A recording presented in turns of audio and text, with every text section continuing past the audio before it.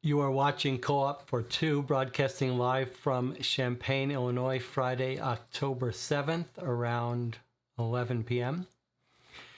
And today we are playing the fourth case in the Cold Case Investigation Unit series. We've played the previous three on the channel. They're not connected, so it's okay if you want to jump in on today's stream and you haven't seen the others. But do bear in mind that with this kind of game, you can't watch it and then play it later. It's a one-time story. So if you think you might play this game, you should turn off the channel once we get started. You can come back and watch it afterwards to see how we did compared to how you did. Now, this is available on Amazon, I think for about $25, as are the first three. These cases are all written by Catherine Thompson, and the sort of pitch for this series is that Catherine Thompson is a retired British detective who started as part of her work training, creating these sort of detective cases as part of training, and then started doing that as a business for organizations, sort of team building exercises. And they still do that. And if you're in the UK, you might want to consider hiring them to run a little course for your business. And I had very low expectations about these series. There are lots of companies making these kinds of games, but actually we've been very impressed with the first three. The sort of quality of the writing has a little more typos than most of these games, but sort of the core writing and documents have been very satisfying, and they've gotten better. Case 4 is called Mission Possible, and it was just released. It's only been on Amazon for a week or so. So again, if you think you might play this, it's relatively cheap. Feel free to turn off the stream once we get started and come back and watch it afterwards. Okay, I'm going to assume the audio and video is okay. Otherwise, the channel would let me know. We can actually catch up with the chat. Anything else to catch up on? Jonathan said, watched a Korean detective thriller. Tell me something. Okay, I'm a big fan of these Korean detective movies. There are quite a few of them. There's one called Mother, which I'm a big fan of, and Memories of Murder. I believe that's it, Memories of Murder, that I've seen a couple times, that is based on a true story, which is quite good. And there are a couple others that I haven't seen that I don't remember the names of, but they're actually very good. And Jonathan recommended one a little bit before called Black Coal Thin Ice. Was that it? Was that the name of it? I can't remember, but I hope they keep making more of them. They're actually quite good. And it reminds me of one of my favorite series called Infernal Affairs, not Internal Affairs. There's a Richard Gere movie, Internal Affairs, which is also pretty good. But there's an Infernal Affairs 1 and 2. I can't remember if they're Korean or Chinese.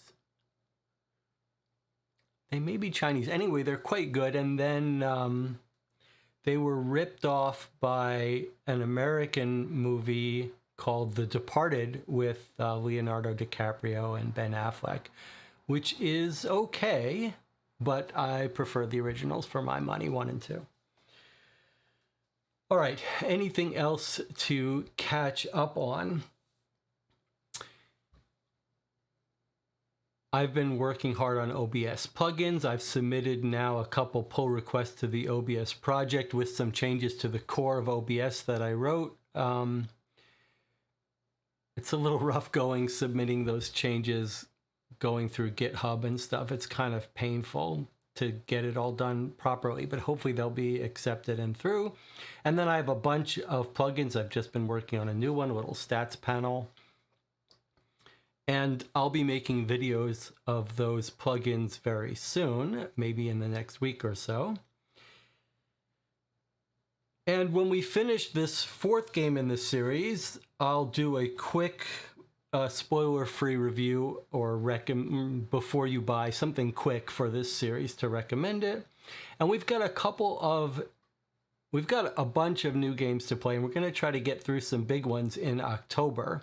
We've got the Blair Witch Hunt a Killer series there, and then next to it is, I can't remember the company, but I've been checking out these subscription services, and it looks like a lot of those games are heavily puzzle-based. There's a whole bunch of services, and then there are a couple of sites that review them. Almost all of the sites look like they give almost everything is a glowing review, and they all get their copies for free, so they're trying to keep on good terms, but they're still kind of useful in looking at reviews of what games are better or worse, or where the focus is. And if you're interested in this kind of game and helping us decide what to play next, I started a thread on these they're not play-by-mail games, maybe you'd call them subscription-based games. They're handled everything off their own website, and Hunt a Killer is the big one. Anyway, I started a thread on that on the Co-op for Two Guild in Board Game Geek. If you are interested in helping us decide what games to play and in seeing some of the reviews of these kinds of games, you can visit that forum section. You'll find a link in the YouTube community tab. Anyway, where was I going with that? So one of the series, most of them are puzzle-based, but I found one series that looks like it's heavily narrative and more of deductive, inductive like these games. So I purchased one of those, but we also decided to try maybe one of the most expensive series, a series called Cozy Killer. Again, another British woman who's been writing all of these cases. There are about 4 cases there. One is called Something Inheritance. One is an Egyptian theme. One is called Marlborough House Murder, which is a Jack the Ripper theme. And then one called Hidden Listener, which is a World War II spy theme. Now, the one that appealed to, they're all like $300, $400 in 12 series. 12 games that you would normally get once a month, but you can buy the whole package for like $400. And we were discussing on that forum thread about which one to get, and I thought the Jack the Ripper adult theme one sounded most appealing. I purchased that on eBay. You can get it for like $320. Very expensive, but no expense is being spared for this channel.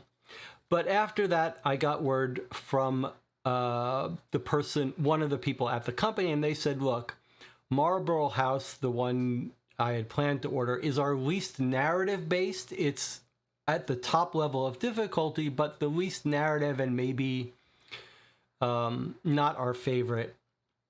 But our favorite is The Hidden Listener, which is also top of the level of difficulty, but is our favorite narrative story. And the person who writes them all agreed. So they let me change my order. So we're getting The Hidden Listener, which is a spy World War II case. Going to be very hard, probably mostly ciphers and puzzles, but this is their most narrative one. Okay, so that's coming in the mail. And Matt was saying, which series are you saying is the most narrative based? Okay, basically what I wasn't saying which is the most narrative based. What I was saying is that there seem to be 2 classes of these kind of games. And the subscription hunt-a-killer games, there's a whole bunch of them that are heavily puzzle-based and light on the narrative. They're not about deduction and induction as much as they are about solving puzzles and ciphers.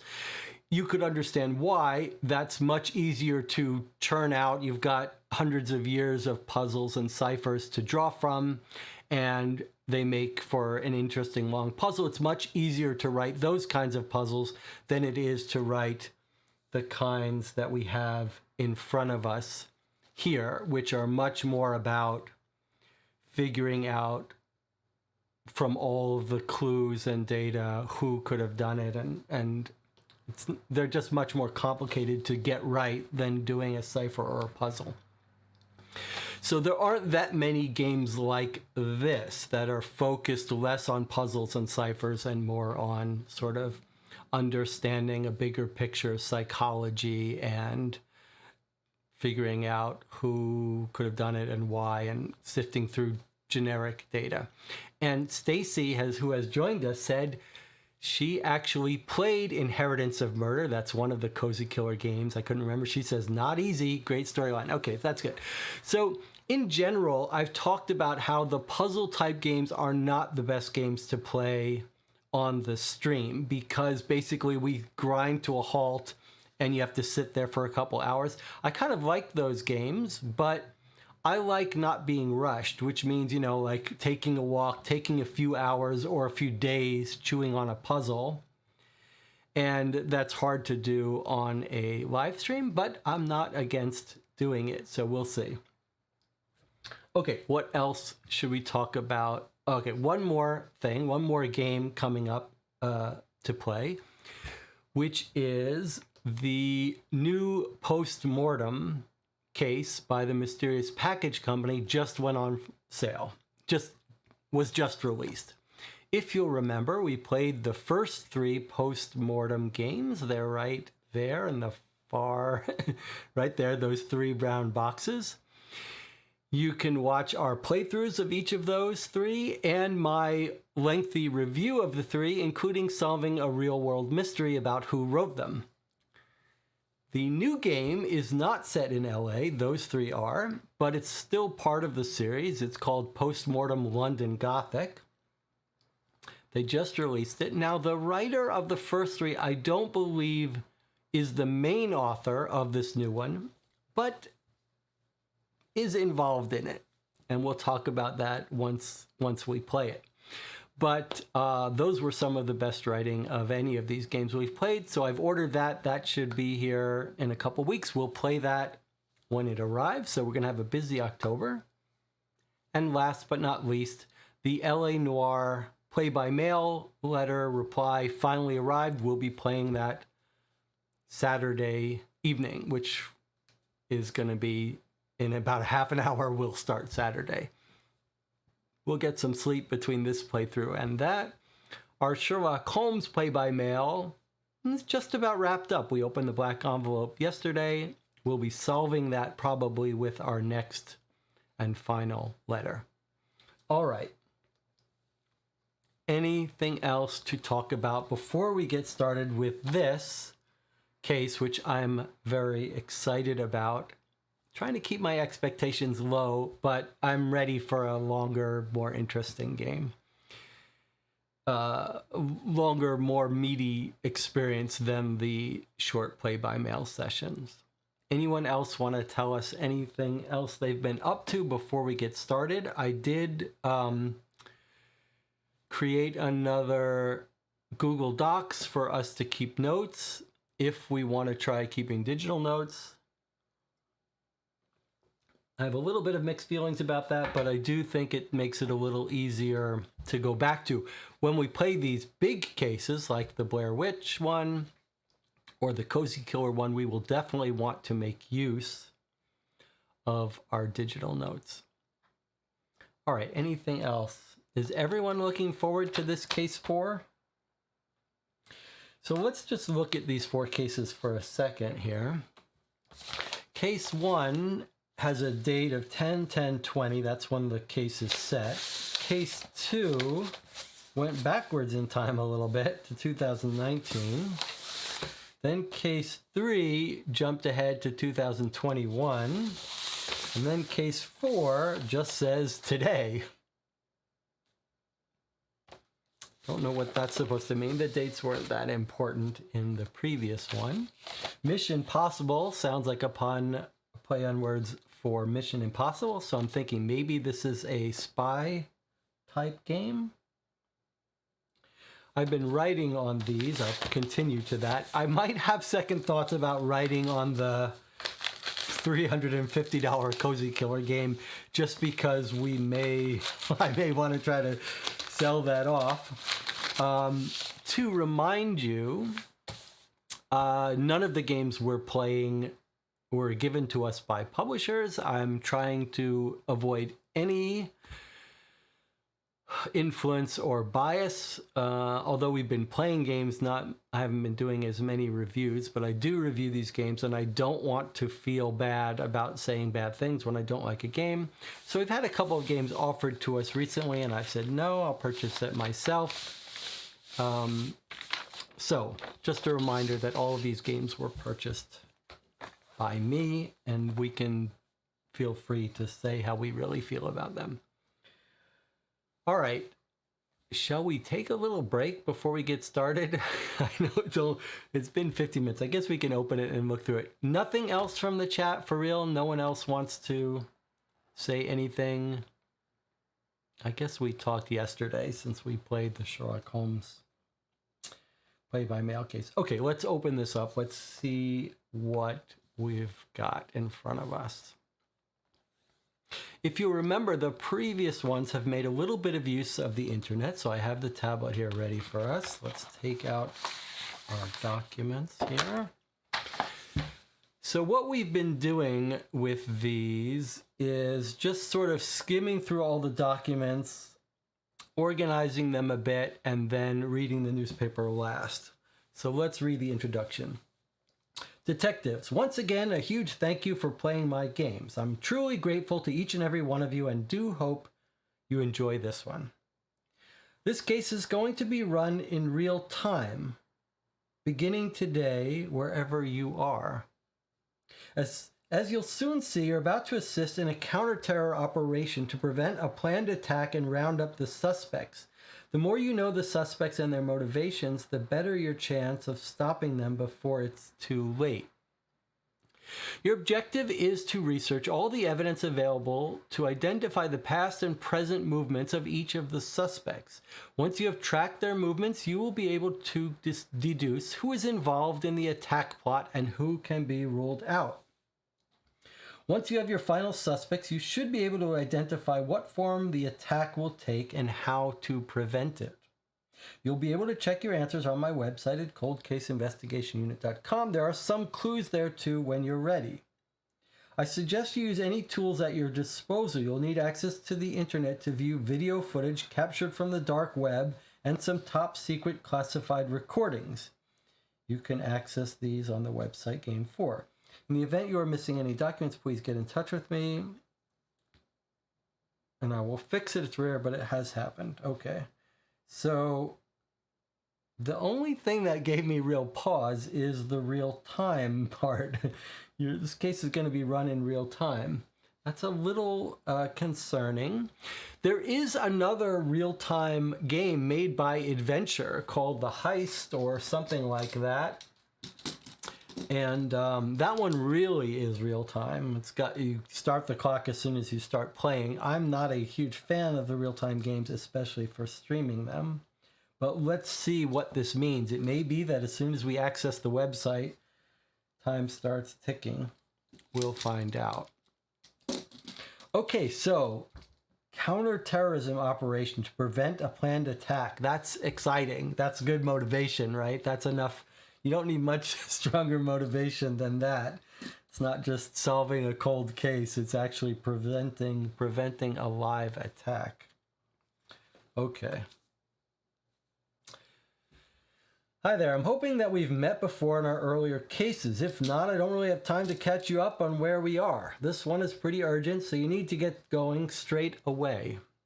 I have included all the information handed over to me by the boys in the National Crime Agency. The search teams look to have done a pretty decent job, so hopefully the exhibits should help you narrow down who is involved here. The one thing to remember about these suspects is that they are huge narcissists. If they are going to carry out this attack, then there are going to be huge clues. They want you to know who did it and that there's not much you can do about it. You're going to have to figure out who is involved and then how to stop the plans from succeeding. Okay, not just figure out who's doing it, but how to stop them. As usual, if I spend any more time on this, I might as well solve it for you. So off you go and just let me know the results so I can get paid.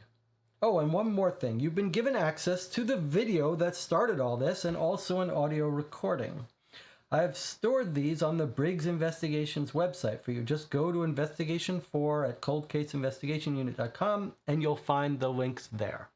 Remember, make sure you're sure before you go and accuse anyone. I like this little intro. So like this intro is from the writer of this case, Catherine Thompson, and this is our in-game fictional letter given to us by our boss. I'm going to put these off screen so we only do one at a time. Okay, so there was that one. We're told that these are narcissists, so they're planning a terrorist attack. They're going to want us to know who did it. Okay, and it sounds like we've got some multimedia to read, like in the previous case. All right, so we've got a newspaper here, Daily Retriever.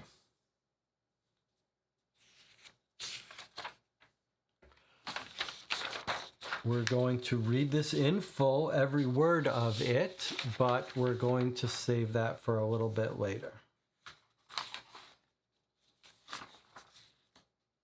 Okay, next up, an envelope, sealed envelope, police evidence. Time 6 a.m., seized by classified, items recovered from various rooms. Seized in the Heathrow Premier Garden Inn and Heathrow Mortuary. Chain of custody, officers for investigation. Okay, so let's open this a little bit later. Let's continue on here.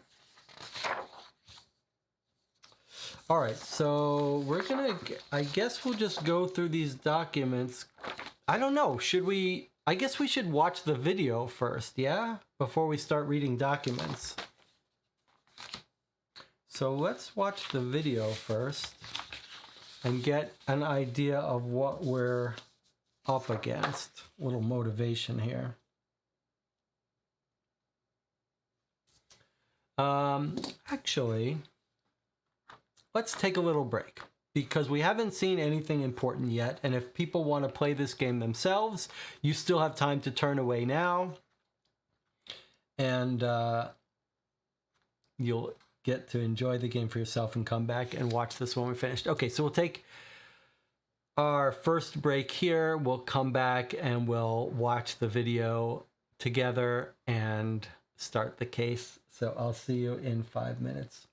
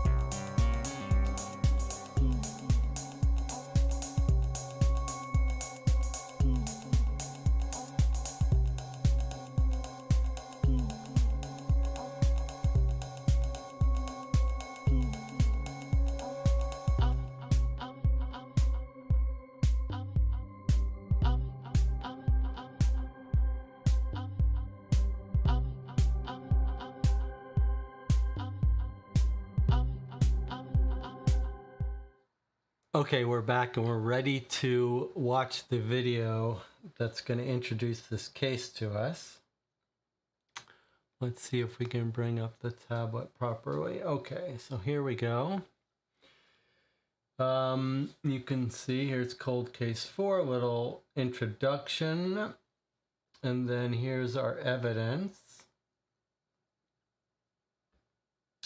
So, disrupt gang video, watch the attack plot video. Okay, so I've got my headset here, so hopefully I can hear this along with you.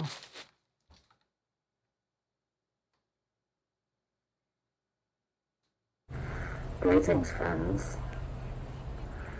We are going to launch an operation, physical assaults. We are calling on you to assist us in this war. Our plan is death by 1,000 cuts. Greetings, friends. We are going to launch an operation against the capitalist Western world and their slovenly, wasteful ways. Expect cyber attacks alongside physical assaults. We are calling on you to assist us in this war. Our plan is death by 1,000 cuts. We will simply arrange multiple, repeated, smaller scale events which will cause panic, unrest and disruption across the entire region. As always, if you wish to assist us to facilitate our plans, you must respond in the usual way. You may choose the manner of your attack, however abide by our location and deadline requirements. Payment for a successful event will be on scale 5. The attack will be imminent. Your availability and ability to attend the staging post is paramount. Thank you, freedom fighters. We look forward to working with you.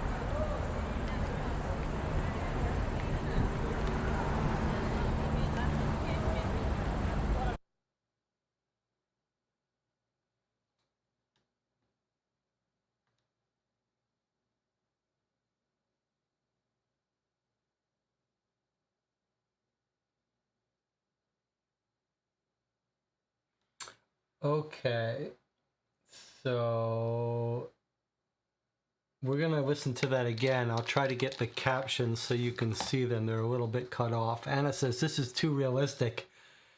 Talk about spooky. Okay, it was spooky. We're going to watch it again and talk about it. I'll try to get the captions visible so you can see it. But so it sounds like it's a terrorist organization that's sort of decentralized. They're asking other people to actually commit the attacks, and then this organization will pay them. Now, one thing, you've heard me talk before about one of my favorite movies of all time, Akira Kurosawa's High and Low. And that's sort of a police procedural noir movie, but procedural, so there's a lot of bit of looking at how police track someone down. And one of the things that's a sort of a common thing you see in these detective movies is trying to hear something in the background of a recording.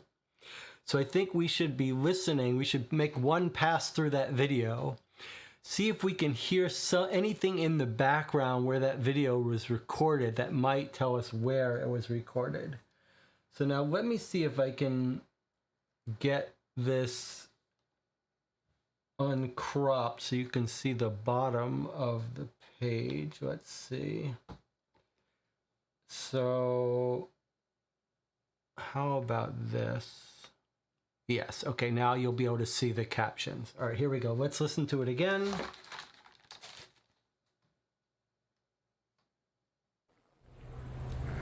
Greetings, friends. We are going to launch an operation against the capitalist Western world and their slovenly, wasteful ways. Expect cyber attacks alongside physical assaults. We are calling on you to assist us in this war. Our plan is death by 1,000 cuts.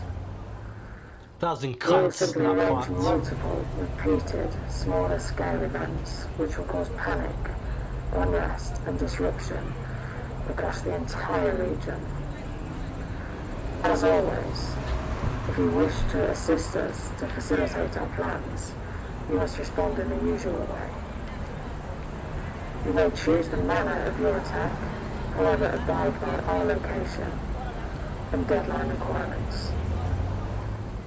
Payment for a successful event will be on scale 5. The attack will be imminent. Your availability and ability to attend the staging post is paramount. Thank you, freedom fighters. We look forward to working with you.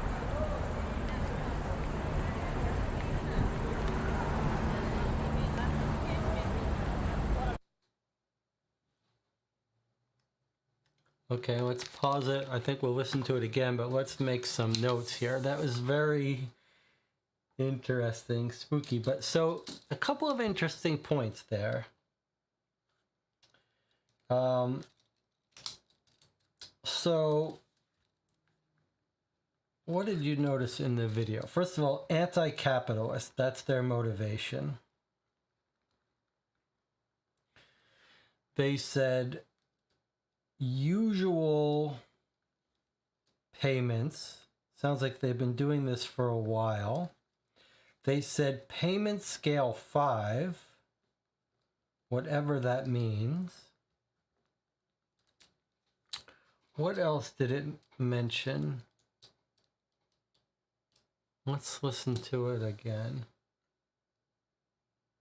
We can always listen to this later as well, of course.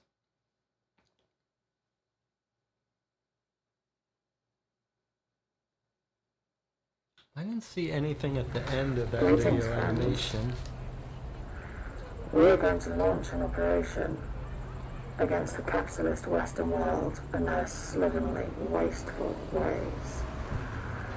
Expect cyber attacks alongside physical assaults. We are calling on you to assist us in this war. Our plan is death by 1,000 cuts. We will simply arrange multiple, repeated, smaller scale events which will cause panic, unrest and disruption across the entire region. As always, if you wish to assist us to facilitate our plans, you must respond in the usual way. You may choose the manner of your attack, however abide by our location and deadline requirements. Payment for a successful event will be on scale 5. The attack will be imminent. Your availability and ability to attend the staging post is paramount. Thank you, freedom fighters. We look forward to working with you.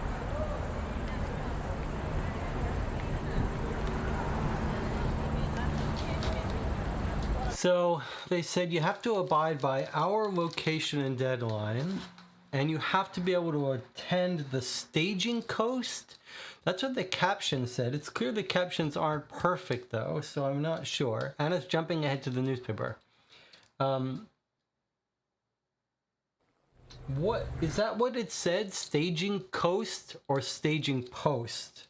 Jonathan said staging post. It's clear that the closed captions were automatic, so can't be taken literally. Jonathan said staging post. Okay, so it's clear they have to be able to, they're saying the whoever's going to carry this out, this attack, has to be able to attend the staging post. The only thing I picked up in the audio is it seems like they're driving and drove under a bridge at some point. It got quite quiet. Blake says that's the Dolly mask from Money Heist. Is Money Heist a movie? Okay, so I'm going to add here possible Dolly mask.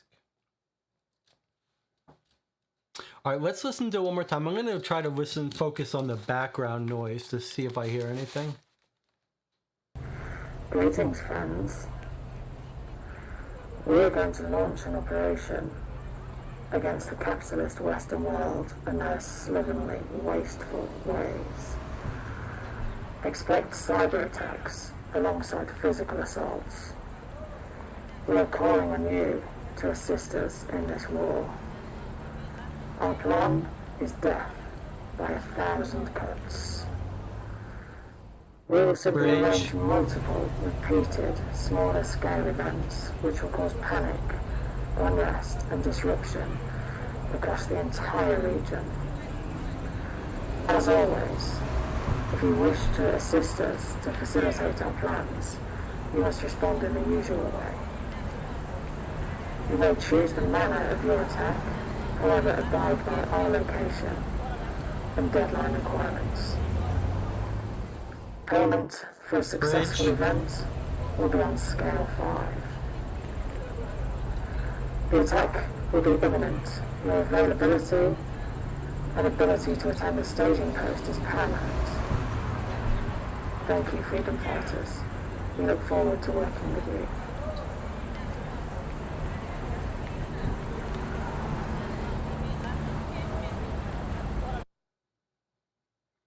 I really couldn't make out anything anyone was saying other than it got quiet twice as if they were going under a bridge. This just looks like smoke. I don't see any pattern here. Okay. Let's get out of this. All right. So not too much to get from that, but a little bit. We'll, I'm sure, go back and listen to it again. One more thing, we've been given access to the video that started all this and also an audio recording. So I guess it's time for us to listen to the audio recording. Let's do that. Voice recording of a snitch. So it sounds like someone... John says, I wonder if they were driving in a circle around a block. Yes, it kind of sounded like maybe they went under that bridge twice. All right, let's listen to the call. Maybe someone in the organization.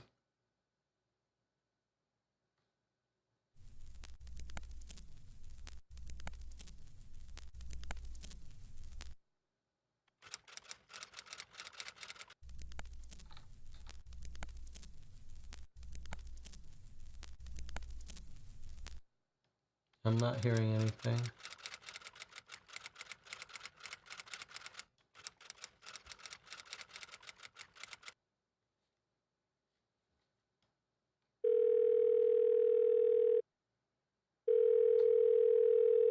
You are through to the confidential informant line at the UK Security Service. We appreciate your call and will ensure your information is acted upon. Please leave your message clearly after the tone. Hello, is anyone there? I don't know who to ask for. Red Fox was supposed to meet me. He didn't show. I have information about an attack that is about to happen. It's going to be an explosion. The suspects are here already. They are using a code to communicate. Every third letter. You need to note down every third letter in their communications. You have to stop this attack.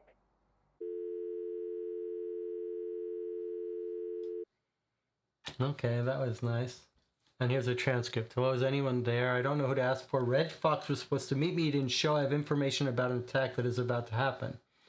It's going to be an explosion. Suspects are already here. They're using a code to communicate. You need to note every third letter in their communication. All right, let's try this again.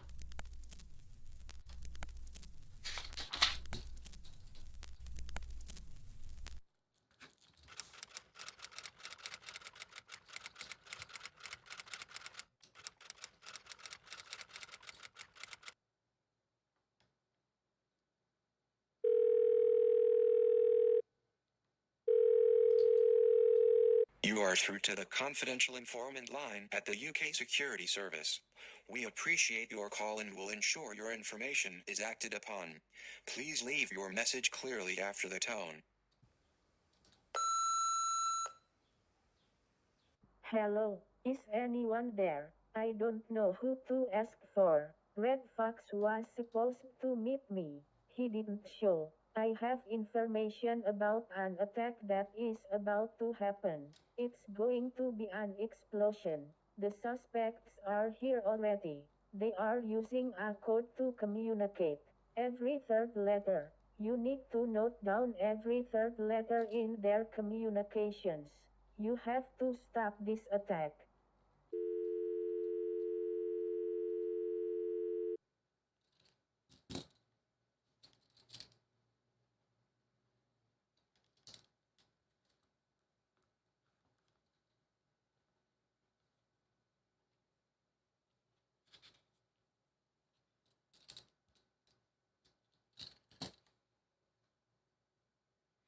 Okay, so let's pause for a second.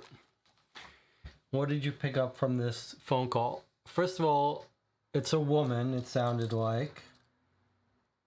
I'd love to be able to figure out the nationality based on the speech pattern. It sounded like foreign, non-English, non-British, either Asian or I guess I got Asian from it.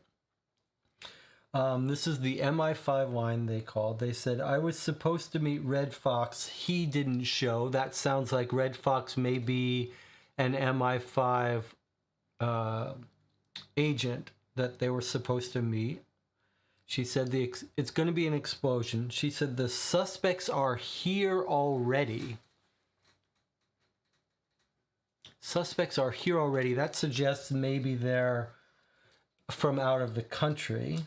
And then she tells us every third letter. Okay, Jonathan says it sounded to me like a robot voice. To me, it sounded like a disguised voice, but not automated. I thought I picked up some inflection. I agree that it was processed, but it sounded to me like it was just processed, not an automated voice.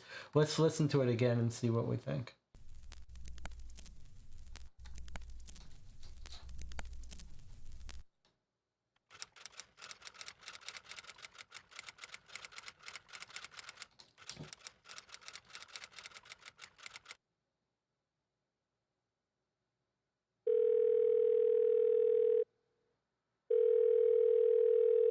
You are through to the confidential informant line at the UK That's Security obviously Service. automated We voice. appreciate your call and will ensure your information is acted upon. Please leave your message clearly after the tone. Hello, is anyone there? I don't know who to ask for. Red Fox was supposed to meet me. He didn't show. I have information about an attack that is about to happen. It's I going see. to Maybe be you're an right. explosion. The suspects are here already. They are using a code to communicate. Every third letter. You need to note down every third letter in their communications. You have to stop this attack. Okay, I think you're probably right. That does sound like an automated voice rather than a human voice talking slowly. Although there are some interesting cases where serial killers have left messages, and BTK was one. He called in a murder and he tried to talk very robotically, so they couldn't pick up any patterns. But I think you're right. It sounds like it's an automated voice, maybe of an Asian woman. Okay. So the things I picked up from there is this Red Fox, explosion, the suspects, plural, are here already. Sounds like they're from out of country. And code being every third letter. All right. Date unknown on that. All right. I think we're ready to start going through our documents again. Let's see what we've got. So there's our newspaper that Anna was already peeking. Is anyone in the chat have this actual game in front of them? Just a reminder, you should not be doing things on your own. If we have a puzzle or a cipher that we want to go through, we'll coordinate some thinking time graphic on the screen while we all work on it. And, okay, so we're going to put off reading the newspaper and opening this bag for later. It's kind of thick.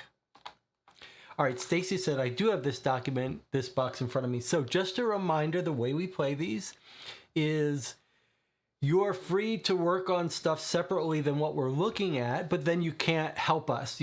We don't want, if there's ever a puzzle, we don't want someone solving it, working on it separately, and then coming in the chat and saying, here's the answer, right? We want to fully enjoy this. So when we come across a puzzle or a cipher that requires thinking, we'll try to take a break, put something on the screen, and give everyone a chance, some time to work on it. So either stay with us while we look at a document, you look at a document, when we move away, you move away, or work on it on your own, but don't give us any hints.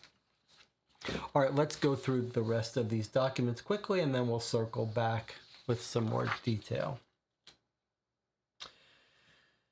Okay, so here's a letter to us, to the head of our investigation. So let's read this one, since it seems like it's logical that it would be next in series. Briggsy, we really need your help on this one. It's pretty urgent.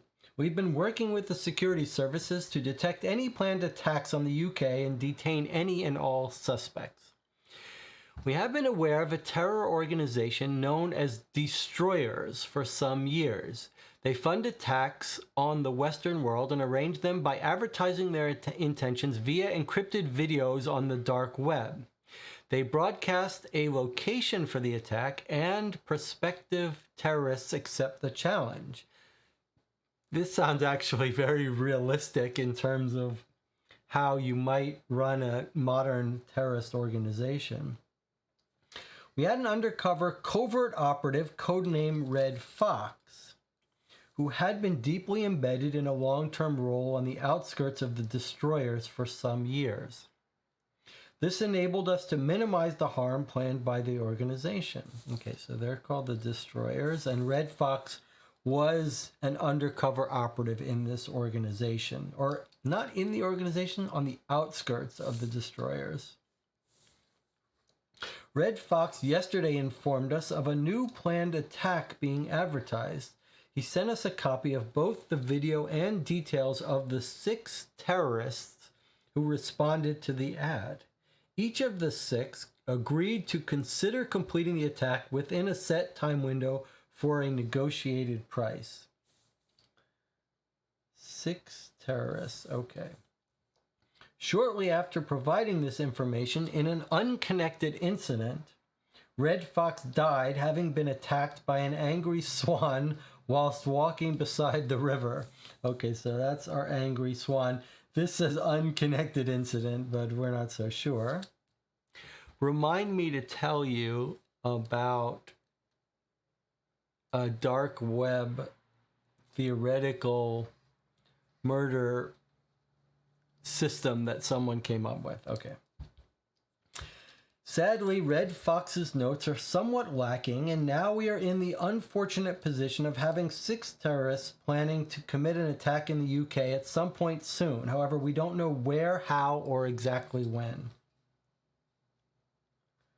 Red Fox's notes are somewhat lacking. Our last known location of all 6 terrorists was Heathrow Premier Break Garden Inn, where these were from. The Destroyers had provided 3 nights accommodation for each suspect at the hotel as an optional staging post. I see. There's our staging post. Jonathan was right when he heard post. Our agents attended the hotel in the early hours of this morning. However, none of the suspects were present. Staff confirmed that each room has been used, although we have no new news of the suspects' movements or plans. Searches of all the rooms have been conducted and a handful of items recovered. The fact that all suspects had left the hotel implies the attack will be imminent.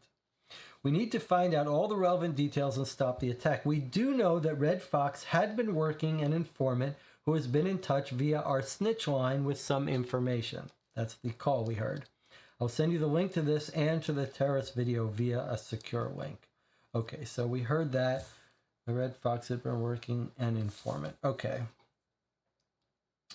Good. So this just sets up, we could have read this before we got our video.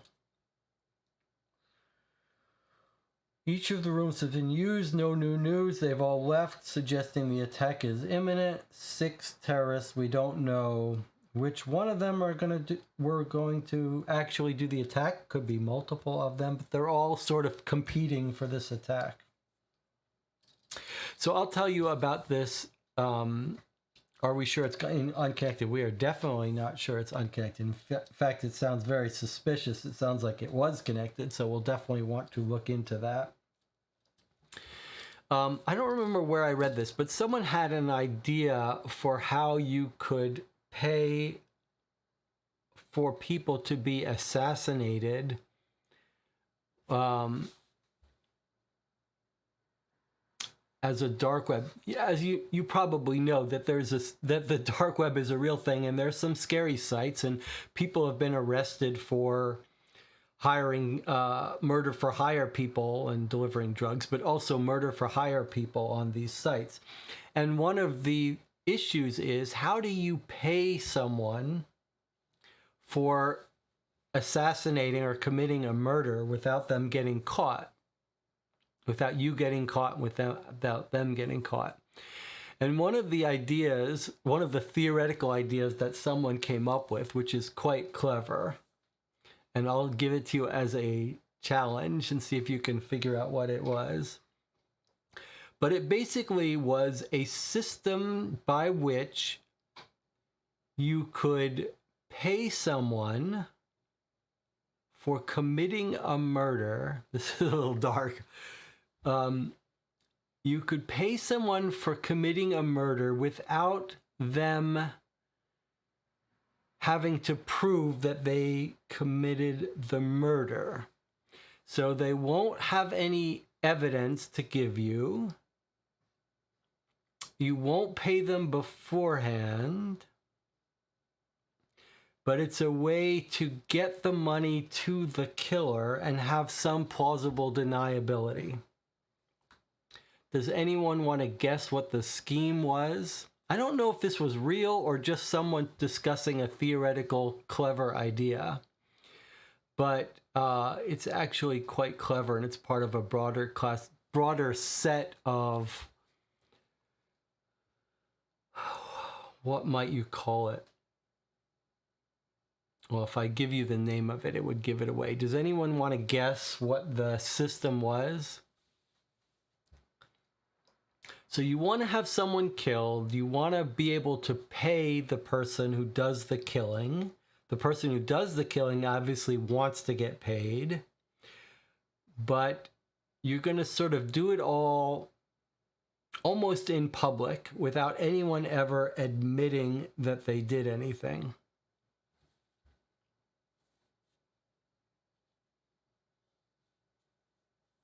Any theories? I'll just tell you it so we can get back to the game. But basically, it was a class of ideas called prediction markets. And so the idea was, no, much more elegant than that. The idea was, you say, okay, I want this person killed. And then you let people send in their predictions of where and when the person's going to get killed. And then if they get killed, you pay off the person who was closest in their prediction, or within a small window they have to be correct. So basically, the only person who would really know when and where their suspect is going to be killed is the person who commits the murder. But basically, you can wash that all by saying you're just running a prediction market, and whoever can predict it best gets paid. So you say, I'm going to give $10,000 to who can predict how and when and where this person's going to get killed or die. Maybe you could even have it be an accident. You could say, I don't care if they die by accident, whatever. I'm just going to pay whoever gets the prediction right. But because the person who's predicting can actually control when it happens, the murderer is going to be in the best position to actually make that prediction come true. It's a very clever, elegant idea. Please do not do it in real life. All right, let's get back to our game. All right, we'll put the documents that we finish with off to the side that we probably don't have to refer back to for a while. These are the ones we haven't read yet. Okay, so let's see what else we've got here. Evidence property record from the National Crime Agency. This is one of the things we liked about this game the most, these dense pieces of evidence. That says, wouldn't be a huge lead for the police to match the actual death. Well, yes, the police would know who made the prediction. They'd have to, but proving it would be a different matter. But yes, you're right. Okay. So let's see, a bunch of evidence, handwritten list of telephone numbers on scrap paper. So this is from the National Crime Agency. So I wonder if this isn't a list of what's in here. Shall we open it up and see if it is? Let's see if this is not the evidence record of what's in here. So I see business cards. I see a boarding pass. Let's see, is there a boarding pass here? Flight boarding pass. Okay. So before looking at this, looks like some pretty cool piece of evidence to go through. So this is this. And where it was found, current location, to officer for investigation, to officer for investigation. Okay. So what's missing from here? So missing in this is left in place for chemical ballistics testing, wire clippers and wire, photo included. So we've got a photo of it, but it's actually left in place. Room 23. So we've got a bunch of different rooms. Room 23, room 32, 28, 19, 27. Credit card was found on the floor. That's been sent to financial investigators. So these two won't be in our document, but maybe we'll have photographs. We've got a room 23, 32, 32, room 28, room 19, room 27. Let's just make sure we've got 6. We were told there were 6, so let's see. We've got room 23, room 38, room 32, room 19, room 27,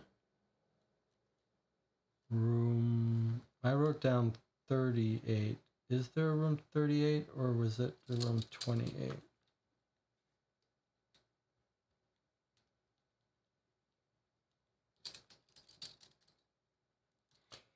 So I only count 5 rooms, is that right? 23, 32, 28, 19, 27, 2, 3, 4, 5. So there's only 5 rooms that they've got stuff, even though we're told there were 6 suspects. All right, we'll come back to this when we look at this. Let's see what else we've got. Transcript of a 999 call. That's emergency service like 911 calling the police. Emily McGarry, call handler. Caller Imogen Nutley. And then looks like they sent off 2 patrol cars. Let's read it. Incident 341. Police say, what's your emergency? Caller says, hello, I can see a man beating up a woman in a parked car right in front of me. Police need to get here now. Okay, where are you? Oh, she's just got out of the car. What do I do? Illegible shouting. Miss Nutley, can you hear me? Miss Nutley, where are you? She's bleeding. He's still in the car. She's walking away. Illegible shouting. Okay, where are you, please? It's a blue car. The registration is D something unicorn feather elephant. So D-U-F-E. This reporter sounds like, the person who's calling in sounds like they know to give names for letters. That suggests they may be military or police. It's in a blue car. Registration is D something UFE. He can see me on the phone. What if he comes for me now? Shall I run away? Oh, here's Judy. Some speech in the background. Miss Nutley, can you give me your location? Illegible. Heavy breathing. Car 3, you're closest. Sending you a GPS location of a caller. Caller is not speaking. You're looking for a female victim and an unknown suspect in a blue vehicle. License plate D something UFE. Patrol, on our way. Miss Nutley, can you hear me? Heavy breathing. Miss Nutley. Hello? Judy's just arrived. Always late she is. I can't see the car anymore. I think he's driven off. He's seen me though. Am I in danger? Judy, come over here quick. Okay, Miss Nutley, we have your location. Officers are on their way. Can you remain on the scene? Of course, aren't you listening? We're heading to the bar. This has made my nerves bad. Patrol car calls in. Car 3 update, arrival at scene. Thank you, Car 3. Patrol, no sign of the victim at the minute. Car 5 here, just arriving to location. Car 5 to control. We believe we are behind the suspect car. Confirm the offense. Car 5, witness called to report a female assaulted and leaving the car. Please stop the vehicle. Car 3 calls in. No sign of any victim. Where is our witness? Miss Nutley, are you still there? Car 3, can you check the bar, please? She might be inside. Car 5, vehicle is refusing to stop. Permission to begin pursuit. Car 5, suspect vehicle just drove onto a bollard. That's like something in the road that's stopping the cars from crossing over. Just drove into a bollard, I believe. One male detained, suspicion of assault. We found a load of rifles in the vehicle boot. Transporting him to custody for further inquiries. Please send a unit to collect these guns. Noted, Car 5. Car 3, witness located. We'll take a quick statement and keep looking for the victim. So witness located. They're looking for the victim, the woman who was assaulted. Incident closed. That's odd. That was an odd thing where she said, Judy just arrived. And then she says, I'm at a bar. She says, the heavy breathing didn't explain what that was about. Aren't you listening? We're headed to the bar. This has made my nerves bad. That was a bit weird. All right. Pretty cool. How does the dispatcher know the caller's name? That's a good question. Maybe it came up on caller ID. All right, let's keep going. It looks like these might be the intelligence records of our terrorist suspect. 3, 4, 5, 6. Okay, so here are the 6 documents for the suspects, the 6 terrorism suspects that might be involved. Okay. This one's Catherine Keene. Let's actually put these off for a second. Put these aside to go through in a moment. Let's look at the rest of these. We've got some text messages. Outgoing and incoming. Dialing a couple different numbers. These are all different outgoing numbers being called. This number will be active for 24 hours. Respond with intentions, then destroy your handset. Same thing. So it looks like 1, 2, 3, 4, 5, 6. So here are calls going out to our 6 terrorist suspects, possibly. Each one gets the same instruction. The number is going to be active for 24 hours, then destroy your headset. So these might be our 6 terrorist suspects. All different numbers. And then it looks like maybe each of them replied. 1, 2, 3, 4, 5, 6. So each of them replied with an encrypted message. If we look at every third letter, maybe we'll get a message. We'll worry about that later. So let's just make sure they all match up. So 795, 795. Okay, so here is our suspect 1 and suspect 1. 990, suspect 2. 856. Okay, well, let's do it in order. Suspect 3 is here. Suspect 4767 is here. Suspect 5982 is here. And suspect 6 is here. Okay, so here are 6 suspects, and they've all replied with an encrypted message that we'll want to decrypt. Is this the every third letter? It very well could be, but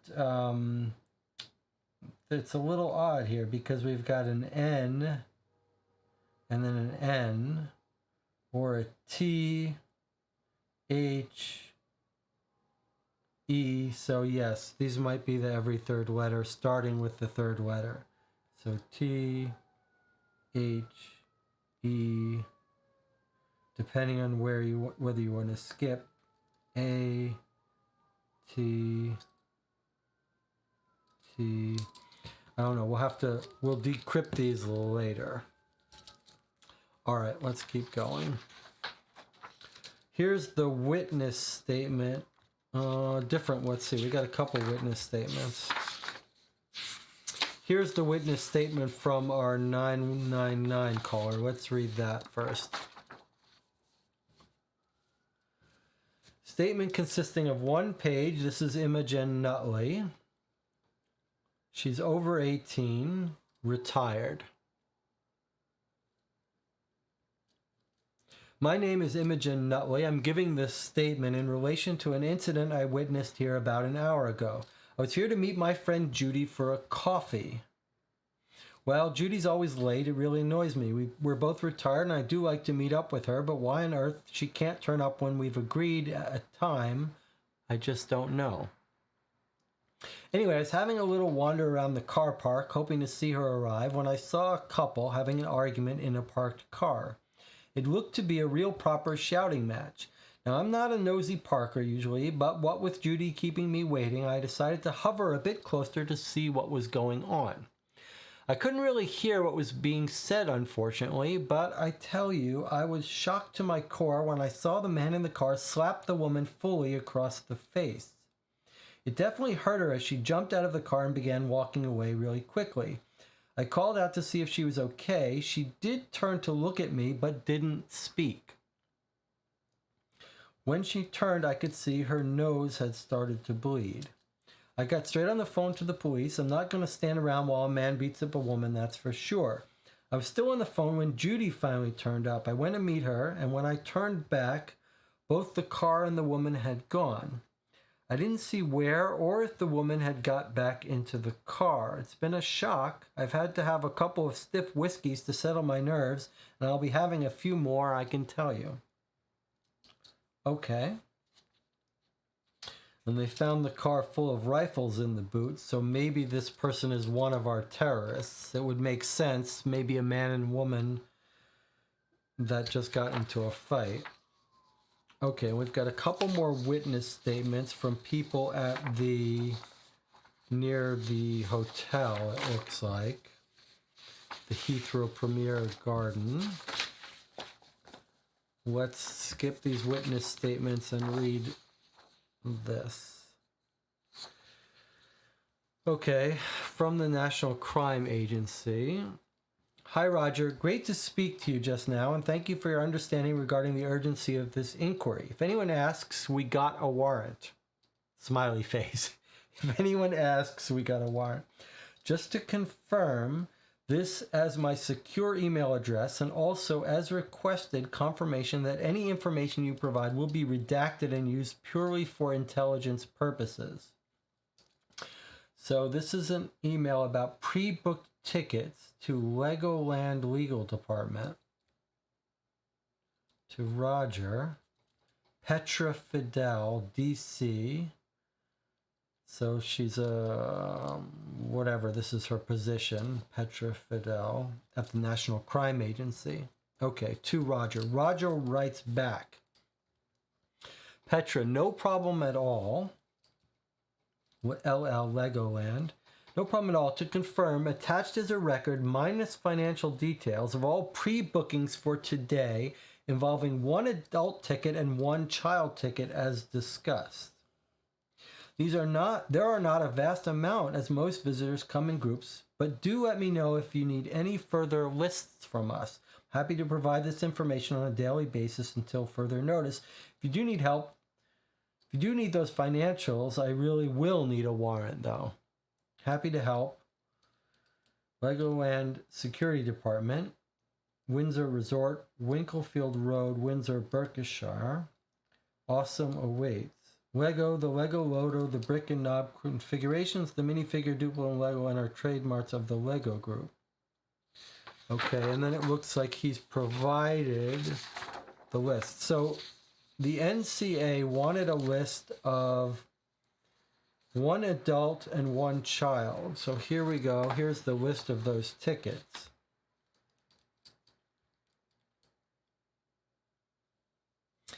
We know our author likes to plant little movie stuff in here. So we've got Jodie Foster. We've got Tony Hopkins for Anthony Hopkins. We've got Hannibal Lecter taking his flight. Clarice Starling. It's more Silence of the Lambs, one of the favorite movies of our author here. So one adult, one child. Queue jump. So whether they've got like pre-clearance that lets them jump the queue. All for today. We're not given a date, so it's today. We're on this case the day it happened. Okay. Well, one of these might be the name of one of our suspects. We don't know. Where are they going? We don't know where they're going. All right, let's attach these two together.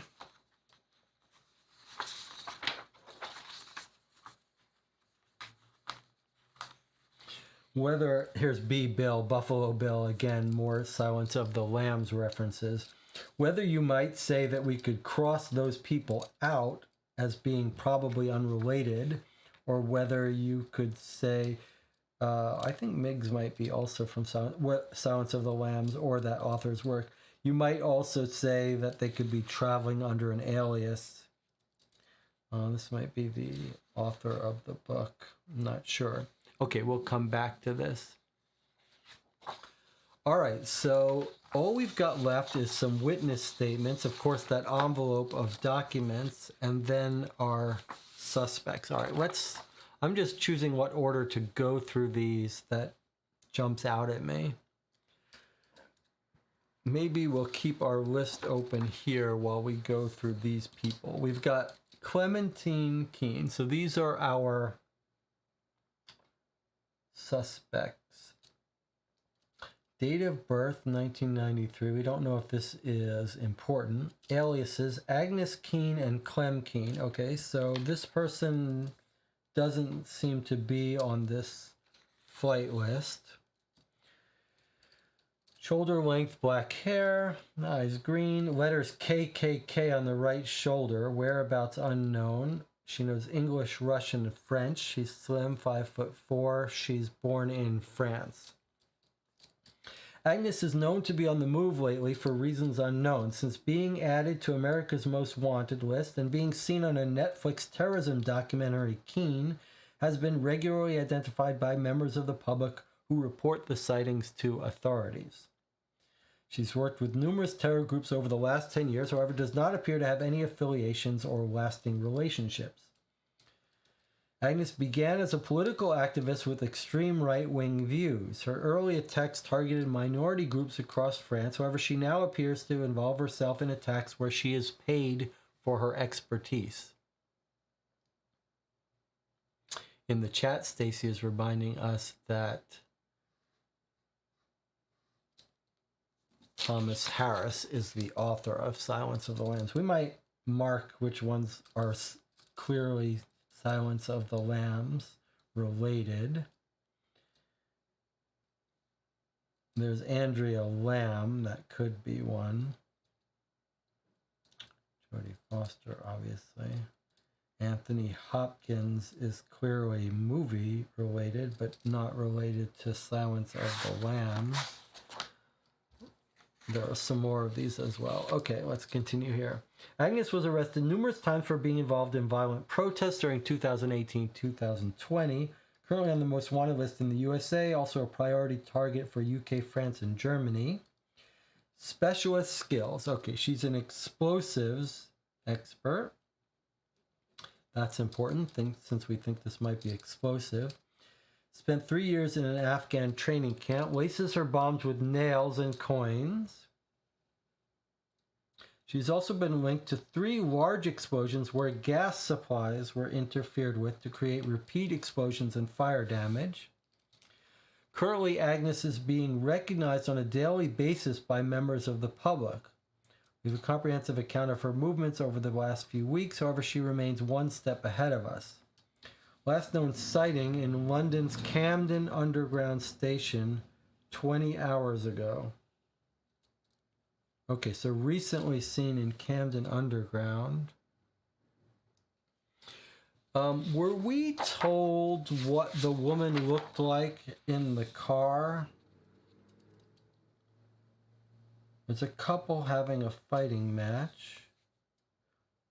He gave her a bloody nose. We weren't told the color of her hair, though. He's driven off. He can see me. Here comes Judy. She's bleeding. He's still in the car, beating up a woman right in front of me. Okay, no description of the woman.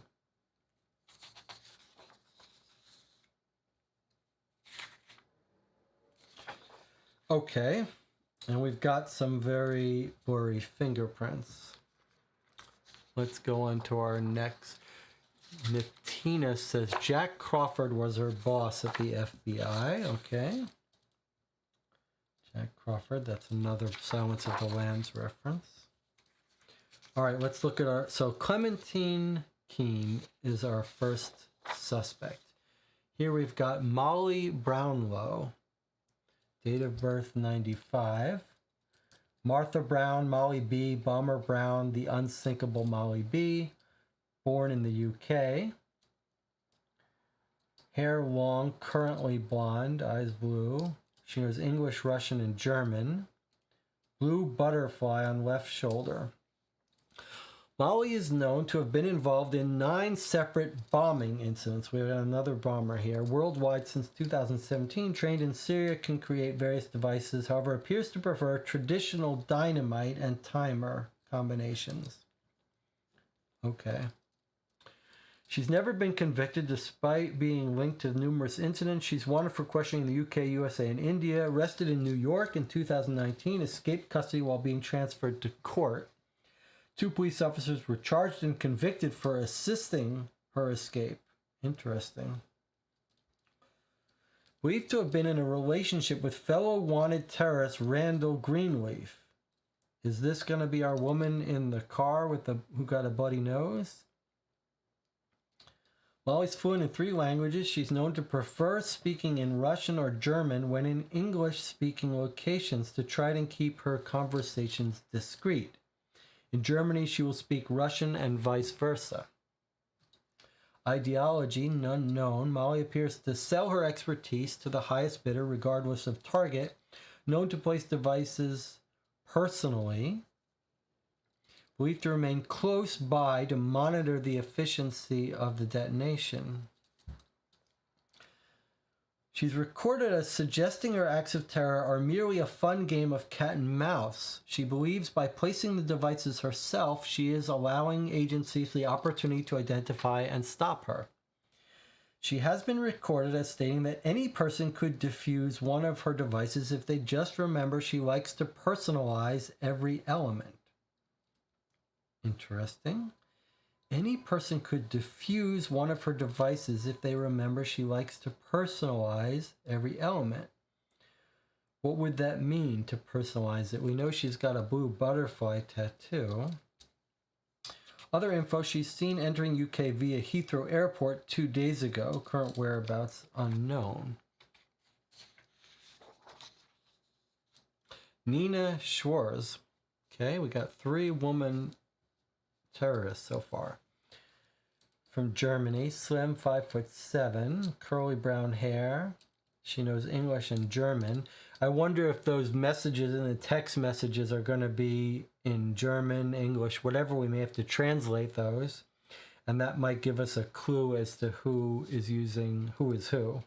She's missing her left ring finger. She's a paranoid conspiracy theorist. She has various diagnosed mental health conditions considered to be borderline psychotic when not taking her prescribed medications. She's extremely aggressive and extremely dangerous.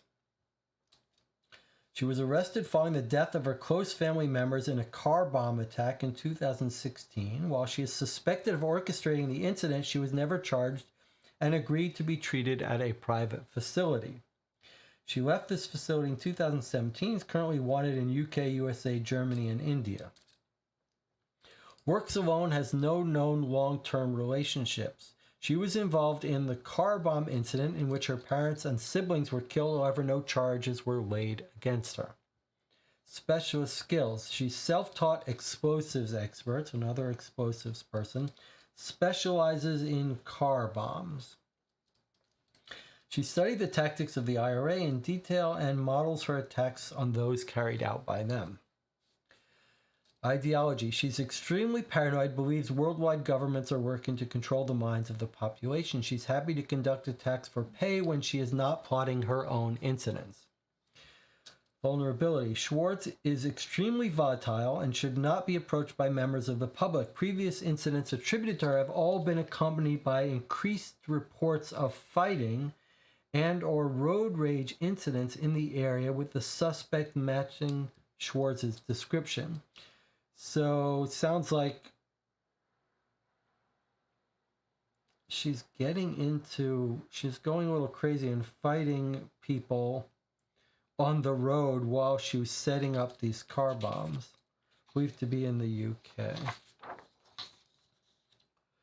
Okay. Here we've got Pablo Goldi Agudelo. I will notice we've got a Paulo Aguaro here. And this guy's alias is Jesus Aguaro. So this to me looks like this might be this guy right here, flying under a false name of Paulo Aguaro. Sure seems like. Are these tickets to Legoland, not to a flight? It's tickets to Legoland. Okay, but this guy looks like he might have had a ticket. Okay, shaved head, eyes brown, 5'9". He speaks Portuguese. He's got a tattoo of a dagger behind his right ear. Agudello has been very quiet recently since getting out of the drugs trade. He remains in hiding in Colombia. However, he is known to have recently left the compound and is on the move. Agudello is believed to have evaded arrest in Colombia by paying off corrupt officials. He's wanted in the USA and UK for murder charges, however, he's so far evaded capture. Agudello bought himself out of the drugs trade and claims to be living a crime-free life. His son attends boarding school in Windsor, UK. However, sources claim they are not in contact. Or are they? Specialist skills. Agudello is self-taught at using various automatic firearms weapons. He is suspected to have led at least 9 mass shooting incidents in Colombia and 7 sniper-led murders across the USA and UK. Ideology. Previously an extremely successful drugs gang leader and involved himself in numerous mass shootings against other gangs. He began selling his services to the highest bidder, having discovered a flair for violence. Vulnerability. He's very afraid of capture and generally remains in his compound in Colombia. He's believed to be running low on funds, which may make him susceptible to taking pay for acts of terror. Okay, we've got 2 more and then we'll take a break.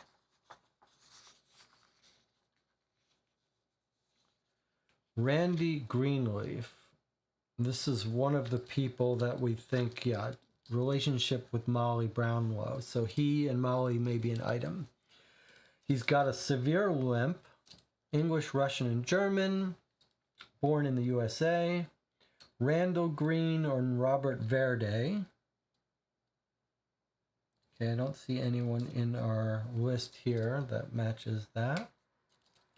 Randy is a trained sniper, so we've got another sniper person, very keen on arranging mass shooting, another mass shooting sniper guy. He will rarely appear at the incident himself unless there is a specific target to be eliminated. Convictions. Randy was arrested for deserting his post in Iraq and later assaulting his commanding officers. He served 3 years in military prison. Since his release, he is known to have been involved in 19 mass shooting incidents and is wanted for questioning in USA, UK, Brazil, China, and Russia. Believed to have been in a relationship with fellow wanted terrorist Molly Brownlow, current status unknown. Randy is an expert-level sniper with expertise in operating a large variety of weapons. He's also highly trained in unarmed combat and is considered extremely dangerous. Ideology. He's a former U.S. Army veteran trained to a high level in use of various weapons. He is known to be disillusioned with the U.S. and U.K. governments and keen to be involved in attacks in either country. Randy was almost captured by Chinese intelligence service operatives in 2020. He suffered severe bullet wounds to his right leg, which became infected and now cause a severe limp. Randy is suspected to have arrived by helicopter to the St. Bart's Hospital helipad, London, 3 days ago. His whereabouts are currently unknown. He is not being treated at the hospital. Okay, last suspect here. Then we'll take a break. Vasily Redovich. There's the red, in case we think that's our red fox. Bullet wound, scar to right arm. You know, it's English, Russian, French. Fairly tall, 5'11", stocky. Born in Russia. Vasily is currently offering his services to the highest bidder, which makes him extremely dangerous. He's recently moved out of the address he shared with his wife, and it appears they're having an acrimonious separation. We must monitor Redovich at all costs.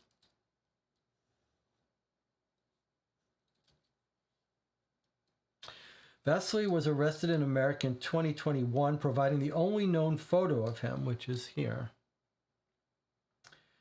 He escaped after causing a fight, killing 3 guards before his fingerprints could be taken, so no fingerprints. We've got fingerprints for the rest of them. He's the only one we don't. Remains a high priority target. None currently confirmed. No associations currently confirmed. Intel suggests Vasily was involved with Randall Greenleaf. It's another one of our terrorist suspects in 2020, orchestrating joint attacks across India.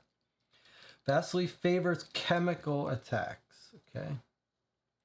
His previous operations have involved adding chemicals to water supplies, making germ bombs, and interfering with nuclear plants. His MO is the use of chlorine in all his devices as he likes the smell. Vasily has previously been a close ally of the Russian government, is well known to disdain Western lifestyles. He's currently distancing himself from Putin, although the aim of this is unclear. Vulnerability, none known. However, it would appear Vasily is having some kind of midlife crisis, having moved out of his marital home and looking for freelance work. Okay, moved out of his marital home. Where is his home? He's in Russia, so he wouldn't be traveling with his wife. Let's see, can we zoom in on that? Can we see anything interesting there? Not really. Okay. So there are our 6 suspects. They, in addition to their names, date of birth, we've got some physical tattoos, some injuries. We've also got the languages they speak, which I think is going to possibly help us identify who's who. Like if we catch someone using German, then we know it can narrow down to certain people. We've got fingerprints for all but our last guy.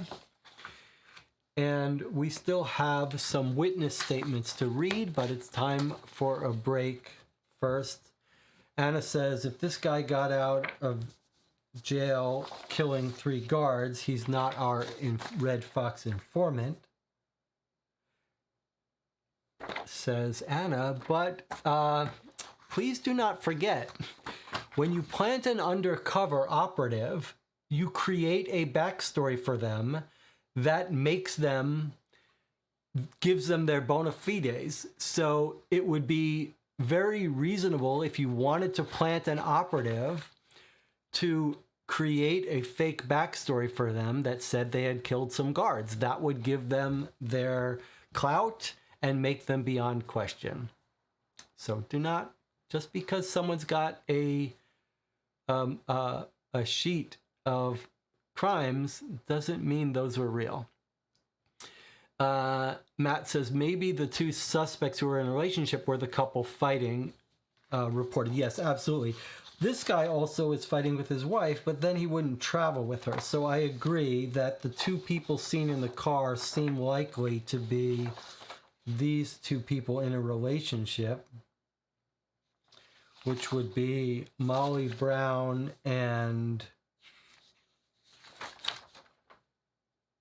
Randy Greenleaf. He's also, this guy is the weapons expert, so it wouldn't be crazy for him to have rifles in his car. So yes, I agree with that. Okay, but it's time for us to take a break. I'll see you in 8 minutes. We'll read the witness statements and then we'll dig into that evidence and the newspaper. We got a lot to do. How is everyone feeling about this case? So far, it's pretty compelling and it's fun that it's not a cold case. All right, I'll see you in 8 minutes.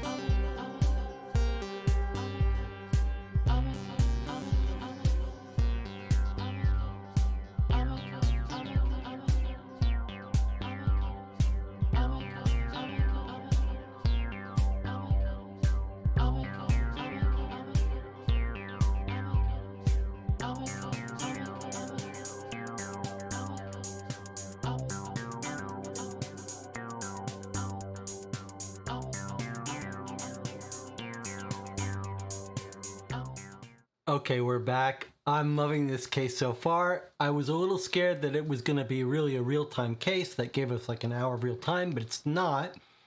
It was a setup to tell us that this is an actual dangerous event we're trying to stop. So we feel a little bit of pressure. I feel pressure. I feel pressure to catch these people. We've gone through all of our suspects.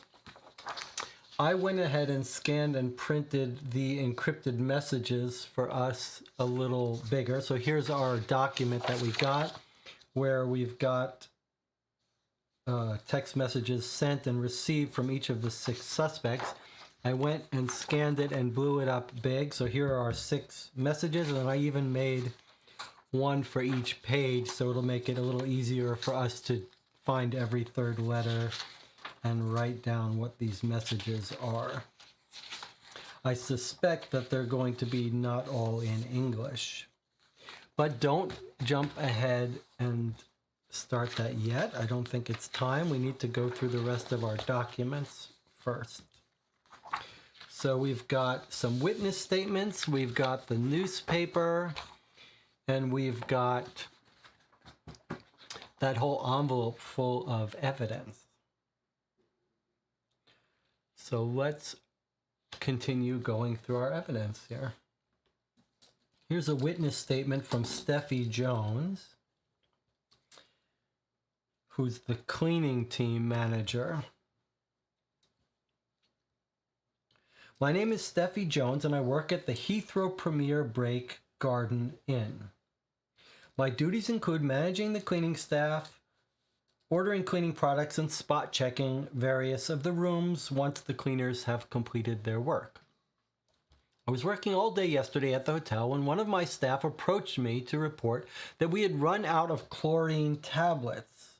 Aha, we know one of our terrorists likes to use chlorine for our swimming pool and are also running very low on bleach.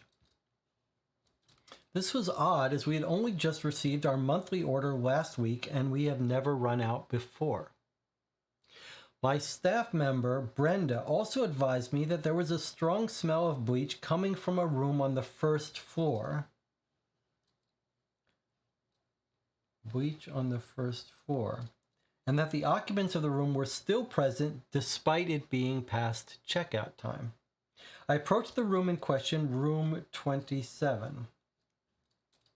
Went to knock on the door, but I was distracted by a heated argument taking place from inside one of the rooms a couple doors down. The voices were of a male and female who were shouting at each other in German.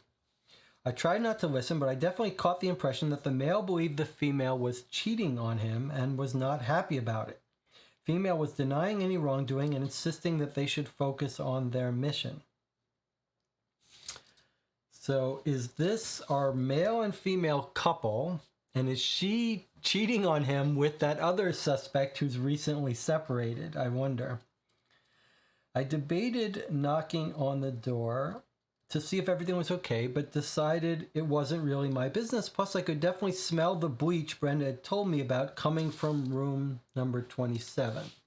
So room 27 has the bleach. And then down the hall on the first floor is the couple arguing in German.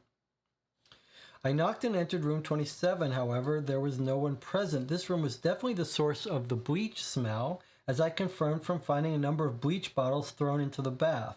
It's the same brand as we use here in the hotel, so I do suspect it's ours, but all the bottles were still full, so I suppose there's no real harm done. I've known worse. I confirmed from finding a number of bleach bottles thrown into the bath. It's the same brand as we use here in the hotel, so I suspect it's ours, but all the bottles were still full. What does that mean? You smell bleach, but the bottles are all full? How is that possible? So we know that the couple are arguing in German are in a room on the first floor down the hall, but we don't know what room that is.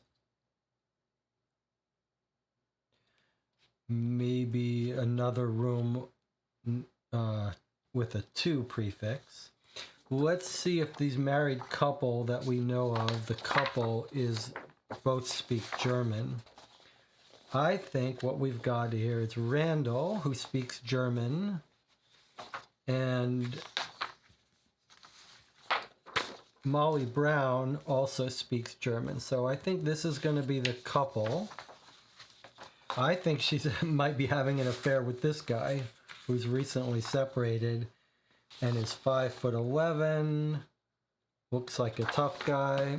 So I think that might be them. Let's just reorganize this a bit. Okay, I think that might be our couple. Female was denying the affair. Okay, let's continue on here.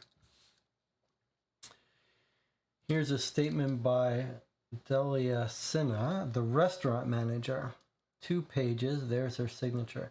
My name is Delia Sinha, and I am the general manager of United States of Yummy restaurant, located within the grounds of Heathrow Premier Break Garden Inn. The restaurant is incredibly busy from breakfast through dinner service with a fast turnover of our booth tables. Our layout is modeled on a traditional American diner, as is our menu. We've been trading for 7 years and have 9 permanent members of staff. I was at work yesterday helping out the restaurant floor during our lunch rush. Hold on, before I go on, I'm just going to make a little note to myself not to forget what is this weirdness about the bottles being full. Okay. I was at work yesterday helping out on the restaurant floor during our lunch rush. I was aware of a male customer sitting in one of the booths at the rear of the restaurant. He caught my attention because he was sitting in a booth for 6 customers, but appeared to be dining alone.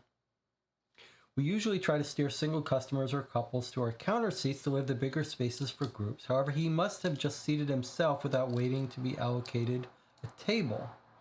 I would describe this male as being white, large build, over 6 foot tall, with short dark hair. I don't think he was English, but I couldn't tell you where he was from. None of our suspects are over 6 foot, I don't believe. We've got a 5'11", a 5'10" male. That's it. So this is their connection. Maybe he was waiting to meet the terrorists. I approached this male 3 times during a 15-minute time frame to see if he was ready to order. Each time he asked for a few more minutes and appeared to be studying the menu intently. Our menus printed on disposable placemats are quite large, but I was still a little surprised over how long he was taking to decide. Menus printed on disposable placemats. Finally, he ordered a side of mac and cheese. Just that. No main, no drinks, just the side dish. He also insisted on paying with a credit card for his order straight away, which was a little weird. I wasn't best pleased, but last time I challenged a customer, it didn't end so well, so I just processed the order and carried on with other paying diners. The customer wasn't actually at the table when I left his order. When I looked back around 10 minutes later, there was a woman sitting alone at the booth, no sign of the original customer. Before I could speak to her, she got up and walked out. I describe her as white with longish blonde hair. Well, bottle blonde, if you know what I mean, so it was dyed. We know one of our suspects has dyed her hair blonde. Neither had touched the side order of mac and cheese, which is very unusual. We are well known for our amazing secret recipe around these parts. It's a bit of a waste of food, too, especially with the cost of living these days. Plus, despite them not having eaten, we still have to rewash all the cutlery in case they touched it and put out a new menu placemat, as one of them appeared to have taken it with them. I kind of wondered if it was like a secret agent dead drop kind of thing. I told my husband Barry about it when I got home, but he thinks I have an overactive imagination. No, you don't. That's exactly what's happening. I've given the police our copy of the credit card receipt showing the transaction. That's all I can tell you, really. It stood out as strange due to the odd order and the musical chairs, but really the people didn't do anything especially astounding, just a bit weird. Okay, so it sounds like this guy who's 6 foot, he left a message for this woman on the placemat and she took it. And currently blonde, that's our woman. So maybe what we've got here is the blonde woman is the undercover agent. And her boyfriend suspects her of having an affair, but she's not having an affair. She's actually sneaking information to our guy. And he paid for it by credit card, perhaps ostentatiously because he wants to communicate information to his handler, which is us. So this may be the good guy talking to that woman who may be our undercover. Anna was trying to make sense of the bleach. I think what she says, so there were a number of bleach bottles thrown into the bath, same brand as we use, so I do suspect it's ours, but all the bottles were still full. So I suppose there's no real harm done. So Anna was saying maybe he's just using the same brand of bleach as they use. But all the bottles were still full. So Anna was thinking that it meant that all of our bottles are still full. I don't know. This sounds like the bottles in the bath were full. I think bleach and chlorine are the things that if you mix create a toxic gas. So I think he may have just emptied them into something and then refilled them with water or something meant so that he could put them back but never got around to it. I'm not sure. Given the police a copy of the credit card. I think that's our guy and he's trying to communicate to her, to his handlers. And Molly could be the one that called the tip line. Exactly right. That's kind of what I'm thinking about. She said the person who called the tip line said she was supposed to meet Red Fox and he never showed. So I'm thinking now that's the meeting she's describing. I'm thinking our guy is Red Fox. Red Fox was a famous comedian, by the way. I'm thinking he's Red Fox, and then she is our tip caller. Yeah, that's what I'm thinking. And this is the meeting where he never showed. Like she arrived and he was gone, but he left her that message. That's my currently thinking, yes. Okay, let's see. We've got another witness statement from Joseph Magner, who's a receptionist. My name is Joseph Magner, and I work as a night porter reception cover at the Heathrow Premier Break Garden Inn at the hotel. My duties include checking guests into the hotel, taking telephone room service orders, and delivering those orders to our customers on occasion. 2 days ago, I was on duty when 2 guests arrived separately for me to check in. This is not especially unusual as we accommodate a lot of business travelers who arrive at all times during the day and night. It was around 1 a.m. yesterday when guest Pablo Aguadello arrived. Here's one of our terrorists. Or not using his actual name, but the person we saw. Oh yeah, Pablo Aguadello is his actual name of this terrorist. He's very tired, saying his flight had been delayed for hours. I put him in room 32 and have not recorded any vehicle for him.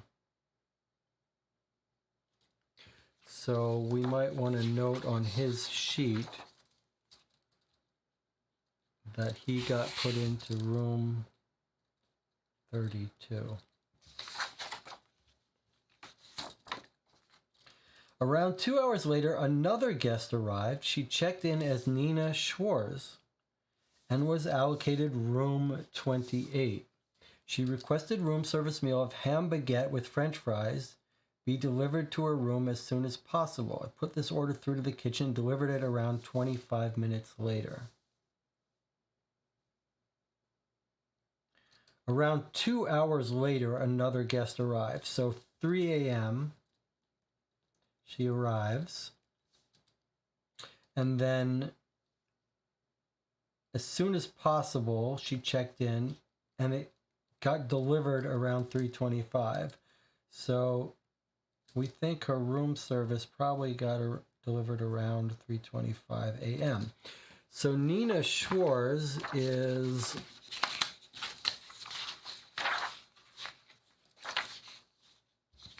here. Where is she? Nina Schwarz is one of our terrorists. She got put into room 28. She knows English and German. I don't know why she ordered ham baguette, but okay, it doesn't matter. And we don't know why this is relevant to us, but we've got timelines here. We're told what rooms 2 of our guests checked into. Okay, we've got another witness statement here. Arnold White, hotel receptionist. My name is Arnold White. I work behind the reception desk at the Heathrow Premier Break Garden Inn. My duties include checking guests in and out, dealing with any room complaints, generally taking care of our esteemed guests' needs. This hotel has 45 double rooms across 3 floors. There are no interconnecting rooms here. We have 3 elevators for guest use and 1 solely for staff and housekeeping. We have valet parking available for all our guests at an extra charge. We record their vehicle registration details alongside their booking and on how many occasions they call for the valet to retrieve or park their vehicle for them. Our car park is situated underground at the hotel, and we have an ANPR, an automatic number plate recognition system, in place for recording vehicles leaving. On our premises, we also have a Michelin-starred restaurant, the Peckish Beaver, and a more informal American-style diner called United States of Yummy. These restaurants are available at discounted rate to guests and also to outside members of the public. I've been asked to comment on 4 guests I helped to check into the hotel over the last 2 days. The first guest to arrive was Martha Brown. Okay, that's one of our terrorists. She requested a first floor room overlooking the hotel frontage and was allocated room 23. Okay, so the 2s are on the first floor. 23, 27, 28, we've got people in. Or at least, let's see. We know there was a fight in room 27. So 27 and 23 at least. She registered her vehicle as BMW EX15UMK. She does not appear to have accrued any valet fees during her stay. This isn't from our previous case, is it? I'm trying to remember if this was our previous case. The second guest arrived 20 minutes after Mrs. Brown. 20 minutes after Mrs. Brown. Okay, so when did she wanted a first floor room overlooking the hotel, the hotel front entry. No valet fees.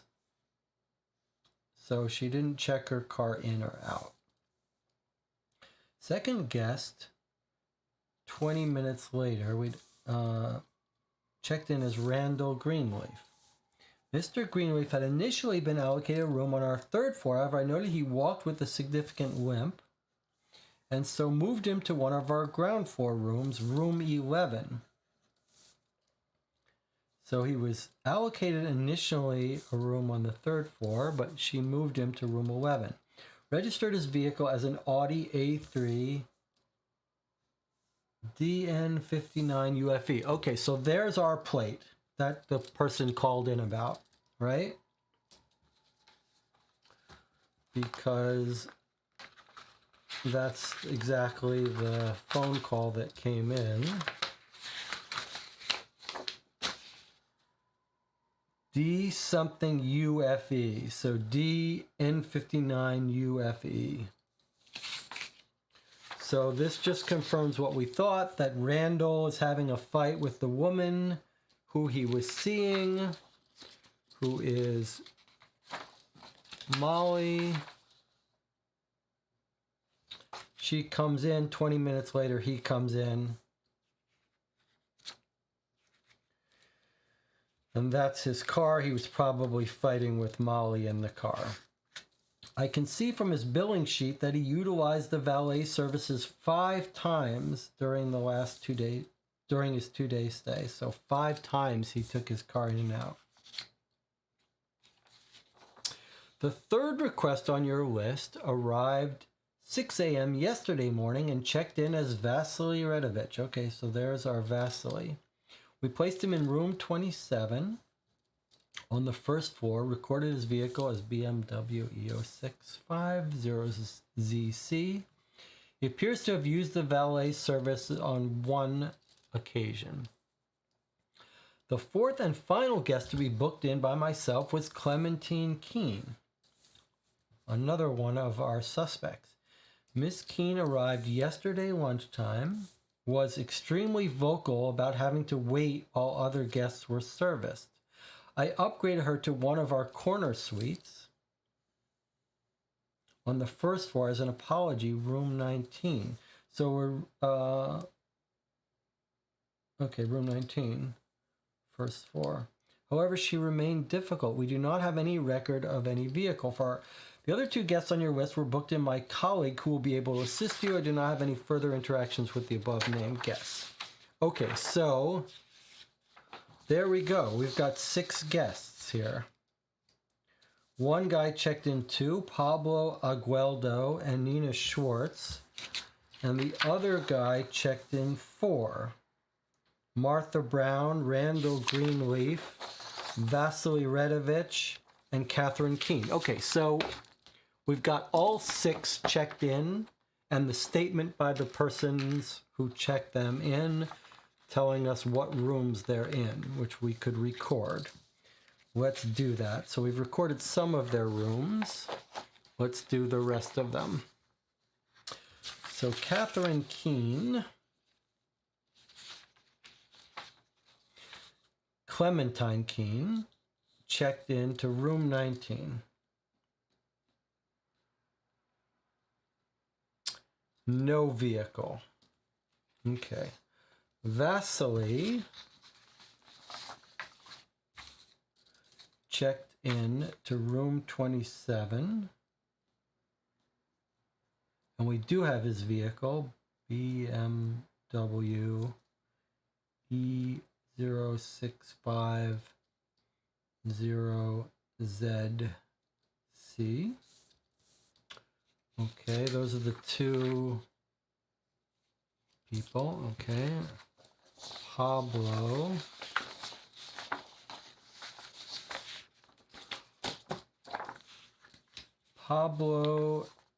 checked in 1 a.m. room 32, no vehicle. Okay, and then Nina Schwartz was checked into room 28, 1 a.m., 2 hours later, so 3 a.m. She checked in. Do we have a vehicle on her? Yes. No. No vehicle on her. And no vehicle on Pablo. Or not mentioned at least. And Vasily, I'm just going to mark out that he used it once. His vehicle. All right, and then what have we got for our other check-ins? Martha Brown aka Molly Brown, was in room 23. We've got a car for her. BMW EX15UMK. No use. She got her first floor room. Randall Greenleaf was going to originally be on the 3rd floor, but he got moved to room 11, which is a ground floor, different from the 1st floor.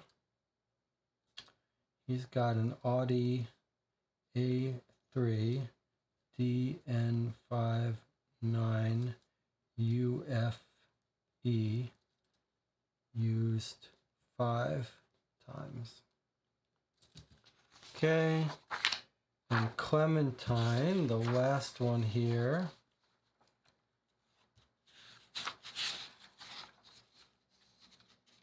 Clementine was in room 19. No vehicle. Okay, so we've got rooms for all of our people now.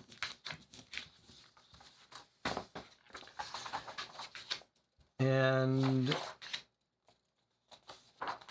on the 1st floor, room 27, 28, and 23, what were we told about the arguments there? One of our witnesses, I just want to see if we can do that. So room 27 was the bleach. So room 27 is this guy. He likes chlorine and bleach. So room 27 is our bleach room.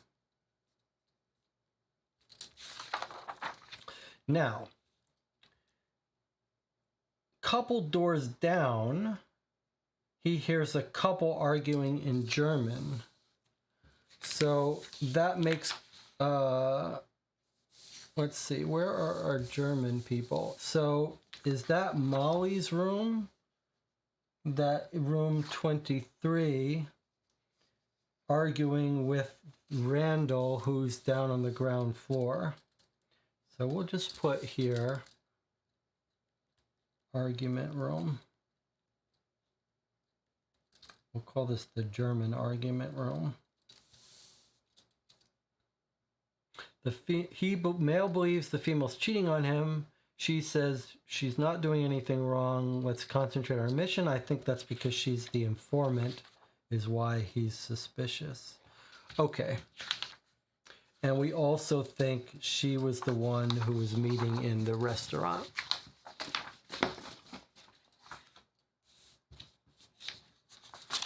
Okay, so far, so good.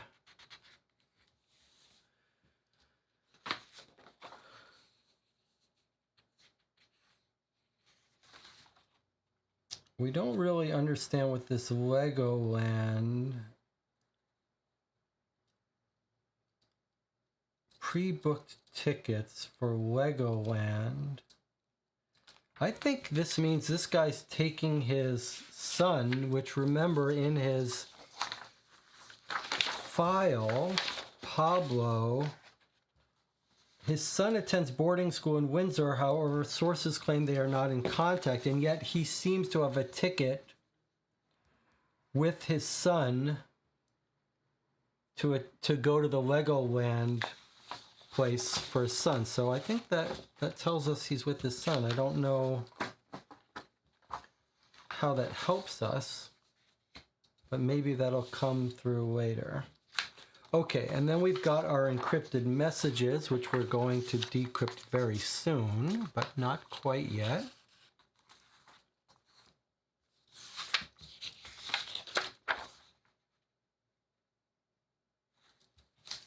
This is more of our evidence.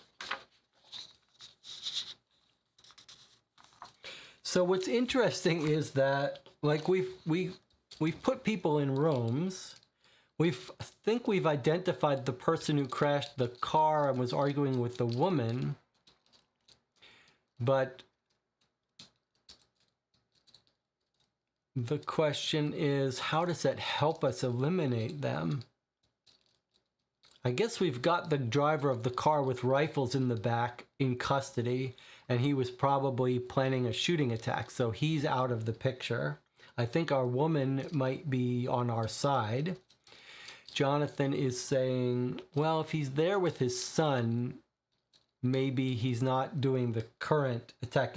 I see. Maybe those are tickets for today. So obviously he's not planning attack if he's planning on going with his son today to the Legoland show. Okay, so that could rule him out.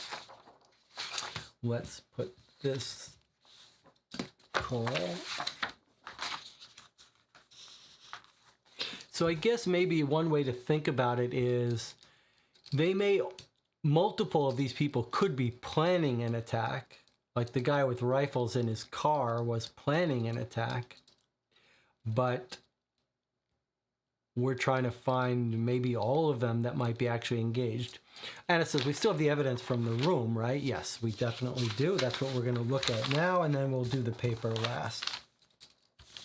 Okay, so we've got a description of what was collected, and then we've got all of it here. So let's look at it. This is our second to last major piece of evidence. We have the newspaper, but it's probably not going to be nearly as important as this is. All right, let's look at our police evidence and what room each was found in. All right, we've got a business card. Demain, 9 a.m., Poste Nouverture, Nid de Busson, 24 hours. So this is written in a foreign language. French. We've got, or Portuguese. What are our different languages? Let's make a list of our languages that our people speak here. We've got English, Russian, German. We might even make a table of like each of our suspects who speaks what. I'm just going to go through and write down all the different languages we should be considering. Okay, English and German, English, Russian, and French. So we're adding French to our list. So we'll want to translate these things. This guy speaks Portuguese. So we've got also Portuguese. Only one Portuguese speaker, I think. English, Russian, German, English, Russian, French. Okay, so we've got a whole bunch of French, Russian, Germans, lots of Germans. Only one Portuguese, though. All right. So what have we got here? London Harley Street practice. Harley Street, London. It's got a phone number. Harley Street practice. So we'll want to put this into Google Translate and translate it. Let's see where this was found. Business card. Trapped behind the bedside table in room 28. So room 28 is Nina Schwartz. She speaks English and German. So maybe this is German. This is the woman who's got psychotic medications. Maybe we'll just write here, room 28 is Nina. Or here, maybe. All right, next up. Oh, this is a big one. Is this the restaurant placemat? Yes. Okay. So here's a nice big piece of evidence with letters underlined to send a message.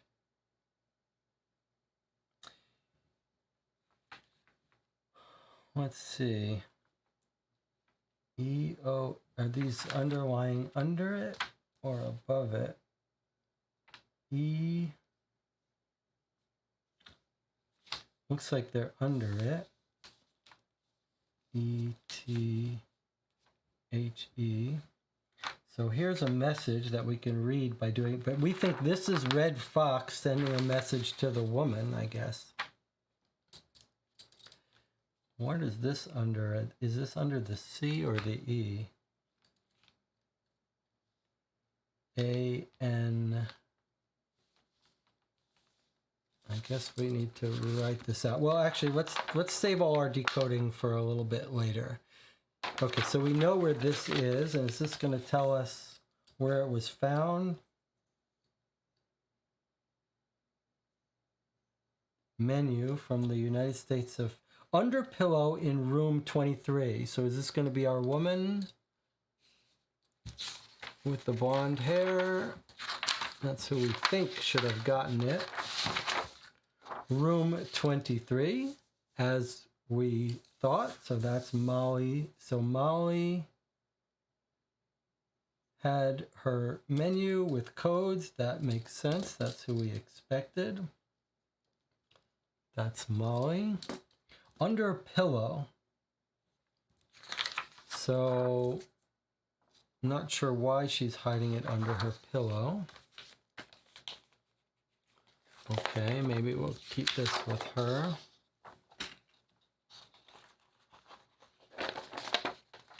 All right, next, London Harley Street practice.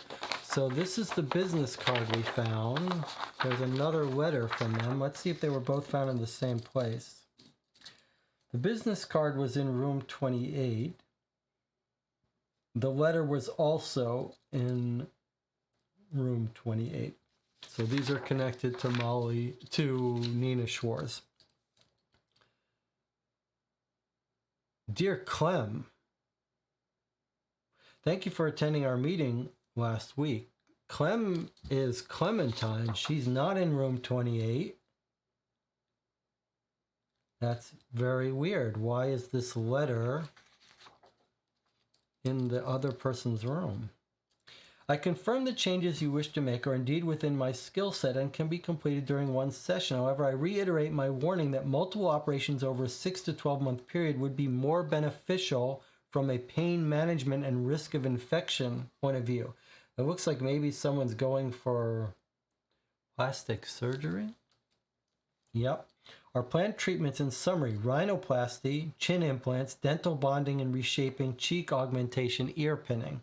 So she's trying to change her look. Is this the person who can be recognized? Yes. Look, Clementine. She was on a Netflix terrorism documentary. She's been regularly identified by members of the public. So here she is trying to get plastic surgery to change her appearance. Surgery will significantly alter your appearance. We cannot guarantee the results will exactly match the computer-generated image produced during our consultation. We confirm that we can provide the aforementioned surgery for a total fee of £45,000. This sum includes all surgery, anesthesia, post-surgery dressing changes, pain medication, up to 3 follow-up progress appointments. Please call my secretary to confirm your preferred commencement dates. I know you wish to aim for next week. But as the procedure will take approximately 30 hours plus a further 24 hours recovery time, we do need you to specify a date. We look forward to providing you with the face of your dreams. All right, and so here we have the actual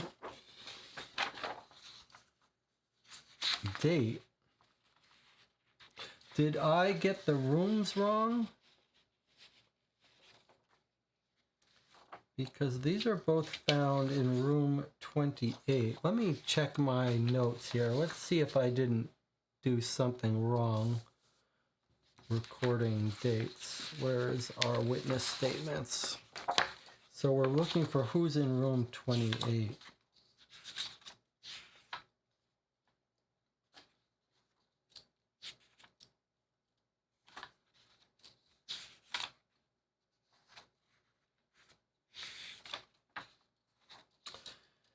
Nina Schwartz, allocated room 28. And where's Clementine? Check in. Fourth and final guest, Clementine Keene. Very strange.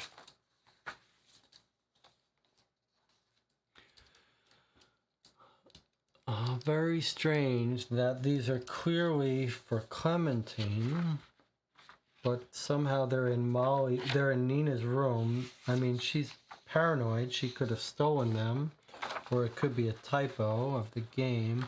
I'm not sure where to put them, so I'm not going to attach them to either of them.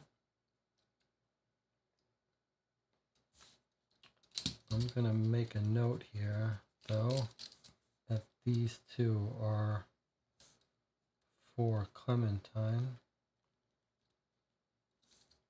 All right, let's see what else we've got here. A letter. Wow, look. Let's just take a moment to appreciate the evidence in this set, in this box.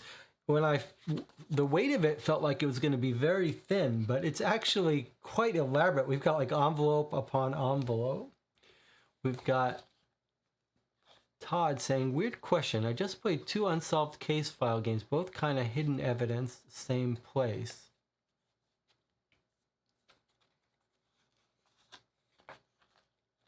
Are they all like that? There are some real patterns to these games. One very common pattern is a list of suspects, and you're trying to find out which ones had motive, opportunity. That would be the most common, the biggest commonality in this genre of games. You've got certain people you can eliminate because they couldn't have been there, certain people you can eliminate because their alibis are good, etc. All right, so let's look at this one. Papa. Okay, so here is our Pablo's son writing to him. So writing to him, and he's brought this back with him. So airmail, letter, envelope, and contents were found in room 32. Let's make sure room 32 is Pablo. It is. So here's Pablo. He's got a letter. He's carrying a letter to his son. So this is to Pablo. Let's see what it says. It's from the Whittington boarding school in Windsor, where the son is known to attend. Hello, Daddy. I can't wait for your visit next week. I'm counting the days. 6. I've been... Any date on this? No. I've been looking at the Legoland website and have picked the... something I think we should aim for first so we can avoid the queues, the rides. I think we should aim for first so I can avoid the queues. Tarquin said he waited an hour to get on Private Falls last month. Pirate Falls. Don't forget to book the tickets. I also found a nice place we can go to have dinner afterwards. It's pretty close by and have the best burgers in the world. See you soon. I wonder if what we've now found is that Pablo and his son ended up at the same restaurant as our informant and Red Fox and took care of them. So look, perfect burgers. And we were told that they're famous for them, I believe. So what I think happened is Pablo is meeting to hang out with his son. They go to Legoland. They end up in the restaurant and they see our woman. They see our 6-foot agent getting ready to meet with Molly or something and maybe take him out. So I think this is the American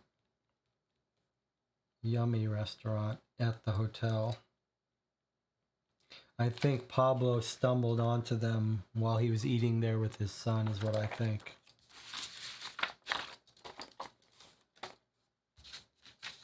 Okay, let's put this with Pablo. More proof that he was actually hanging out with his son. Okay, this is Pablo. All right, got a couple more things here. We got some photographs, a whole bunch of photographs. Let's see, were they all found in the same place? Seen photographs of exhibits in situ. These are the items that they removed, but we don't have. Let's see what we've got. I see. Here's a photograph of exhibits T6 and T7. These are Clementine's plastic surgery stuff, was found behind this table.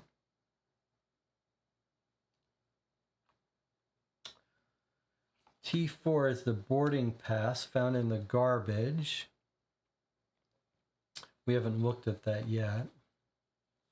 Okay, so here we go. William Redovich is going to be the guy who paid ostentatiously for the mac and cheese, wanted to pay for credit card in case to send a message. I think this is going to be our undercover Red Fox guy. William Redovich. Now, what's the name of Vasily Redovich? Is the guy that was born in Russia. So look at that. William Redovich and Vasily Redovich. So either this guy is our undercover. He's 5'11" though, and he's described as being over 6 foot. So it's either his brother or he's our agent. But I think we're going to be led to believe that it's a brother. Any notion of having a brother here?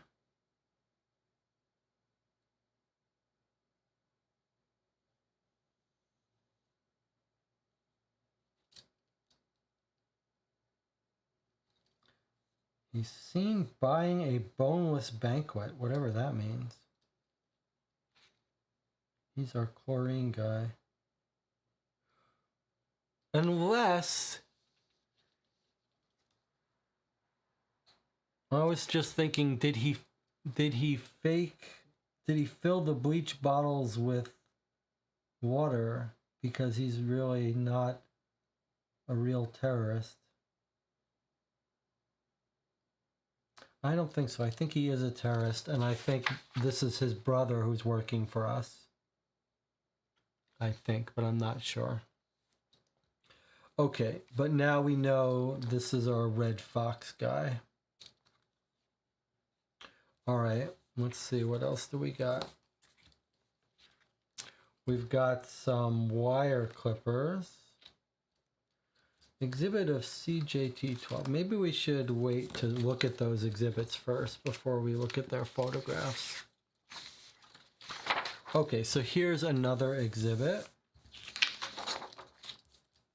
It's a boarding pass from Colombia to London Heathrow. So here's Paulo Aguaro, who we know as Pablo.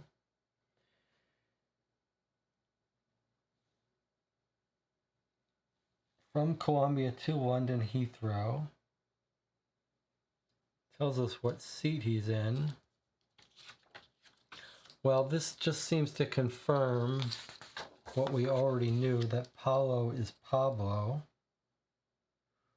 Room 32 is Pablo. So that's all consistent with everything we know. Nothing suspicious about it. Here he is. He's thrown it away. He's kind of thrown it away, made it look so you could see it, but maybe he just didn't care. So that's Pablo.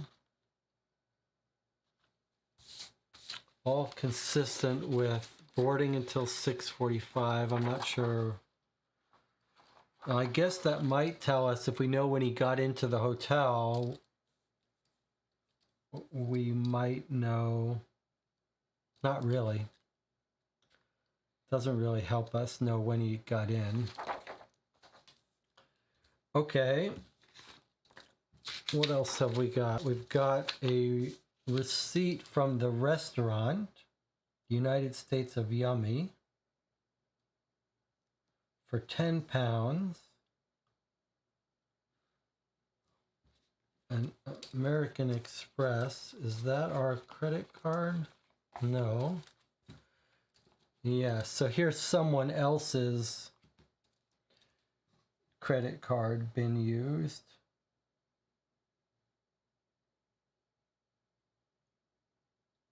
This is going to be Pablo eating with his son. Was it found in the same room as Pablo? Let's see. Credit card receipt from United States of Yummy, handed to officer.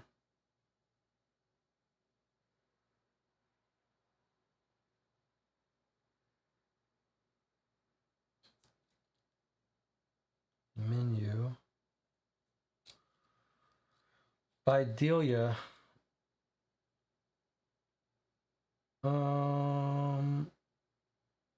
I see. The credit card is different. This is the person. This is our guy. Sorry, that's confusing.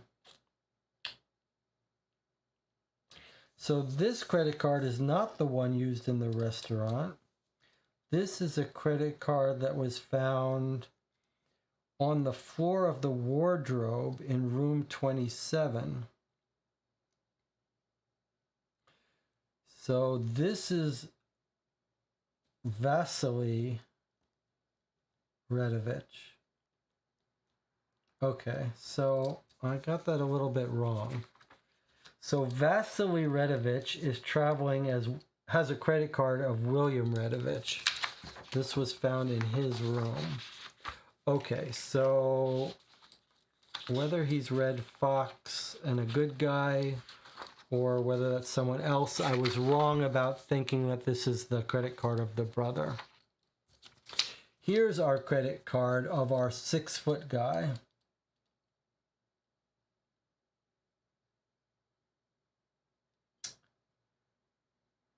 What can we tell from this?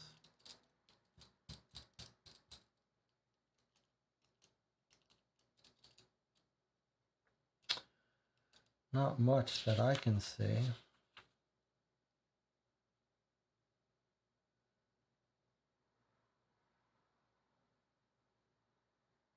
Unless we have something to match it up with. We can't match it up with the Discover. We know it's different. Okay, but we don't know how to make sense of that. All right. What have we got here? Pretty interesting little document.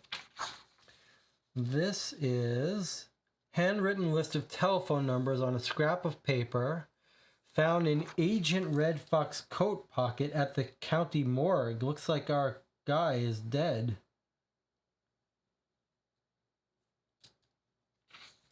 Well, now we know that Vasily isn't Red Fox.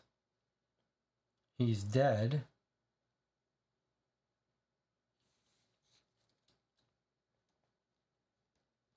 I wonder if we were going to be told that some other way. It's a little weird that we weren't told that in one of our people. Okay, so look what he's got. He's traced the phone numbers of people. So that makes our life a little bit easier here. Let's match these up. So 0190 is Redovich. 990 is Asuero. That's Pablo. I'll just write Pablo because that's how I've been referring to him. Okay. 598 is Black.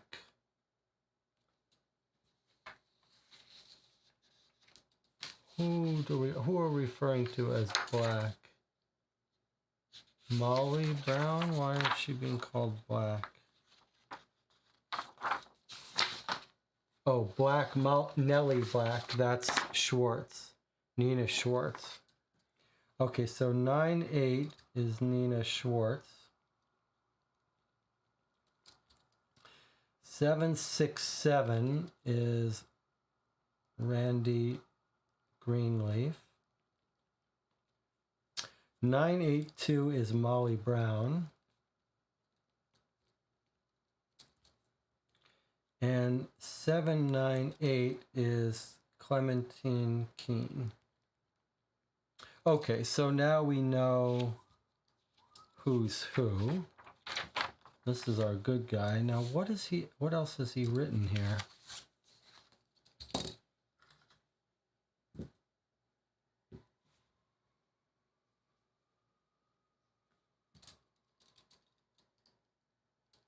Cat food, asparagus, toothpaste, potatoes, sweet corn, and something.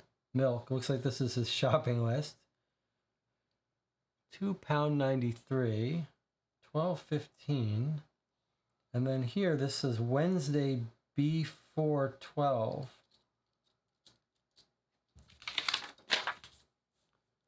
Wednesday B412.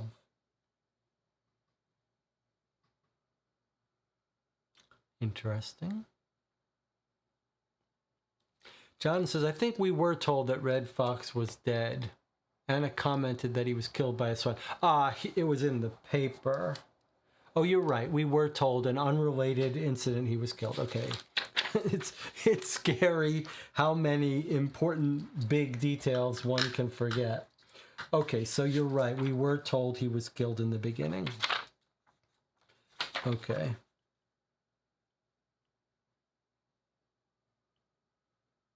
So we understand what these phone numbers tell us, but we don't know if any of this is important for us. All right, got another piece of evidence here. Looks like we're going to finish with this evidence and take another break, then we'll come back and read the paper. Let's see what we've got here. A rental agreement for Nina Black.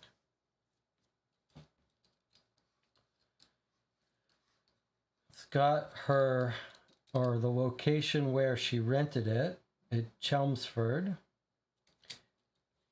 Jaguar HD22 OMO. So if we look at Nina Black, though, who's Nina Schwartz, aka Black Widow,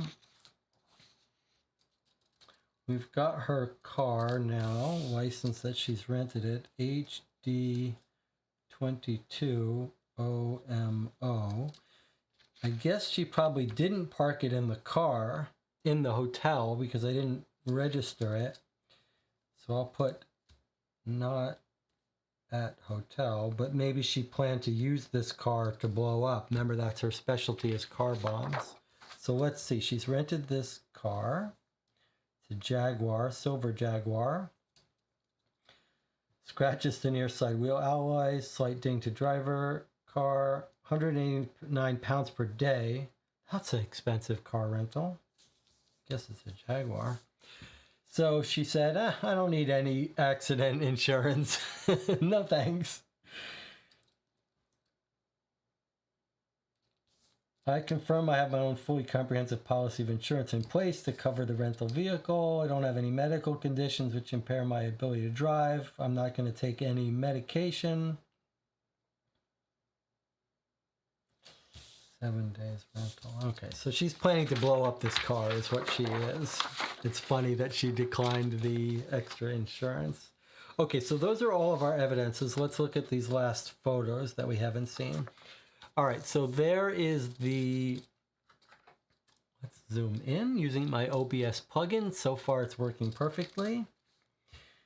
These are the plastic surgery papers that were found in the wrong room. Could be a mistake, could be stolen. Okay, let's look. What else we got? Here is where the Enterprise Rent-A-Car was found. Let's look at our evidence list and make sure we know what room that was in. That should have been in Nina Schwartz's room. So car rental agreement was in room 19. This is Clementine's room. Okay, so I think we getting a little bit of a picture of what's going on here. Possibly. It looks like Clementine's stuff is in Nina's room and Nina's stuff is in Clementine's room. So either, I'm guessing, a typo in the game or somehow they exchanged rooms.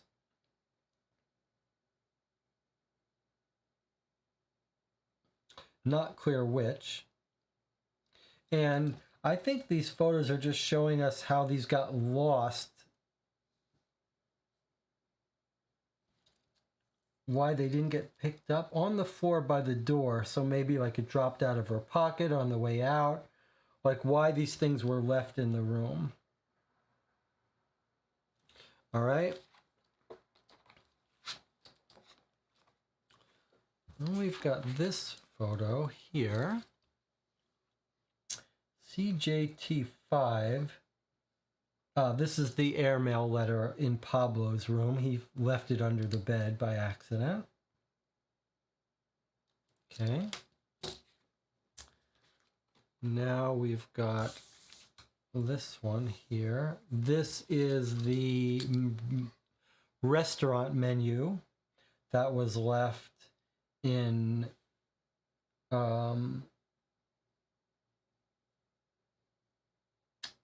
what's her name's room? Molly's room. That she picked up from our agent Red Fox, we think. She looks like she's maybe purposely left it there for us to find. Not clear. And then lastly, all right, you gotta say, this OBS plugin I've written is pretty cool. And it's working pretty well. All right, so where was this found? This was found in room 23. This is Molly's room. This is our blonde dyed hair woman who we think may be in on it. And where was it found? It says wire clippers and wire left in place in situ. Can someone look up what in situ actually means? 2 words, IN space SITU. We hear that term a lot. I think it just means left in place. For forensic, photo included. It's left in the desk or on the desk in room 23.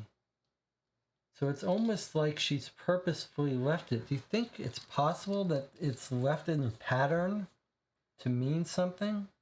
Like, is it possible that this is like red, blue, red, red, blue, red? Don't know what all this would mean though. But I wonder if she's on our side, I wonder if she couldn't be trying to leave a message with these. This is not something, if you were a terrorist, you would leave out. Right? I mean, you wouldn't overlook it. All of our other evidence seems like it was in places where it could have been overlooked. This one seems like very conspicuous. I also don't know what those words are there. It almost looks like this was left out an angle. Like, is it like a P? You know what I'm saying? Like, is this a...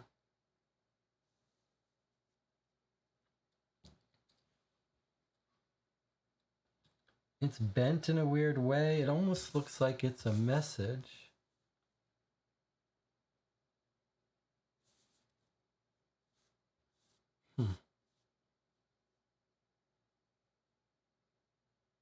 Like this is a Y, maybe?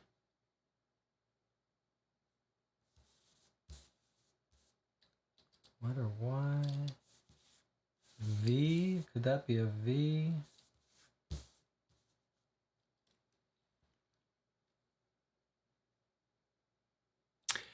Natina Loga says in situ means on site or in place. That's what we thought. Good. It is fun. I gotta say, it's fun having people in the chat It's like a sense of teamwork. Okay, it's been an hour and 4 minutes. Time for our next break. I think this is a clue of some sort. Let's take a break. We'll come back. We'll go through the newspaper. So I'll see you in 8 minutes.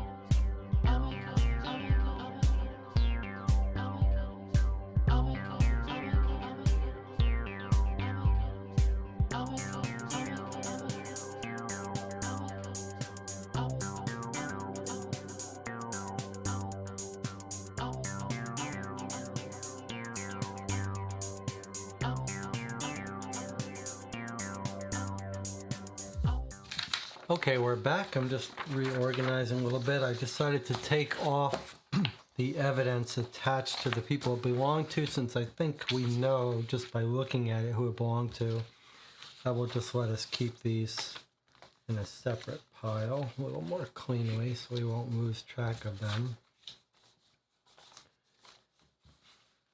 And we haven't decrypted this one yet, so we've got decrypting to do, we've got newspaper to read,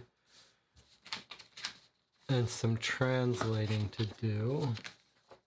Any theories about the mix-up between the two rooms?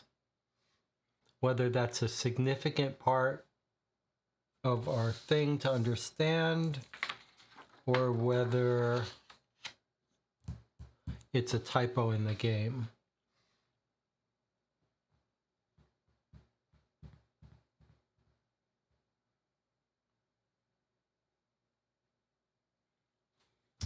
What was the room that nothing was found in was room 11, Randy Greenleaf's room. Nothing found in his room.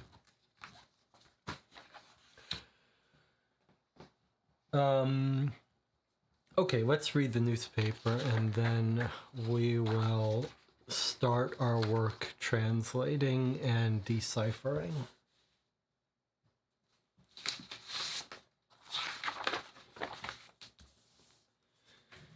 Okay, Vicious Swan attacks and kills pedestrian. Let's move everything out of the way here.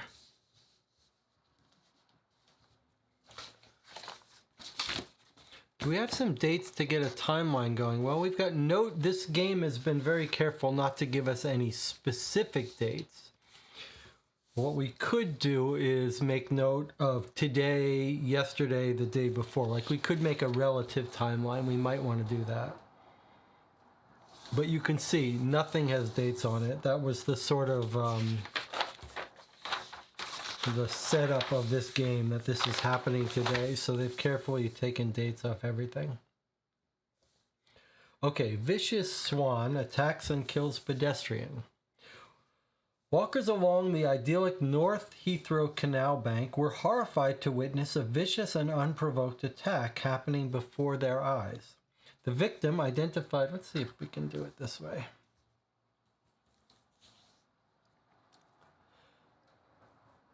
There's the vicious attack. Let me see if I can bring this in enough to read it.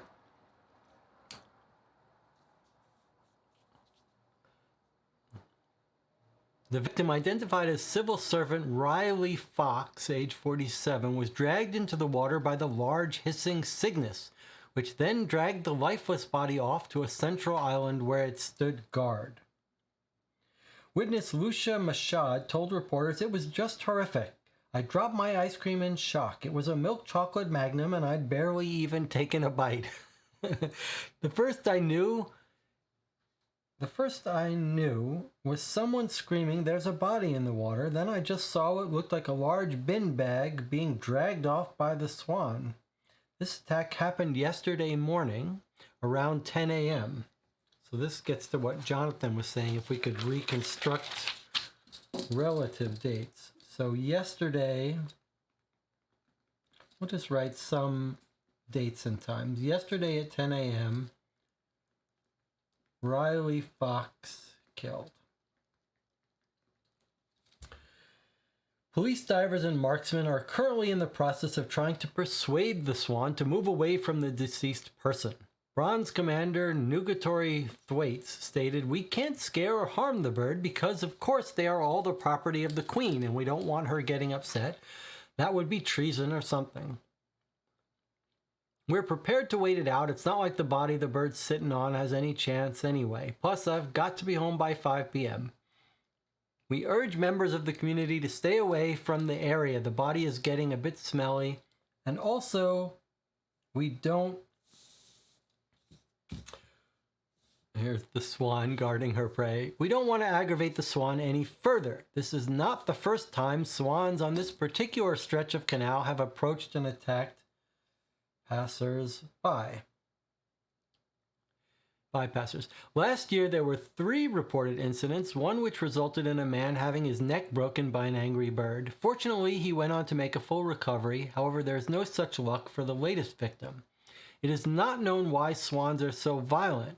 We spoke with the naturalist Desmond Earnshapp, who stated, I don't know anything about swans other than they look pretty and no one tells them to get dressed, do they? I'm just here to exercise my perfectly lawful and normal desire to conduct my business without burdening my body with unnecessary clothing.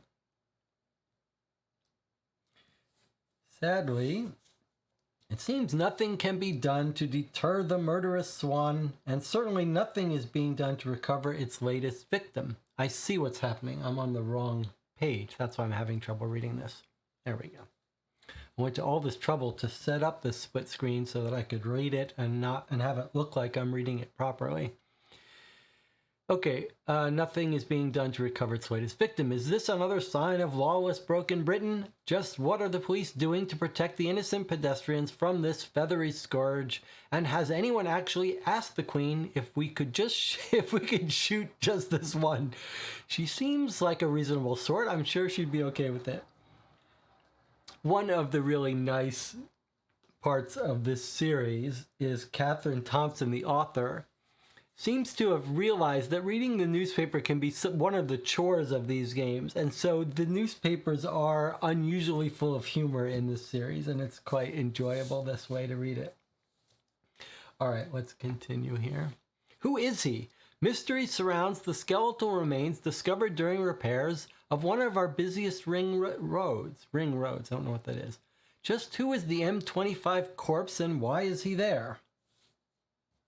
Here's another article. Can our fortune-telling canine do it again? Once again, we are asking tough questions of our clairvoyant pup. This time, she is choosing the winning lottery numbers for this weekend's draw. See how she does on page 12. Okay, then we've got a couple items here. Leadership race continues to highlight wasted opportunities, personal vendettas, character assassinations, and the plain fact that not a single one of them should be left in charge of a push bike, never mind a country. In finance, and then there were 3. A look back on the importance of flexibility and new ideas as we count the number of failed small businesses due to the pandemic. Can you really be a one-trick pony in today's climate? See page 5. Travel. Why not get back out there with our ultimate guide to the best short breaks, mid-length trips, and longer holidays? Grab your shorts and snorkel and meet us over a cocktail to discuss. Page 9. Sport. Sport news and up-to-date coverage, including scores, results, and our analysis on football, F1, F1, rugby, cricket, and golf. We also have an exclusive and in-depth look at the week ahead, all fixtures planned out just for you. So regarding this swan, it could have been a freak accident, but it also could have been someone setting up a meeting with this guy at this location where they knew the swans like to attack people. All right, continuing on.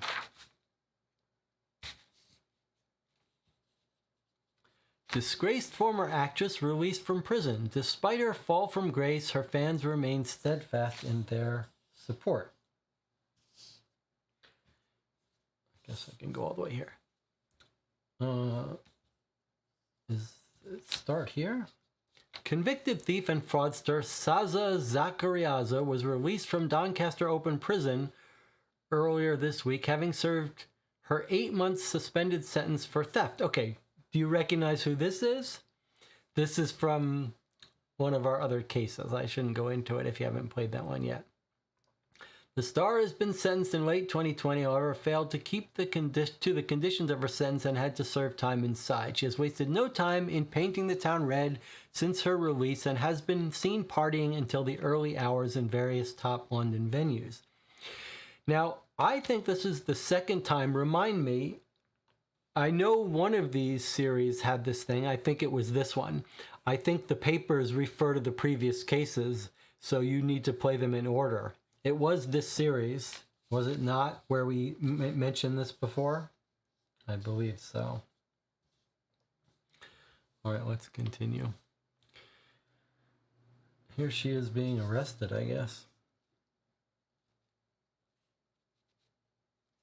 I believe that I know what I'm talking about.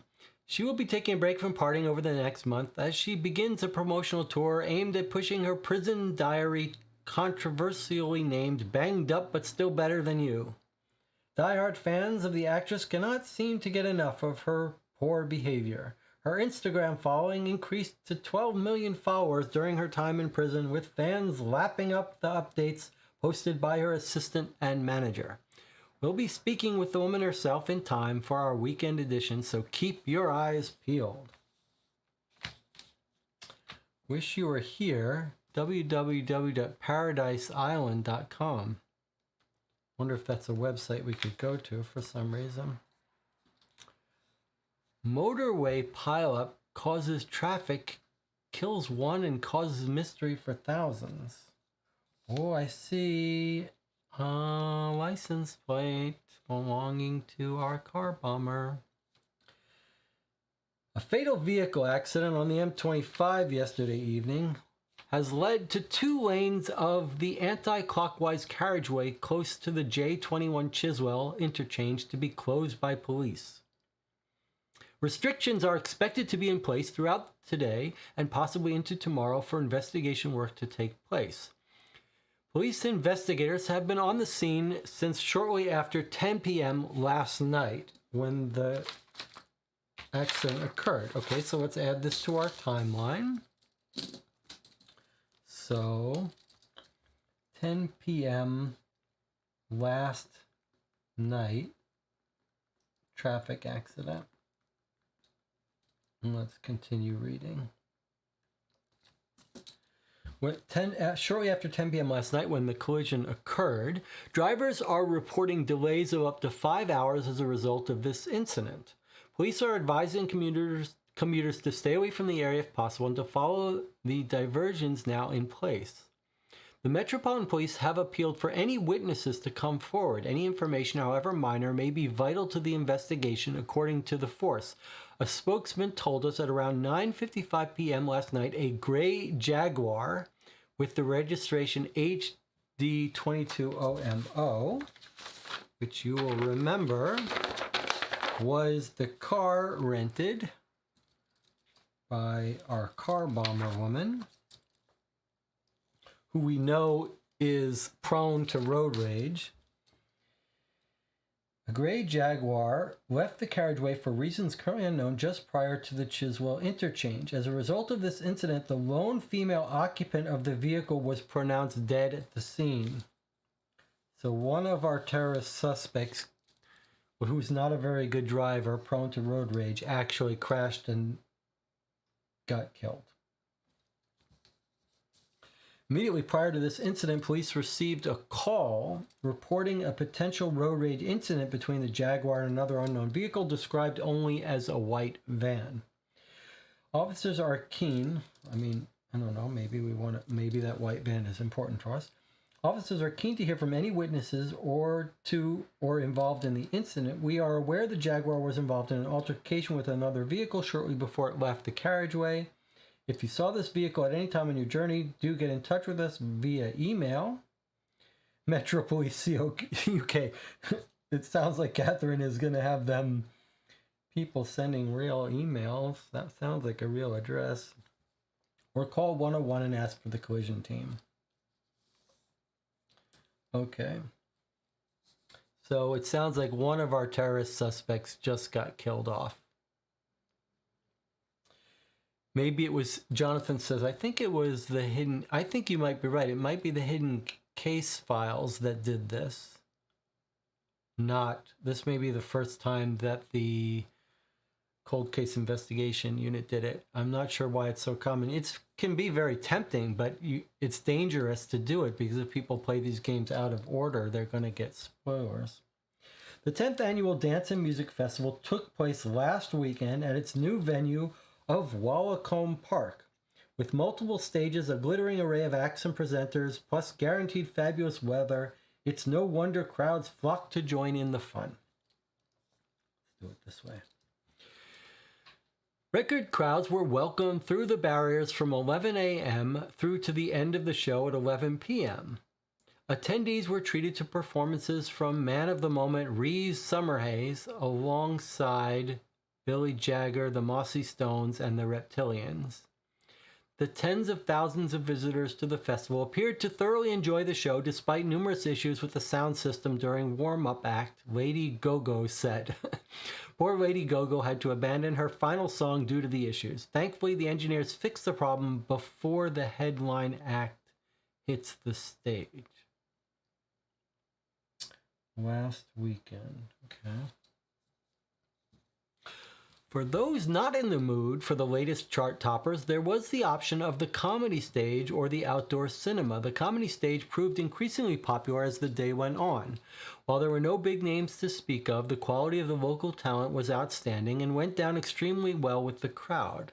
The eclectic mix of films on the outdoor cinema, from High School Musical to Grease to Silence of the Lambs, satisfied the needs of those who are neither music nor comedy fans.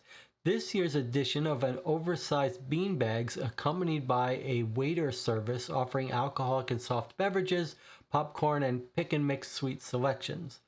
While there was a little controversy over the cost of the pick and mix, it didn't seem to prevent people from taking advantage of the service. Okay.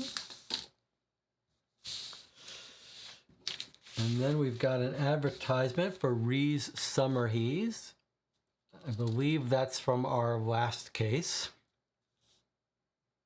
Correct?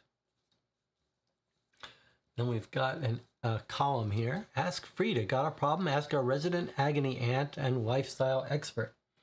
Hey Frida, can you help me settle an argument with my boyfriend, please? He insists that What Lies Beneath is the best horror film ever, and I find I can't even look him in the eye anymore, Brian. Before I read this, What Lies Beneath is a fantastic movie with Harrison Ford and Michelle Pfeiffer. Hi, Brian. I knew this is going to mention Silence of the Lambs. Hi, Brian. Okay, let's not panic. Are you sure your boyfriend isn't just joking with you? Has he ever seen The Silence of the Lambs or Misery? Misery is a Stephen King book and is very good. Perhaps plan a romantic film night to re-educate him on his beliefs. If he sticks to his guns, there are plenty more fish in the sea, so don't despair. Misery is quite fantastic with James Caan and what's her name? Here's another question. Hi, Frida. My housemate keeps borrowing my teddy bear and leaving him in compromising positions around the house. She won't stop. What should I do? Esme, kick her out onto the street immediately and let her take the bear with her. Are we sure the bear isn't possessed? What about the housemate? Get rid of both to be on the safe side. Hi, Frida. I need help. I can't stop thinking about a restaurant I went to in New York a few years ago. It was the most amazing barbecue food I ever had. I went back to New York City, especially to go back to this place, but once I got there, I found they'd completely changed the menu. I feel so betrayed. Signed, Teresa. Hi, Teresa. This is a pretty common problem, and it's actually happened to me. Only thing you can do is find somewhere else or open your own restaurant and try to hire the chefs away from your favorite place. Hi, Frida. My life is ruled by a hatred of squirrels, but no matter how fast I run, I just can't catch one. Rover. Story of my life, Rover. This is Frida. The dog is pretending to answer these questions. So he got a message from another fellow dog, and he said, story of my life. Okay, have you ever had an account with the Capita 3? Get in touch to see if you have a claim for hidden charges added to your account. www.nowinNoFreeCapita.com. Seems like we should go to this website. Does someone on the channel want to go to this website and tell us if it's relevant for us? NoWinNoFreeCapita.com. Capita 3. I wonder if any of our receipts R with capita 3. Where was our receipt here? We had this receipt. It's an Amex.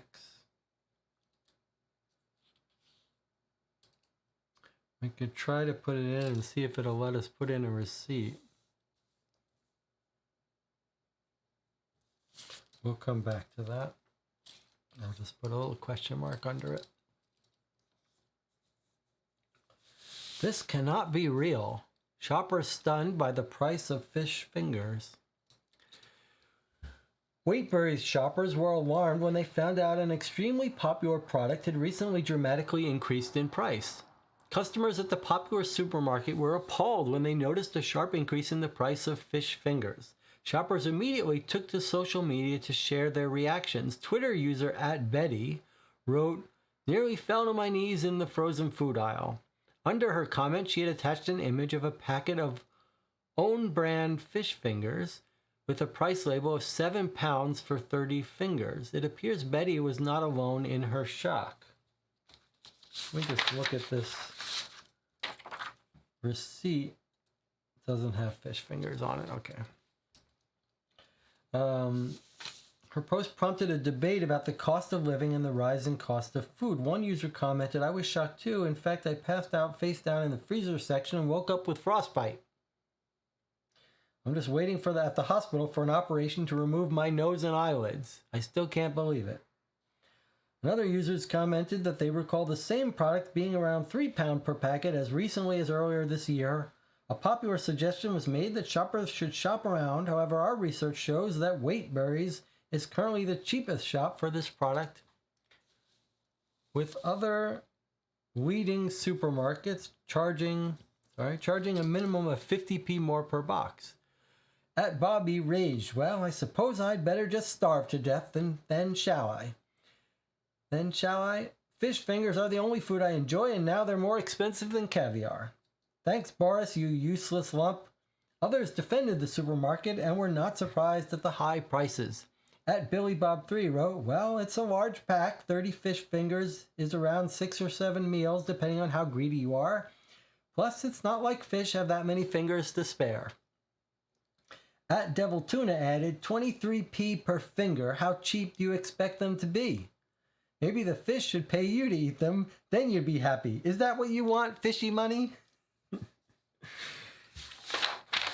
Kind of funny. All right, here we go. Here's an ad for this company that made this game. Did you know, in addition to creating play-at-home crime investigation games, the Cold Case Investigation Unit also produce and run corporate team-building activities all across the UK and worldwide? We currently run 3 different scenarios, all of which are personalized to your group and location. We run events from 20 participants up to 250. All of our presenters are experienced and knowledgeable police officers who work to create an immersive experience for you and your teams. So this is a real ad about this real place, and I think based on my experience with their games, I would highly recommend this company for team building exercise. They've got good sense of humor and lots of nice details. These look like 3 little games that they offer. Who Killed Marty? Detectives complete a full crime scene investigation, including various forensic tests before assessing various evidence sources to catch the killer. You can play Kidnap the CEO. Your CEO has been snatched. Your team must communicate with the kidnappers to get him back. Will you pay the ransom or try to outwit them in this fun and realistic scenario? That sounds fun. Spy games. Your teams must attend a crash course on spycraft, work to locate the double agent before an attack happens. Sounds like the game we're playing here. Labradors voted world's best dogs. We've seen a similar article in previous papers.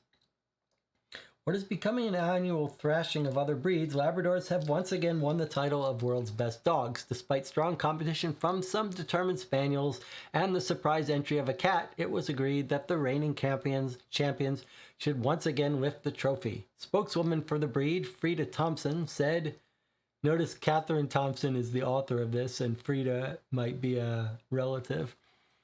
Frida Thompson said, "It's wonderful to once again be recognized in this way. Of course, we were in no doubt and are the rightful winners. Who on earth would vote for a spaniel? Frida attended the award ceremony with her big sister Edith, sporting new collars and a large appetite. They will continue to work as ambassadors for their breed and will soon be going on a celebrity tour. This must be Catherine's dog, Catherine Thompson's dog. Frida, there's Frida, well known for her previous sporting title of sausage catcher, will be setting up an OnlyFans channel where viewers can pay to watch her either retrieve things thrown for her, carry socks around, stare at anyone with food, or just sleep. She says there will truly be something for everyone on my channel. I'm keen to set up a regular subscription offering to reward loyal fans, as well as an option for those who prefer to pay per view. We'll keep you updated on this development as it happens. Award winners Frida and Eddie. Small business play. Hello there. Firstly, a huge thank you for playing this game and reading the newspaper. We truly hope you have enjoyed it. If you have, we would be eternally grateful if you would leave a review on Amazon, Facebook, Google, Etsy, or Walmart. It's a huge help and also lets us know you like what we do. I think we should take a moment to just quickly say that this is a self-published game by a small publisher, which is surprisingly good. And when you're a small self-published company, it's hard to get noticed, especially in this field where you can only play these games once and there's so many competing low-quality games. So I think if you like these games we've played, especially if you've watched it here on this channel for free and not purchased this game yourself, one thing you could do as a thank you is go leave a review for it on Amazon, Facebook, whatever. Help tell people how good this series of games is, and I'll make my review and try to spread that information as well. Okay, there's a little word search puzzle here. The hint, they're all serial killers. So this is going to be Ted Bundy, and Jeffrey Dahmer, I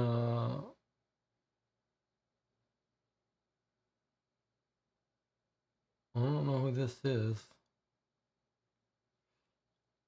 Ted Bundy, Jeffrey Dahmer, Eileen Wuornos. Good movie about her on Netflix. This one is who?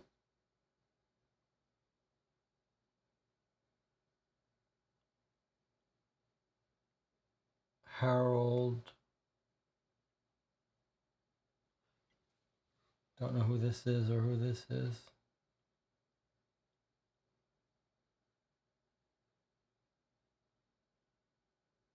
Something Rose.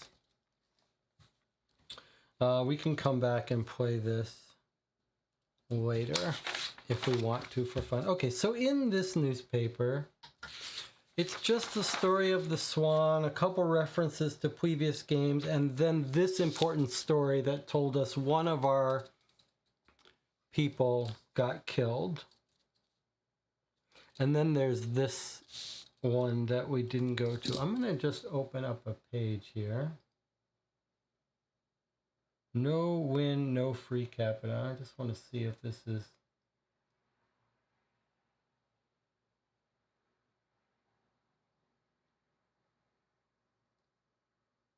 This is... No win, no free capita. No win, no free capita.com doesn't look like an actual page.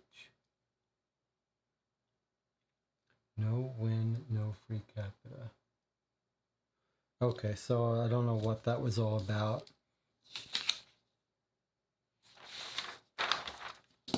All right, so it looks like that was all. I didn't detect anything else relevant. We can come back to it if we need to.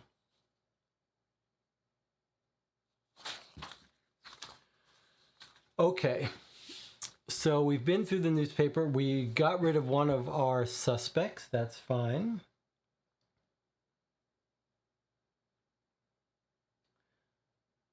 We've got a bunch of code stuff to decipher, though. So let's get started. Let's see if we can understand this big message that our guy, Red Fox, was sending to his partner, or whoever his woman, the person he was trying to meet, which we think we know who it is. Although we shouldn't get tricked into thinking that there was a female on the phone, because I think we agree now it was a fake voice, so it wasn't necessarily a woman, although the person describes a woman coming to sit at his table. You could imagine it was also Pablo. Interesting. Okay, let's see if we can make sense of this. I can't tell if that's the C or the O, so I'm just going to put C or O. A, N,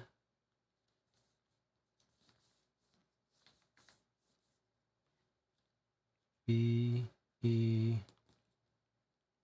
looks like a space, O, I, E, T, H, E. Maybe both of those letters. What's happening here?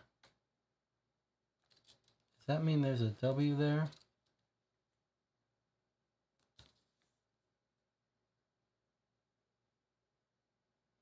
Is that what's happening? Are these... Oh, sorry, you can't see this.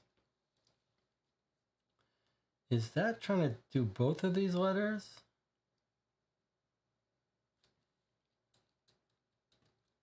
So R-E, N, O, W, I, N, M, R, E, A,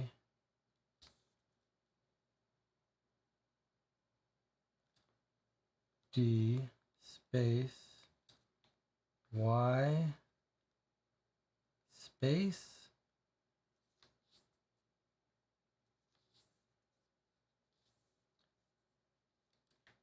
L, E, T, S,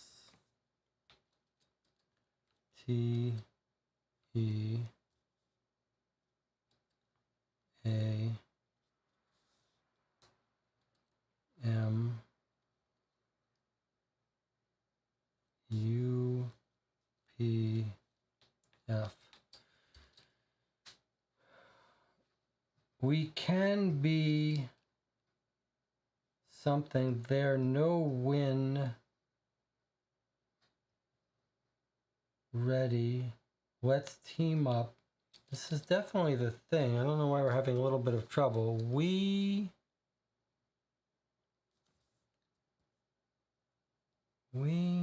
C-O, we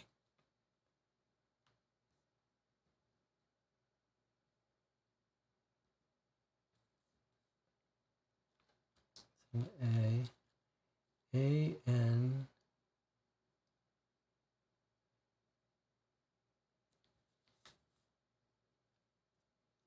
A-N, next letter was B, B-E,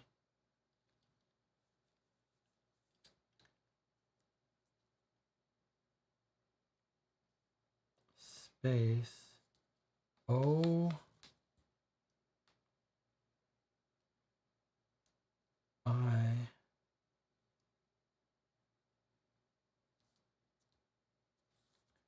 E, T,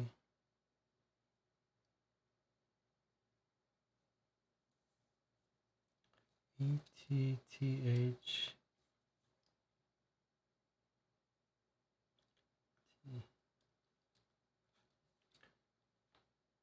no,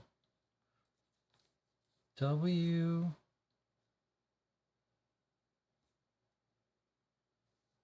I, N, M, R, E, A,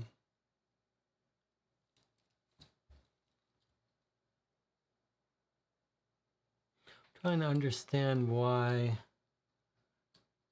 it's clear it's making sense, but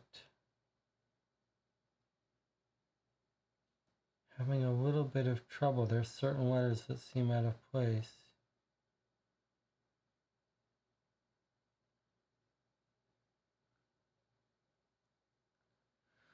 Let's keep going. Team up.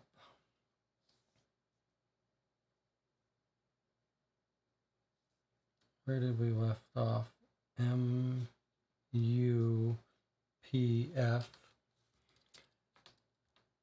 ORTHEJB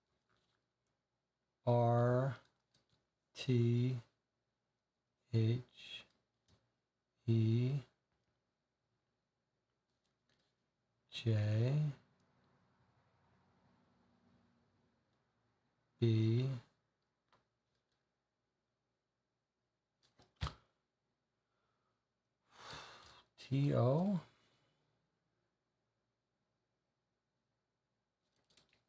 JOB.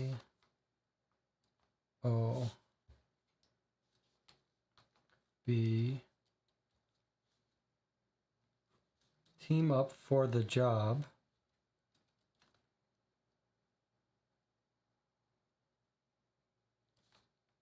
Look at this dot all the way down here. TO job. Don't know what this TO is, but let's continue. MORR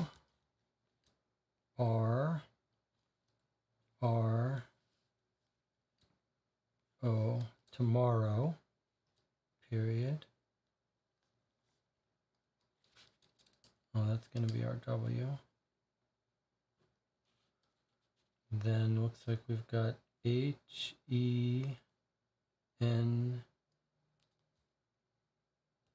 not clear, tomorrow.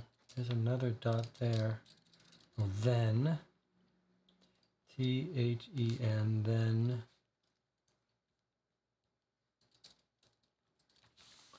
continuing on, we've got LEE VE, leave. What is this? TEOSTHAR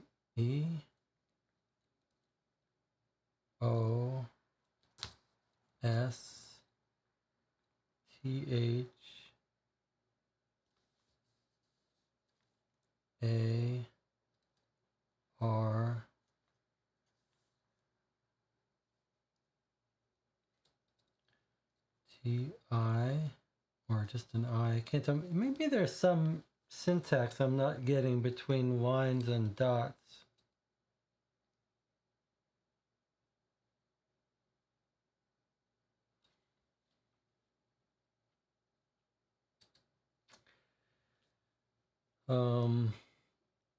R.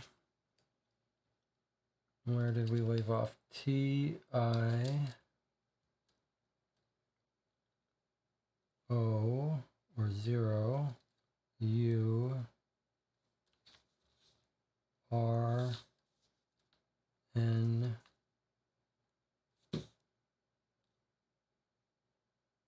It's almost like the dots are not talking about the word above it like the rest. Leave. Yeah, something's weird. LT. I'm hoping that we get enough of these that we'll be able to make sense. I and L T I F E S A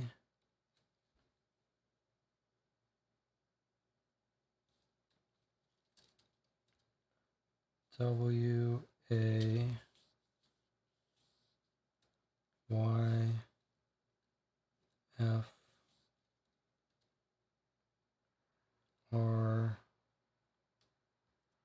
O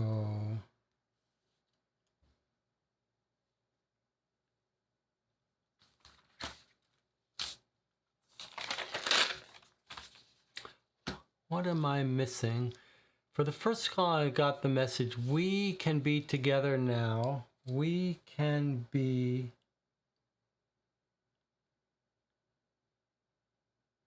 now. I'm ready.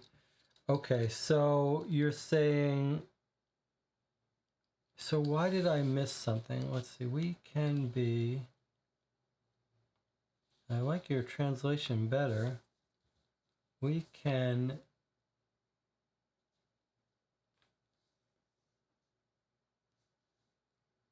be TOG. So you're saying you got a G from here.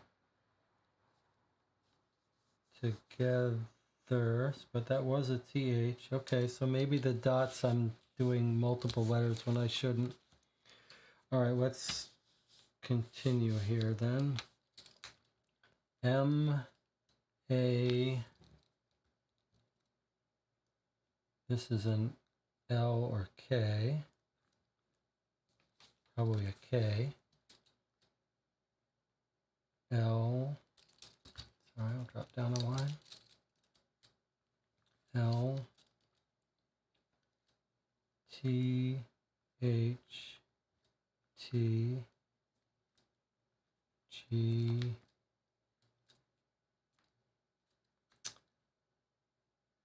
E or S, A and D, L, E, A,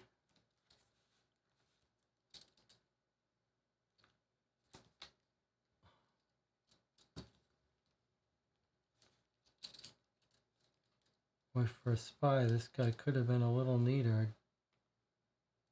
F, D, O, E, S, N, O, T, does not leaf, L-E-A-F, does not D-E-S-E-R-V,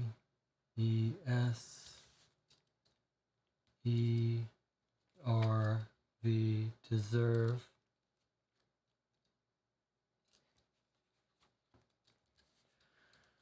Does not deserve you.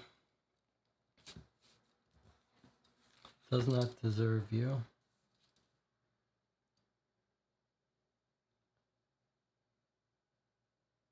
Maybe it says, well, obviously does not deserve you. Okay. Just O N, just one L A, just one last, that's it.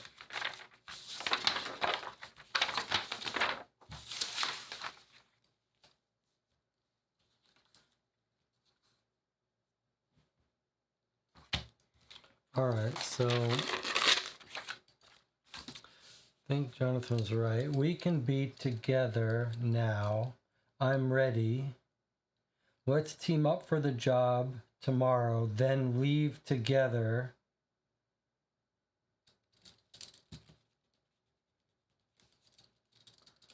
Our new, this is going to be probably to our new life.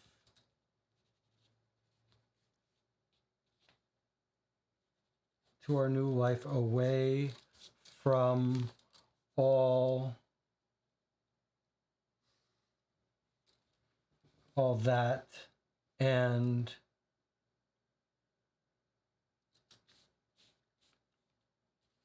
we can be together now. I'm ready. Let's team up for the job tomorrow, then leave together to our new life, away from A-L-L, all, T-H, all that, I guess, just skipped an A. All that, G, all that,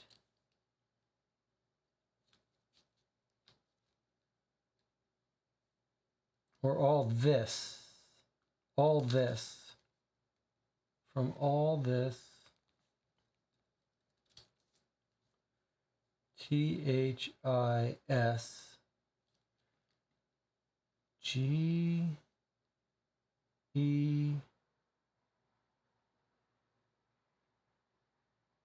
what is this last word? All this,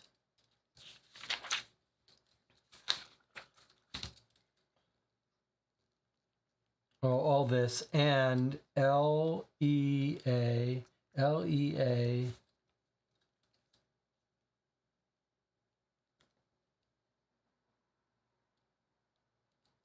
L-E-F-T-O-E-S,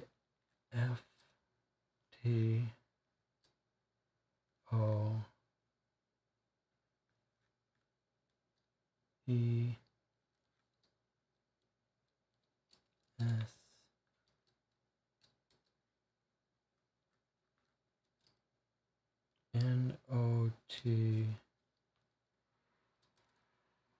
T, all this, and leaf does not deserve you. What is that? It's probably the greenleaf. Oh, greenleaf does not deserve you. Greenleaf does not deserve you. Right? That's the guy he's talking about that she was with. That's why it says leaf does not deserve you. And then he says just one last. Just one last, and then it ends. Okay, so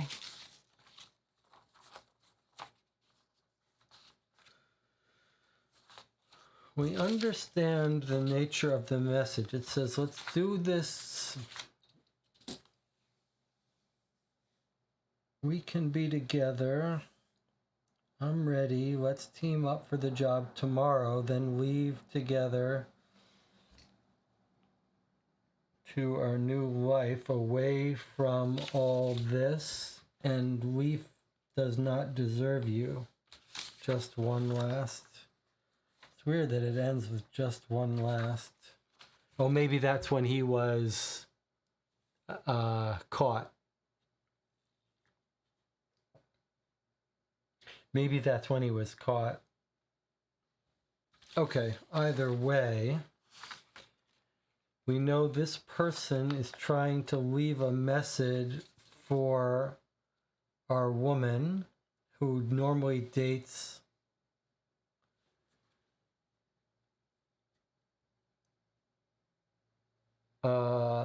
Greenleaf.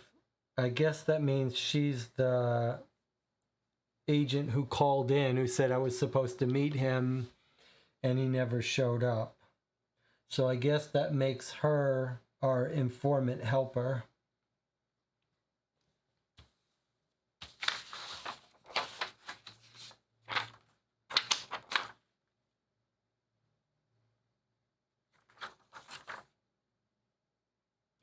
Wednesday before 12. Maybe this is when he was supposed to meet her. Wednesday before 12. Do we have a time for when this receipt was paid? Not really. All right. Well, I think we understand the nature of this. And he wants to run away with her. That means that if he was the guy in the car, then he crashed. She got into a fight with him. He crashed his car. So that would put Greenleaf out of the picture. I think we need to decode the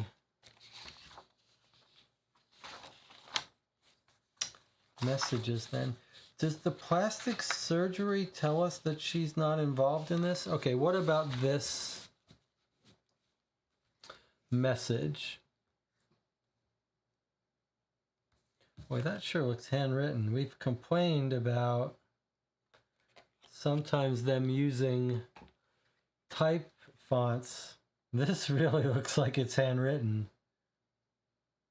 Like, I can see the ink on this. Feels to me like this was actually handwritten.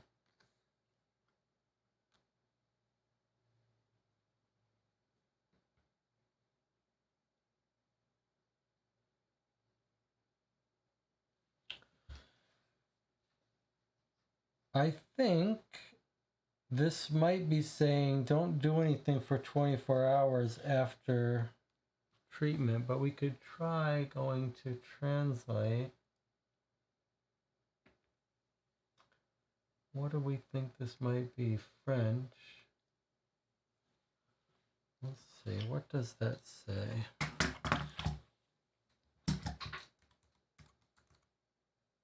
Tomorrow, 9 a.m.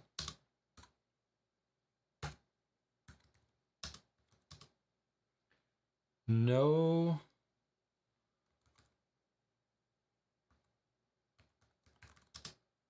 food.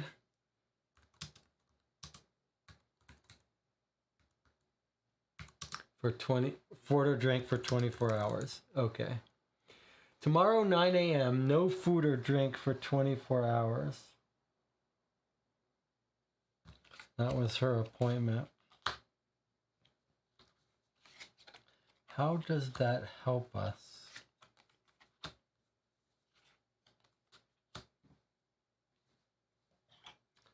How does that help us? I guess it tells us that she wasn't in the restaurant. Not that we ever thought she was in the restaurant. But how does that help us know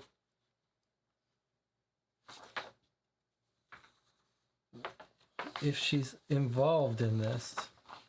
I mean, what her plan was.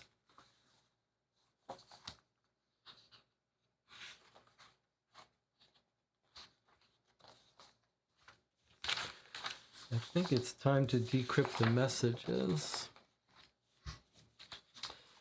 Okay, so tomorrow, 9 a.m., no food or drink for 24 hours. I guess that's telling us she's not ordering room service. It's telling us she's not ordering room service. She's going to have surgery. You think she's actually in surgery. That's why she can't eat or drink, because she's actually going into surgery. Okay, well that's true. If she's actually going into surgery, she can't very well be eating or drinking. Okay, that's a pretty good guess. She does, we were told they want to schedule it for a week. Oh, but maybe this was a week ago. Let's see. We're told she wants to do it, aim for next week. All right, well, I guess if it's a letter, it had to arrive to her a little bit ahead of time, so it makes sense that this is what she's doing this week. All right, I like that theory. All right, it's time for us to decode these messages now, which I printed out nice and large for us. Okay, every third letter. So if we do it like that, TH, so we're skipping 2 letters between. So the, and now do we keep going? A, T, T, A, C, okay. The attack, I, S, G, O, I, N, G, is going A, H, E, A, D, going ahead.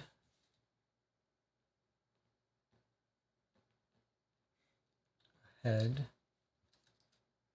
T O M O R R O W is going ahead tomorrow. S E N D, send. The tech is going ahead tomorrow. Send P A Y M E N, send payment. Okay, so the first message, the attack is going ahead tomorrow, is from person 4, which is Randy Greenleaf. So this is Randy Greenleaf's number. Okay, so he's planning to move his attack forward. Let's read the next message. L M N O T. L M N O T. That doesn't work, but maybe the offset is wrong. Maybe they're not starting at the third one. Maybe they're starting at the first. That would be F T E T. That doesn't sound right. What about I? I H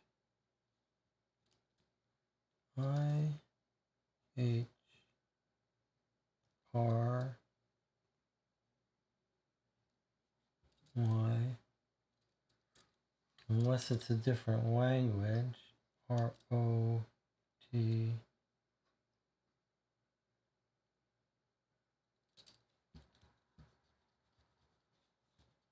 Interesting. Let's skip this one for now. I wouldn't be surprised if it was in a different language, but still, FT, that's awkward. Let's see if they all follow the same pattern. This would be E, T, D,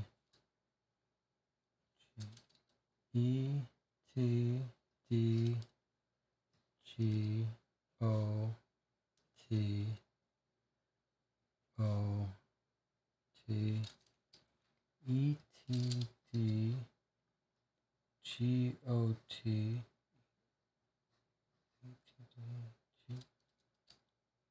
T, O, T, H, E, R, P, L, A, N, S.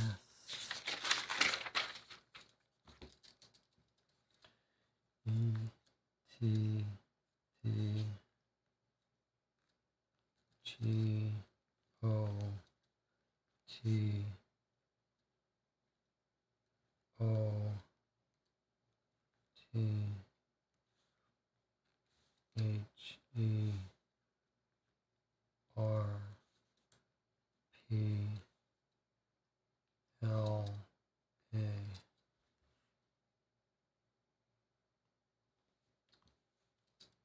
Other plans. ETD got other plans. L, M, other plans. L, M, A, F, R, A, I, T. Got other plans. L, M, A, F, R, A. Sorry, I think I did a little bit wrong. N, M, A, I. I'm afraid. I'm afraid. ETD.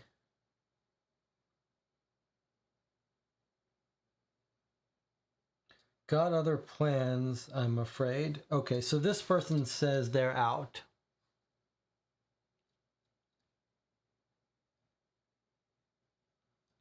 Not involved. This is going to be Pablo, probably. Who's got other plans. Let's see.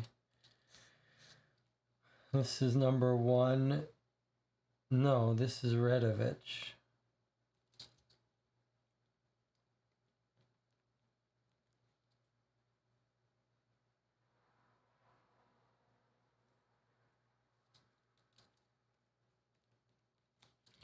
So Redovich says, sorry, they've got other plans. Okay. Next one.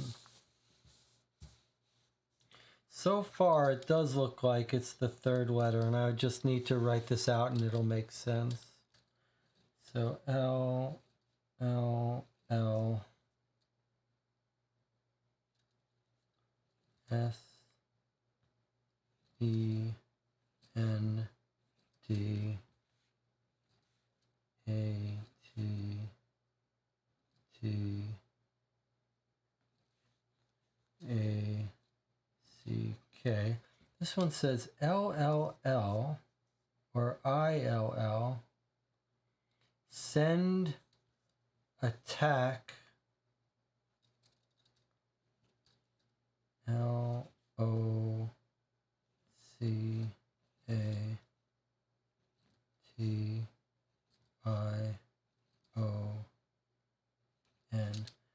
send attack location to MOR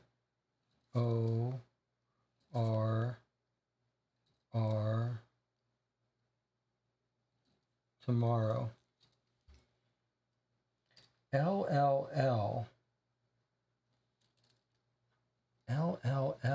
What's that all about? LLL. Send attack information tomorrow. Send attack location. I'll send attack location tomorrow. Tomorrow. Maybe it's I'll send attack location tomorrow. They're using I's for L's when they need to. I'll send attack information tomorrow. I don't know how that helps us. I mean, I'll send attack location tomorrow. It's kind of weird. Like, well, who is that?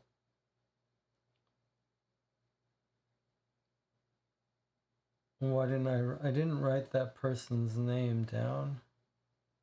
Why would I not write that person's name down?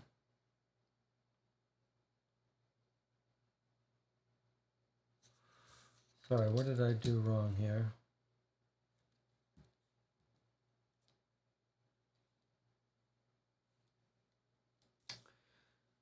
Um, 798-12256 is Clem. So that's Clem number 6, and then that was our incoming. Okay. So this one, I'll send attack location tomorrow, belongs to Clem.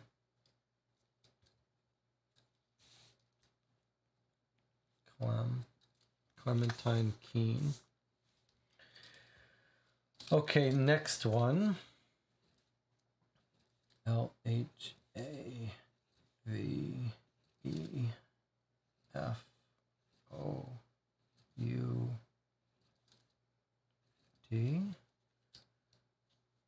I have FOU. I have found a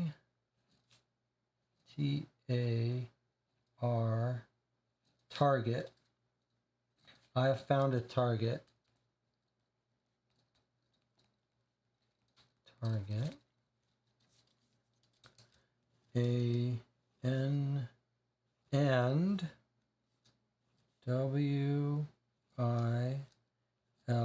and will STR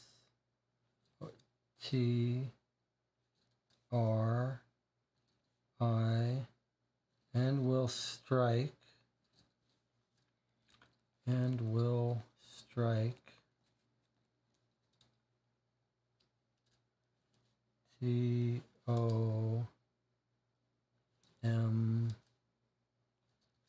TOMOR tomorrow, and will strike tomorrow. Okay, that is Nina Schwartz.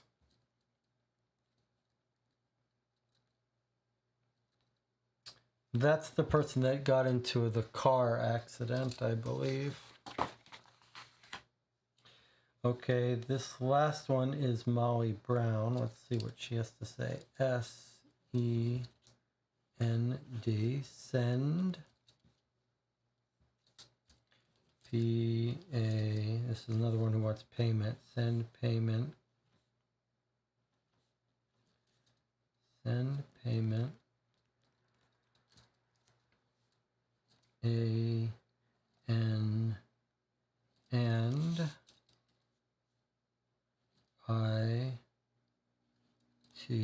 send payment and it WILL will HAPPE, and it will happen. Send payment and it will happen. So this is Molly. Okay, so let's go back to the one that we didn't decode. Let's try again. So that's going to be L. They're all the same way. So LM should be IM. So it's I'm.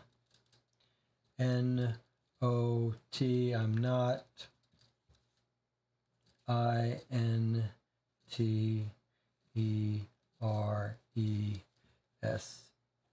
I'm not interested. I'm not interested. MT, sorry, not MT. Skip to the NM. IN, I'm not interested in the, I'm not interested in this. JOB, I'm not interested in this job. Okay, someone's out. Who is this? 2 is Pablo. Pablo says, I'm not interested in this job. Okay, so Randy says the attack is going ahead tomorrow, send payment. Pablo says, I'm not interested in this job. Redovich says, somehow I didn't write it down. I wrote it down on paper. ETD. What does ETD stand for? ETD says, got other plans. I'm afraid. ETD. Doesn't matter. Redovich is saying he's not involved. Pablo says, I'm not interested in the job. Redovich says, I got other plans, I'm afraid. Clementine says, I'll send you the attack location tomorrow. Nina says, I found a target, I'll strike tomorrow, but she crashed in a car. Molly says, send payment and it will happen.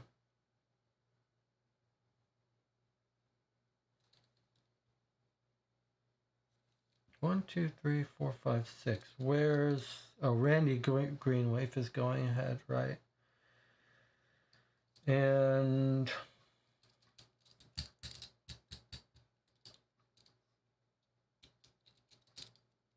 Pablo's not involved. Redovich says he's got other plans. We think Randy was in the car with Molly. We think Randy crashed and got arrested with the guns. we think Molly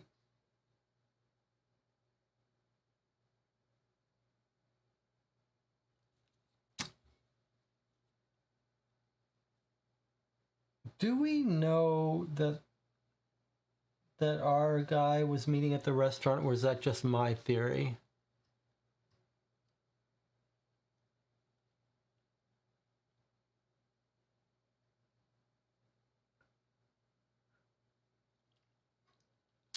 Well, Nina died.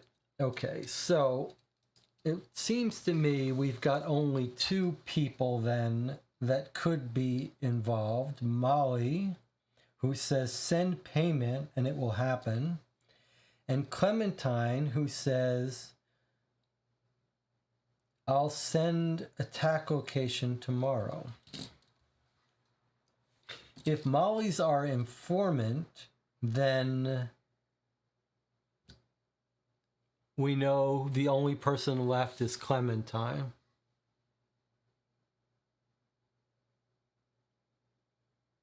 But is Clementine our plastic surgery woman?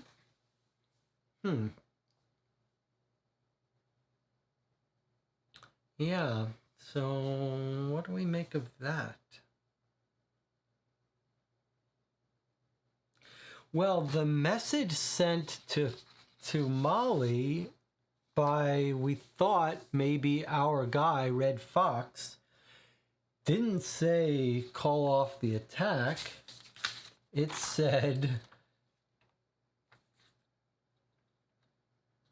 I'm ready, let's team up for the job tomorrow. So maybe that wasn't our guy. Maybe it's a mystery person, not our guy.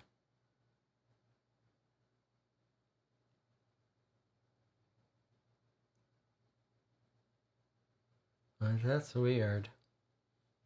Well, let's take a break. We'll come back and we'll talk about where we stand.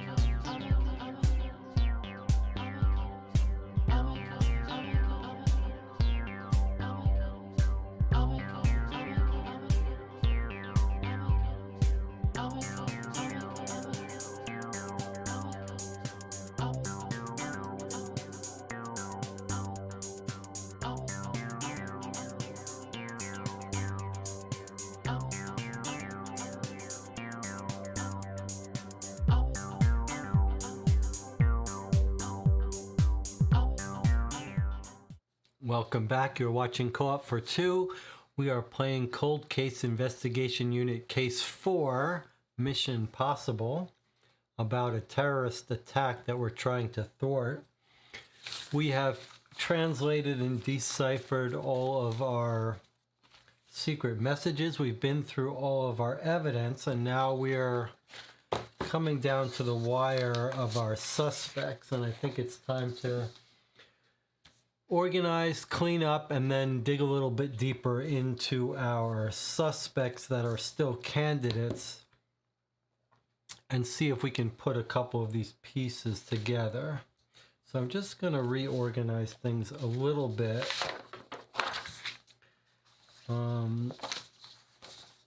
And especially our suspect list. We might want to read, there are a couple issues that we want to make sure we understand fully and reread, but let us, let's go through our suspects for a second and see if we can't, having translated their messages, if we assume that they're not sending a message knowing it will be found, right? We are told they're narcissists. Let's see. Remember these suspects, if they're huge narcissists, they're going to carry out this attack. They're going to be huge clues. They want you to know who did it and that there's not much you can do about it. You have to figure out who's involved and then how to stop the plan from succeeding. Okay, so our biggest filter here are these text messages. So let's look at that and use it as our first pass at filtering people out, assuming that none of them are lying about, none of them sent fake messages. Okay, so we know from Red Fox's receipt, from his notes, who did each thing, who wrote each text message. So 767 is Greenleaf, and he says the attack is going ahead tomorrow, send payment. So from our suspects, Greenleaf says his attack is going forward tomorrow.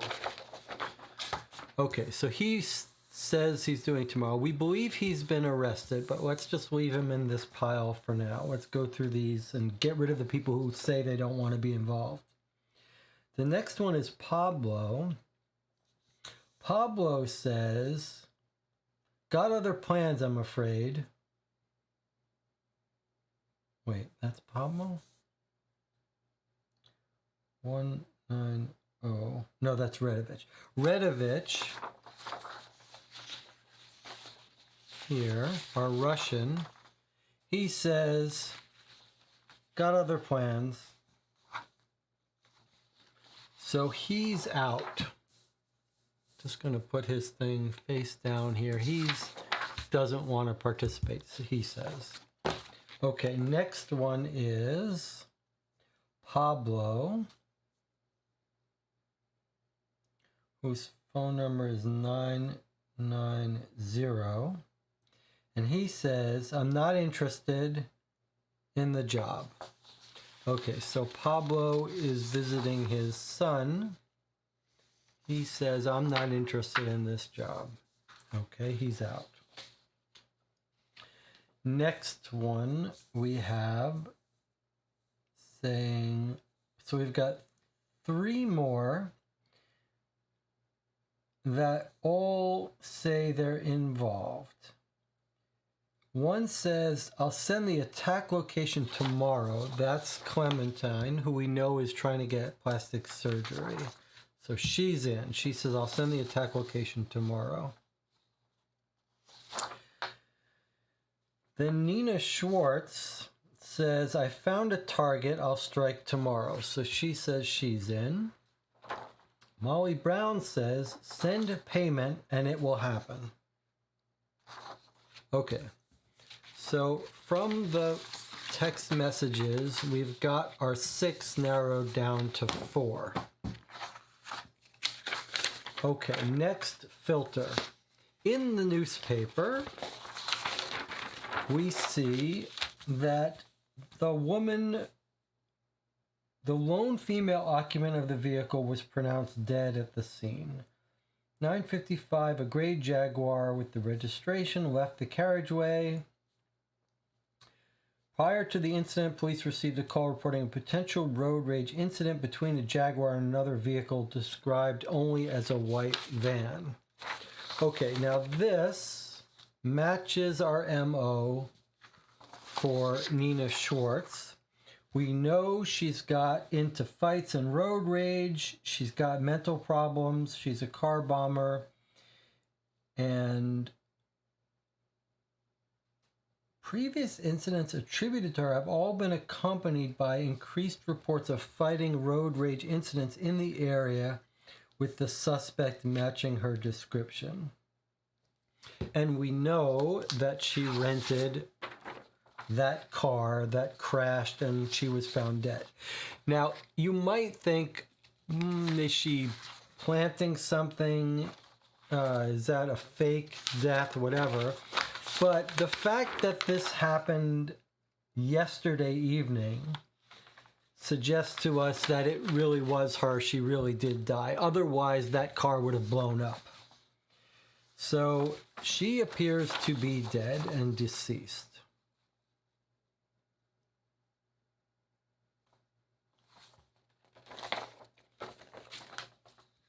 All right. Now we've got Randy, Molly, and Clementine. Now, Randy, who is in a relationship with Molly, we believe quite strongly, in fact, that they were the couple seen by Imogen Nutley, who called in. We know the car belongs to Randy.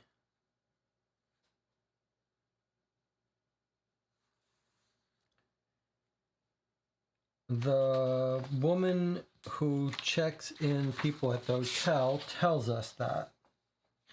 She says that Randall Greenleaf came. He registered his vehicle as this car. He used it a lot, 5 times during the stay. And Imogen Nutley called in. She got the license plate. It's their car. The man and woman were having a fight. The man hits the woman. The witness sees it, calls in the cops. The cops arrive. Now let's reread, make sure we understand what happens. 2 cop cars get deployed to the scene. One to the witness where the man hit the woman, and one tracking that vehicle that they had the license plate for.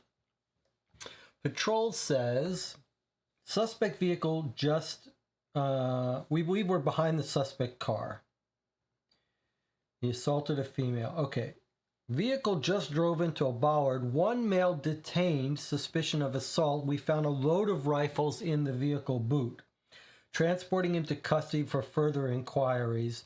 Police send unit to collect the guns, and we know that's his MO. He's a highly trained weapons expert. He's dangerous. He shoots people with guns, so he's been apprehended. So he's out of the picture. The woman who was assaulted runs off. We know they were fighting. We know Randall accused her of cheating on him. So she's still in. So these 2 are the 2 in the wild who want to commit this crime, we've been told. Or at least whose text messages say they're going to commit this crime. Everyone else is either not interested, dead, or in jail. So here are our 2. Now, interestingly, Molly Brown, the woman who was hit in the car, we know that she's got a car, but it hasn't been used. She wants to be caught. She wants to challenge the police because she likes to plant the devices by herself. She's known to plant the devices personally. She likes to hang out near the place that she bombs to watch the bombing. She likes traditional dynamite and timer combinations. She convinced men to help her escape. She likes to switch up the language she used to keep her conversations discreet.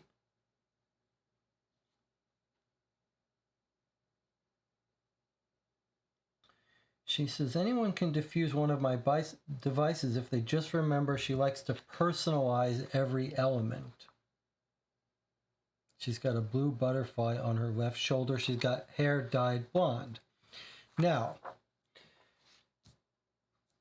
she's seen in the restaurant with our 6-foot-tall mystery man. So she's heard arguing. Okay, let's read this thing again about how Molly Brown is seen in the restaurant. The restaurant manager is working. She sees a guy over 6 foot tall, white, large build, short, dark hair. Short, dark hair, over 6 foot tall. I don't think he was English. I couldn't tell where he was from. He's sitting at a table normally reserved for 6 people. He's sitting all alone. He's messing with the disposable placemat. He orders a side of mac and cheese.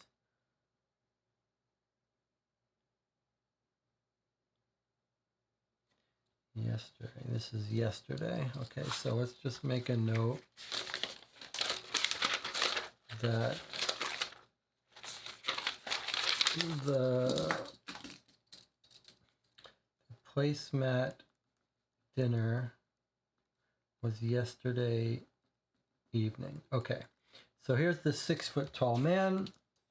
He orders a mac and cheese. He doesn't even eat it, but he insists on paying with credit card straight away, as if he's trying to leave a trail.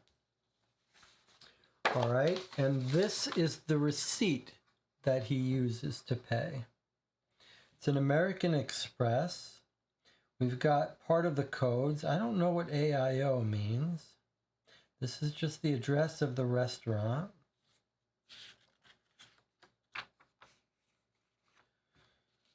Okay.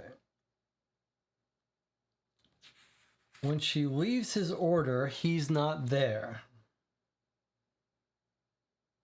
She thinks maybe he's in the bathroom or something. 10 minutes later, there's a woman sitting alone at the booth.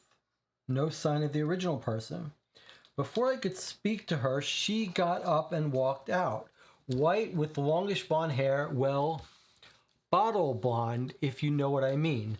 That matches Molly, currently blonde hair. It also, that scene, oh, she walks away. Then she says they took the disposable menu with them. Now we have that menu, and it looks like that mystery 6 foot tall guy left her a message, specifically for Molly. That message says, "We can be together now. I'm ready. Let's team up for the job tomorrow, then leave together. Leave to start our new life away from all this. And Leaf does not deserve you." That's Greenleaf. So we know someone specifically left Molly this message. That 6 foot tall guy left Molly this message. The message said, let's team up for this job. What's throwing us, though, is that the initial tip that came in really seemed to describe Molly's situation at that restaurant where she says, I was supposed to meet up with Red Fox and he didn't turn up and it's going to be a bombing. So it really felt like Molly was on our side, was acting as an informant for us. That's the only confusing thing. But then that's a little bit contradicted by the fact that the guy who left her the message says, let's team up on this job. As if he wants to commit the crime. So that is very strange. Now,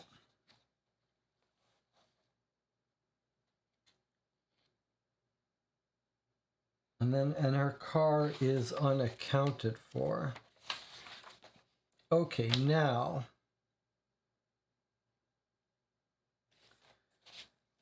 that's Molly's story. Now, as far as Clementine is very easily recognized. People are recognizing her everywhere.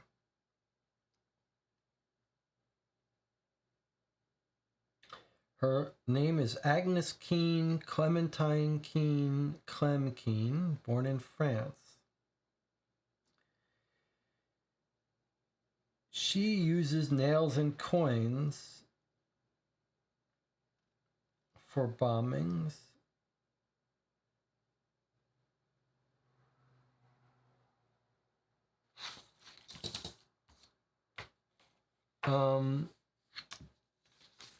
We've got her obviously involved in getting facial reconstruction surgery to change her identity. We've got two pieces of evidence about that.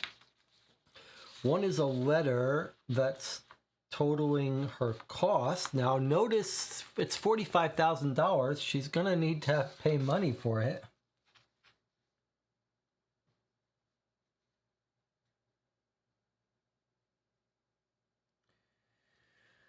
So she would need money. We can see she's made an appointment and she wants to get the surgery right away. 30 hours plus a further, the surgery will take 30 hours plus a further 24-hour recovery time. We need you to specify a date.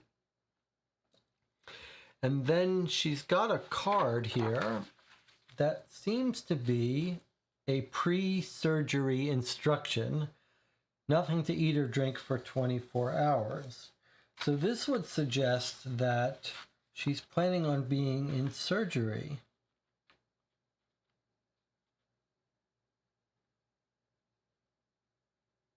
Tomorrow. So she's not going to be able to do any bombings tomorrow if that's all true.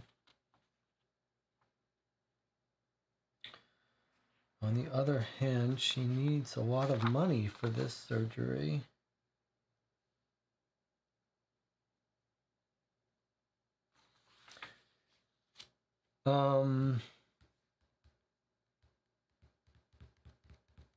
We know they just checked into this hotel too, right? Clementine checked in yesterday at lunchtime.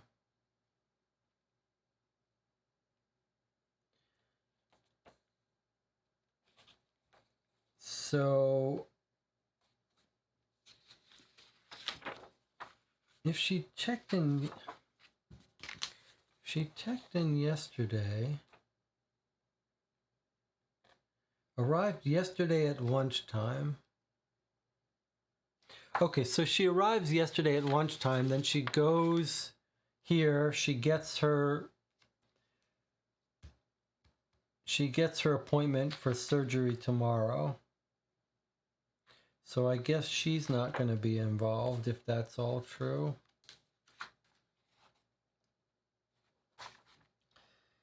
We've got this weird thing about the chlorine and bleach. That's a little scary because we know who uses chlorine and bleach. It's the guy who says, "Sorry, I've got other plans."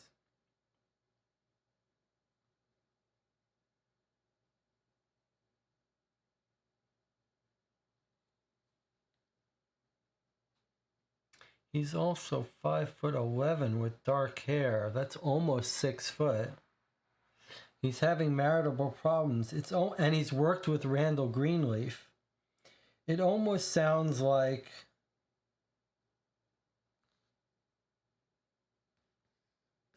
is it possible he's having the affair with Molly?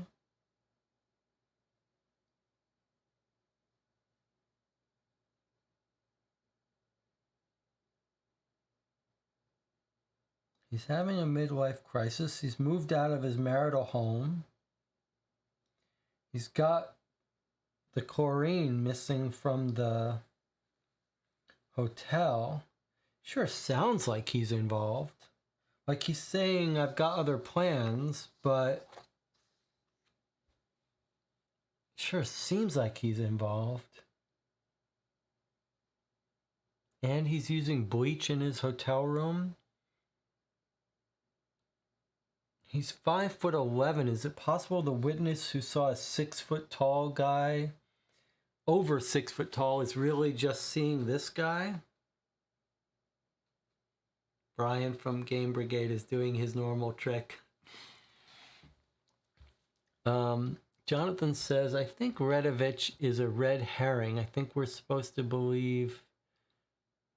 use his credit card to rule him out because this does not match the one at the table where the message was left. Oh, that's a good point. That's a good point. His credit card is different from the one leaving the message for Molly. So maybe that's what that evidence is supposed to tell us, that he was not the one who met with Molly. That's a good point. That's a very good point, Jonathan. The game is telling us here's the credit card found in Redovich's room, and it's clearly not the credit card used to meet Molly. Okay, so, but boy, maybe he's just planning some other bombing. Remember, we thought this might be a clue, how she's laid this out. We'll have to look at that again in a bit. This is Molly's room.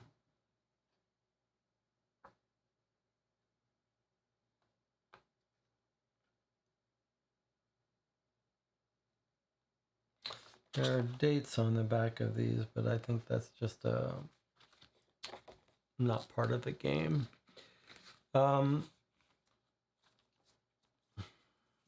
Okay, so let's just assume that these are all terrorists. They're up to no good. They're just not involved in this particular case.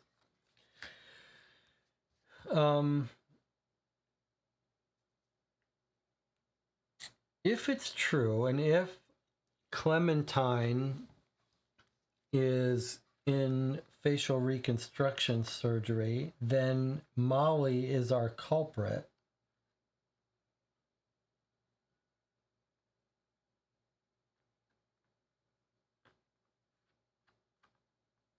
We might want to listen to it. Then did Molly call in to make fun of us? Jonathan says, the game told us they're narcissists, and here is Molly leaving out her tools. So that makes sense, like they would want us to know they did it. I feel like this is some sort of clue here. I feel like these are laid out in a way that we're supposed to figure out that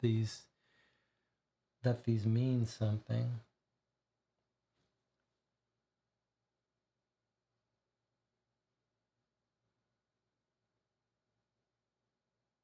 Like these look like they're left out. And what does that say over there? This is in the hotel room.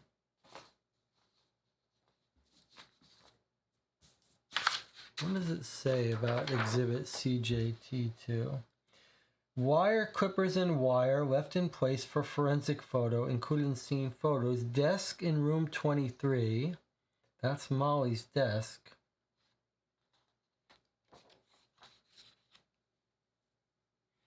What do we see there?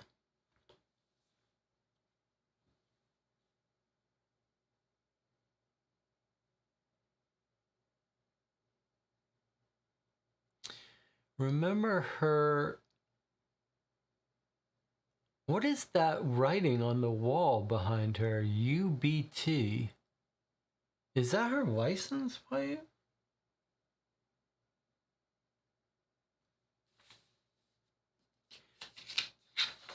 We're told she had a BMW license plate EX1SUMK.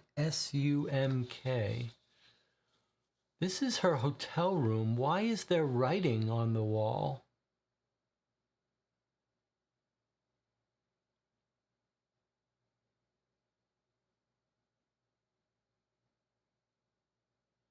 This is the desk of her hotel room. Why is there writing on the wall? Or whatever that is. And what does that say? Does that say UBT? With the B all chemically washed out?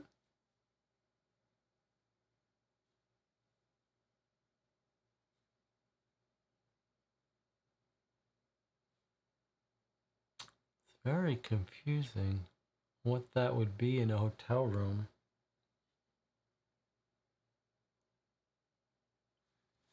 None of the other hotel rooms look like that. They're all clean like normal hotel rooms.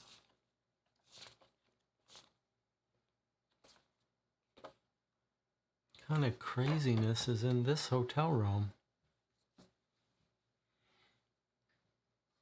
All right, let's assume she's leaving that out to mock us. Is there any other information? She says in her thing that she's recorded as suggesting her acts of terror are merely a fun game of cat and mouse. She believes by placing the devices herself, she is allowing agencies the opportunity to identify and stop her. She has been recorded as stating that any person could defuse one of her devices if they just remember she likes to personalize every element. She likes to personalize. We're going to be given a chance to defuse her bomb is the problem.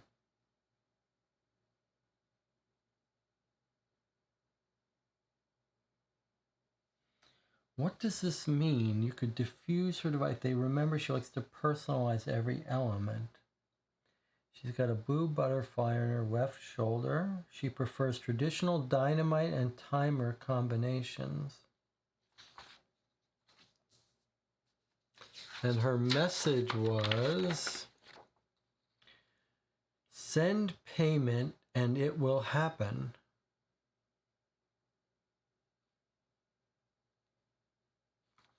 She seems to be suggesting she wants payment first.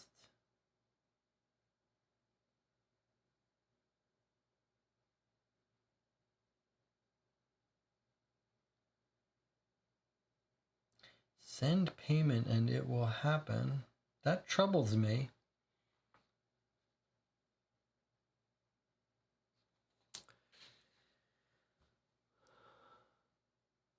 This kind of looks like it's set up to be letters, like maybe a P with the wire cutter.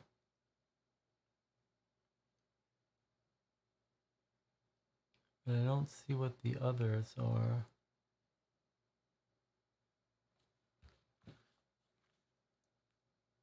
Just trying to see if it looks like anything when you turn it.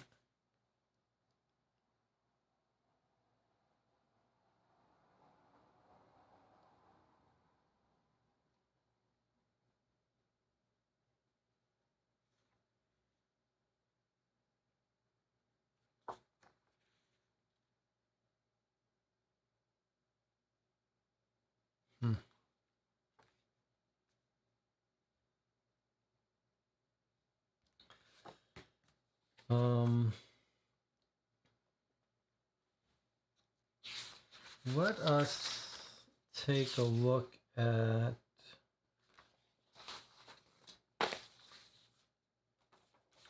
any information we were given about our guy. Okay, they're narcissists. Is it specifically, let's see, it's urgent. They're going to carry, there's going to be huge clues. They want you to know who did it, and there's not much you can do about it. Video and audio recording. And then if we read our introduction here, let's take a look at this again. Terror information known as the Destroyers. They fund attacks.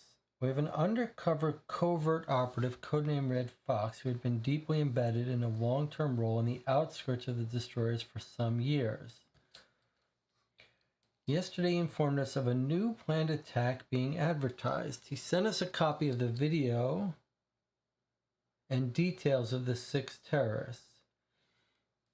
Each of the 6 agreed to consider completing the attack within a set time window for a negotiated price.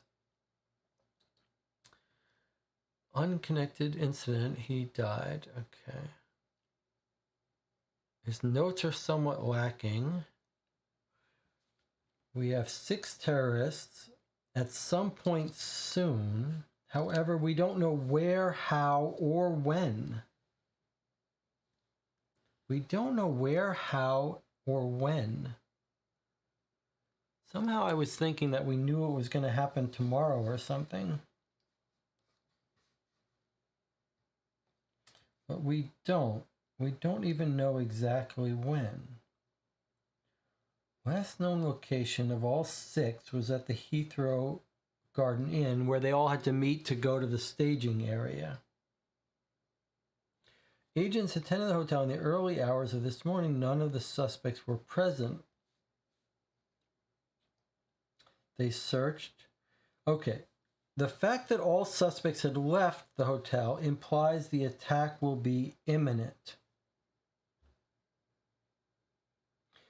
We do know that Red Fox had been working an informant who has been in touch via our snitch line with some information.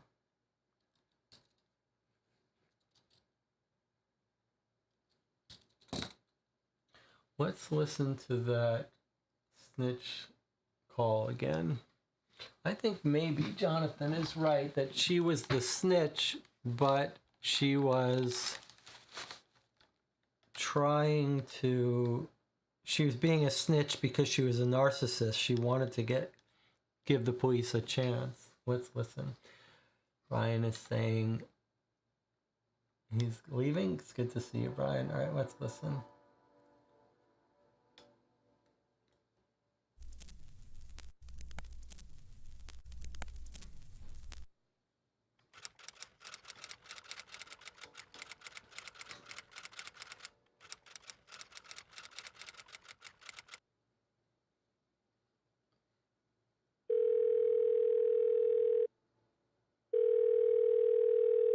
You are through to the confidential informant line at the UK Security Service.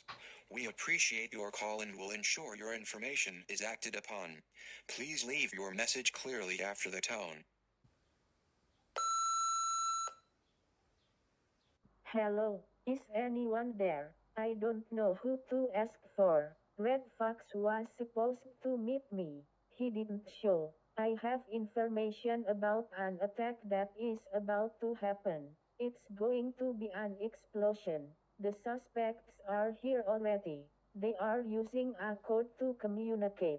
Every third letter. You need to note down every third letter in their communications. You have to stop this attack.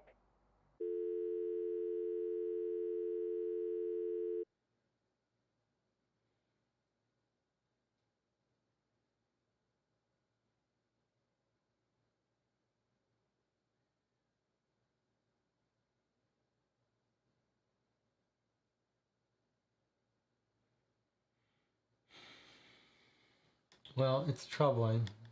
I gotta say, it's a little bit troubling to me. Red Fox is working an informant who's been in touch with our snitch line with some information. The snitch says, I was supposed to meet Red Fox. He never showed up.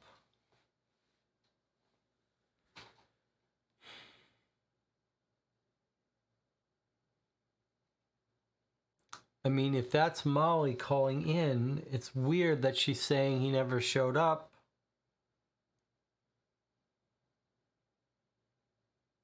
And if it's not Molly, then, sorry, I'll just turn this off.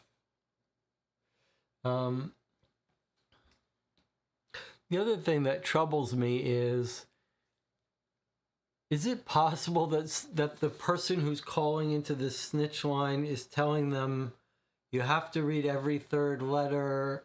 Like, I'm a little concerned that someone's calling in giving us the code to read the messages, knowing that we're going to rule out people based on this.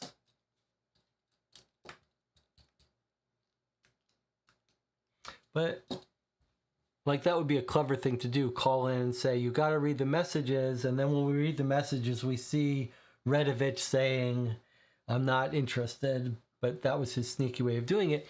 But I guess the game is helping us avoid that by saying, look, these people are going to want you to know they did it.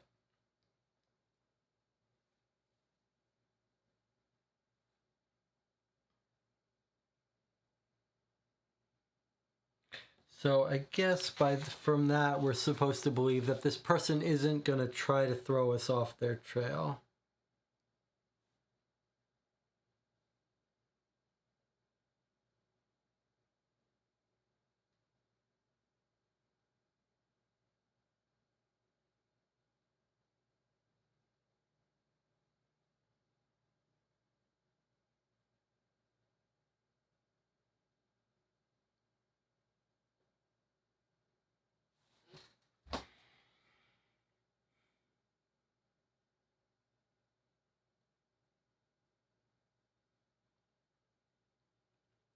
It does seem like it's Molly playing with us. But let me ask you something. Here's the part that's a little bit confusing to me.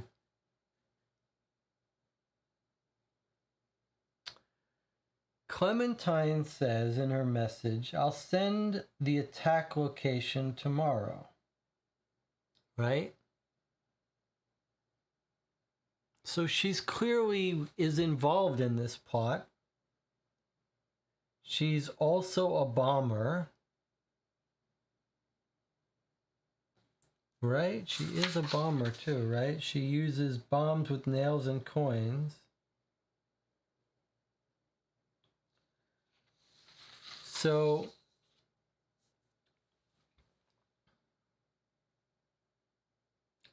my question is, if she's from her text messages clearly wants to be involved in this case, she's saying I'm going to send you a location tomorrow. So she's organizing her plastic surgery. So I'm not sure on what basis we rule her out. We're not told when this attack is going to happen or where. So how... I mean, we can rule out if she can't eat and drink and she's going into surgery tomorrow, then yeah, okay, we can conclude she's not bombing tomorrow. But who says anyone is bombing tomorrow? And if she's clearly wants to be involved in this and wants to get paid, then on what basis are we ruling her out? It's only the fact that we think Molly is calling in to taunt us. Fine, but then don't we need to conclude that both Molly and Clementine are still planning to bomb this place? On what basis do we say Clementine is not planning an attack? In fact, Molly's the one saying you got to send payment first before it will happen. Clementine's the person who's saying I'll send attack location tomorrow.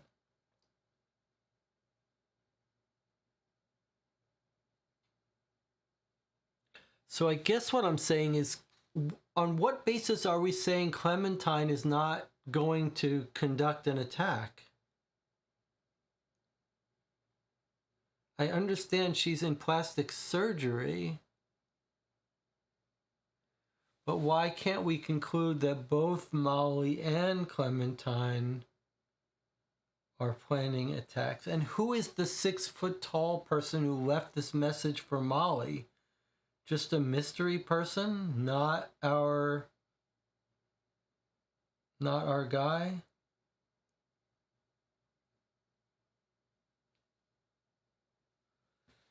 And if we believe that Molly called in, that means Molly is the informant and she's been playing with us the whole time.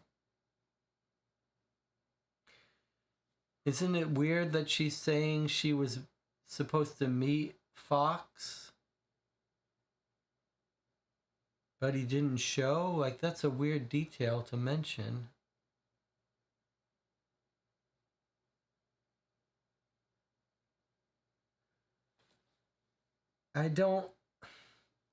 It's really troubling to me. If we're saying that Molly is the person who called in,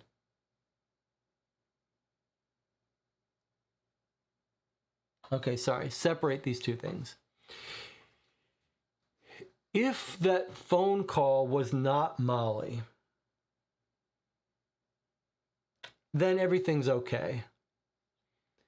Then the informant is not Molly, it's someone else in the organization who tried to meet up with Fox, but Fox was dead.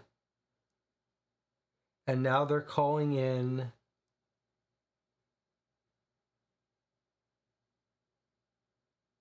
to warn us. And Molly met up with someone else at that restaurant who's working with her. That makes sense. Where it gets messy is if we think that Molly is the person who called in.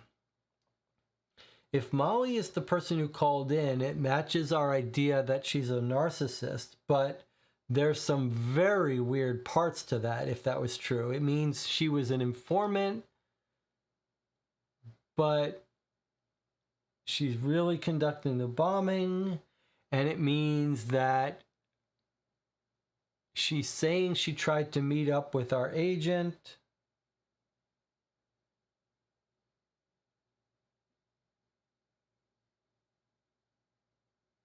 But he never showed. But she did meet up with but she did get that note at the restaurant. Like, I don't, it's too weird a thing where she's saying I was supposed to meet up with him, he never showed, but then we do know she met up with someone at the restaurant, but he didn't, he was gone by the time she got there, but he left a message saying let's go away together and team up on the job. So do we think she met up with someone who wasn't Red Fox, who's going to work with her, and yet it's just a coincidence that she said she was supposed to meet up with him? John says, I think the informant has to be the one planning the attack. Otherwise, the informant would not know that it would be a bombing over a shooting, because as far as the terrorists know, Greenwood is still in.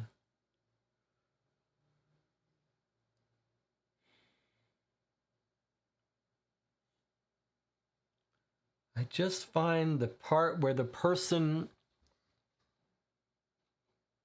part about her saying I was supposed to meet up with him, but he never showed, that's fine, except that the message he left for her was insane. It said, let's team up on it. Greenleaf doesn't deserve you. We'll go away and start our new life. That can't be Red Fox, our agent, writing that, can it? So she's met up with a real person who was a real partner, and then she just happens to mention that she was supposed to meet up with Red Fox, but he didn't show. It's just a coincidence that she met up with her real partner that she is having an affair with.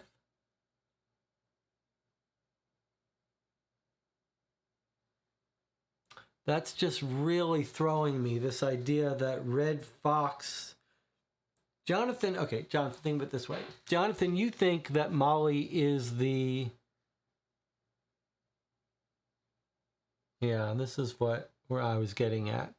If we think Molly is the fake informant who's calling in to draw attention to herself, then my next question is, was it Red Fox who was waiting for her at the restaurant and left her the note saying, let's do this together, and run away?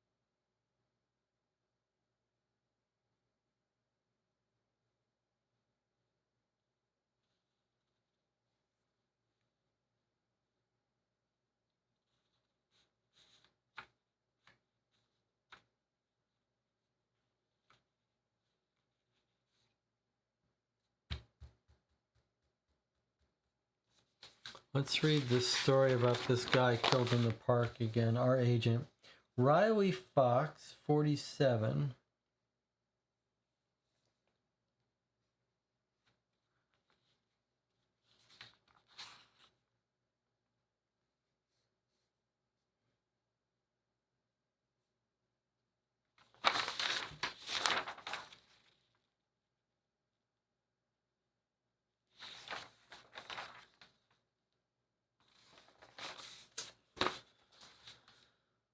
Oh. Let's look at the back of Riley Fox's note again. Here's the phone numbers. Wednesday before 12. He's got a shopping list. £2.93. 12.15 is circled.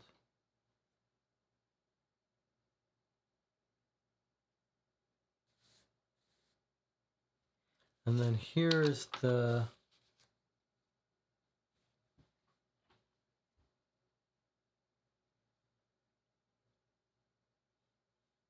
credit card. The person at the restaurant who left a note and seemed very anxious to pay for something by credit card, doesn't that sound like that would be Fox? Maybe we should pay more attention to timeline. Riley Fox was dragged in when? The attack happened yesterday morning at 10 a.m.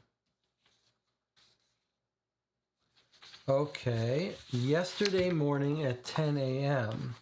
When was the meal?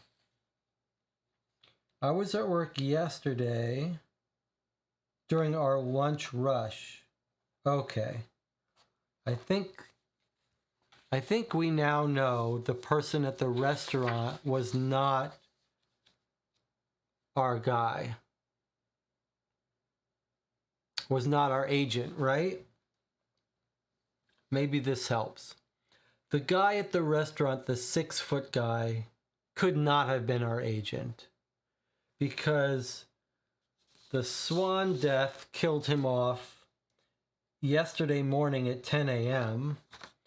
And we're told by the restaurant manager that the guy came in yesterday during the lunch rush.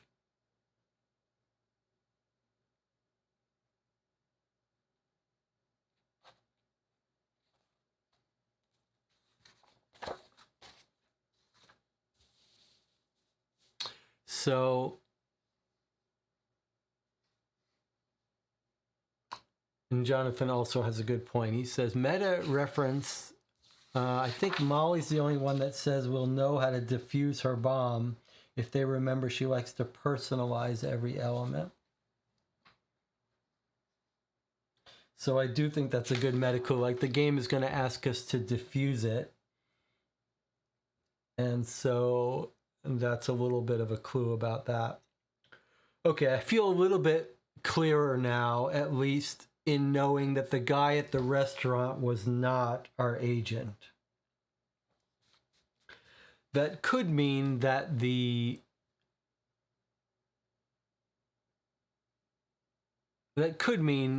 Molly's not the person who called in. I'm actually feel okay about Molly not being the person who called in. Jonathan was saying, had an interesting observation, Jonathan, you had about how do they know it's a bombing? But let me counter that and say that this organization may have said it has to be a bombing. So anyone inside the organization would know that it's a bombing, possibly.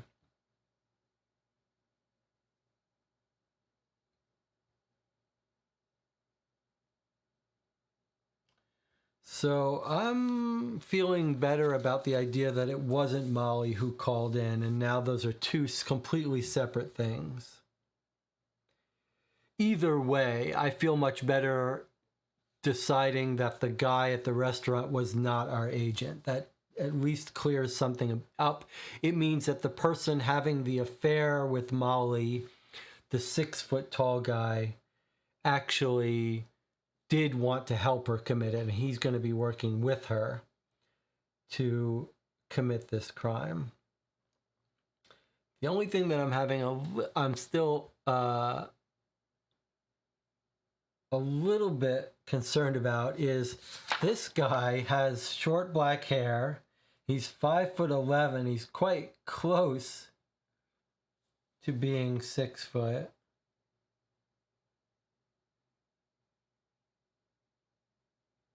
And he has no other reason to be in there, and he probably looks like he stole the chlorine and the bleach. So I feel like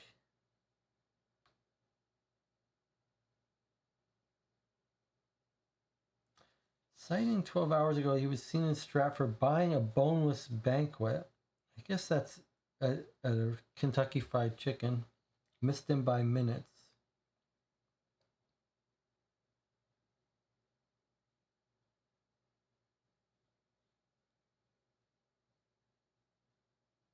And he's having a midnight coffee, just making me wonder if he's not.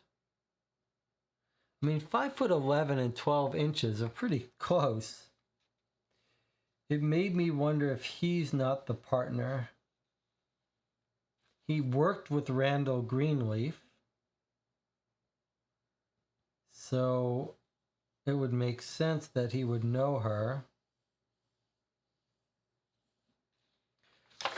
If we had to guess who that person was that she's having an affair with,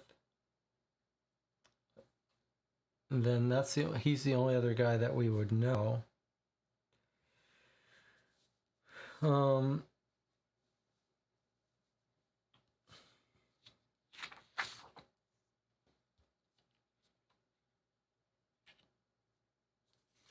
Well, John says, remember we have the mismatched credit cards, though. Oh, yes, good point. Good point again. It's not his credit card that's been used at the restaurant. It's a mystery credit card. Is there any way we could find that credit card? Is there any way we could use that credit card to tell us something? This picture also feels to me like it's got some hidden information in it. Where is the credit card? Why does that guy insist on paying for the mac and cheese and not eating it? What does that mean? That's another reason why we thought it was our agent, because he might be leaving a clue.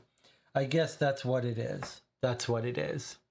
We're told that these guys are narcissists, and they want us to know that they did it. So maybe they're leaving this as a clue for us to make fun of us. And maybe that's why he was so keen to leave a trail. Okay.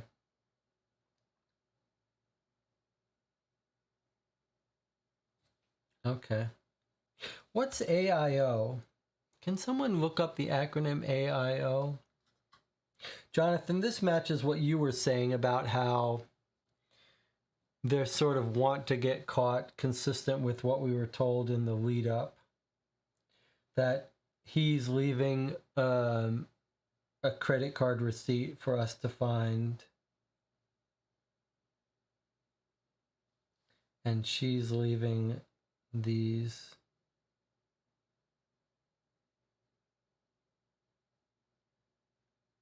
wires and stuff.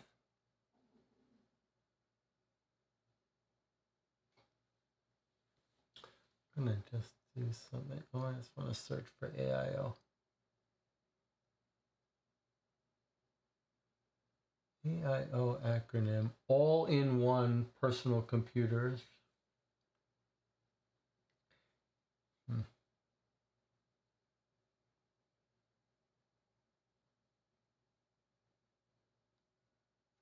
AIO credit card. Does that mean anything? No, not really. All-in-one credit card terminal. Okay, I don't think it means anything.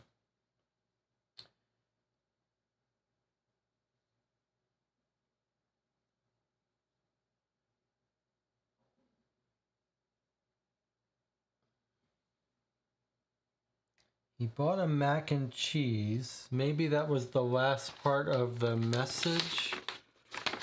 He bought a mac and cheese and left it uneaten.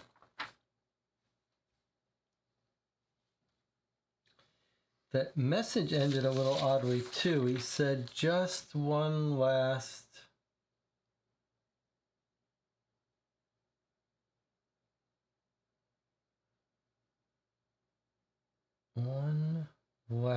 and then it ended.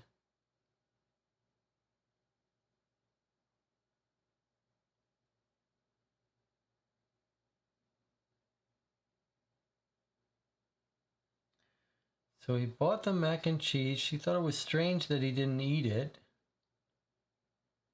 We are famous for our mac and cheese. Is this the best? What is this?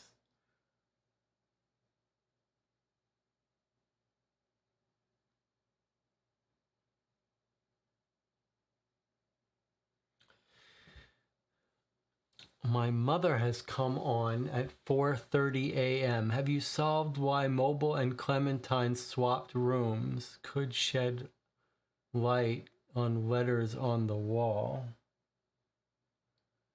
Is my mother saying she's figured something out? Is that what you're saying? I assume it was a typo in the mistake. Are you saying you figured something out and you're giving us a hint, or you're just guessing?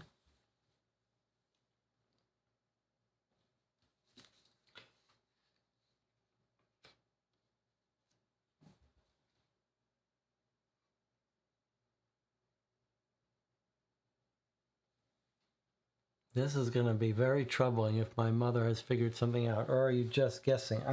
I'm assuming it's a typo in the game, that they just got the rooms wrong.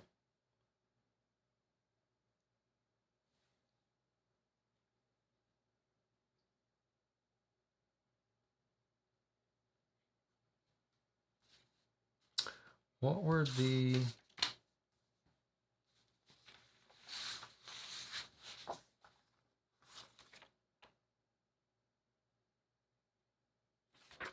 We also don't know exactly what that message that says Wednesday before 12.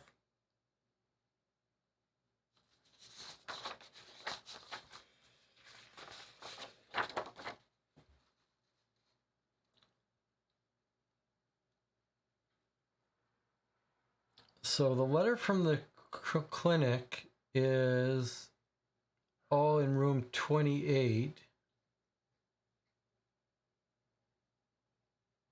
which was Nina's room.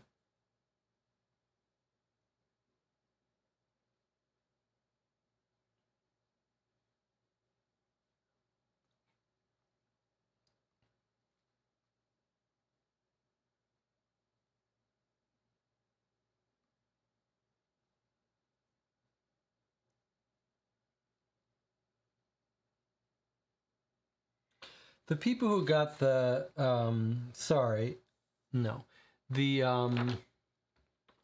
the wire room, Molly's room, she didn't have any switch stuff. She's in her own room in 23. The two people with swapped rooms are Nina, the car bomber who died, and Clementine, the person who needs the facial surgery. So those are the people with the two swapped rooms. So we don't think either of them are involved now. So I don't think that has anything to do with this weird thing in the room.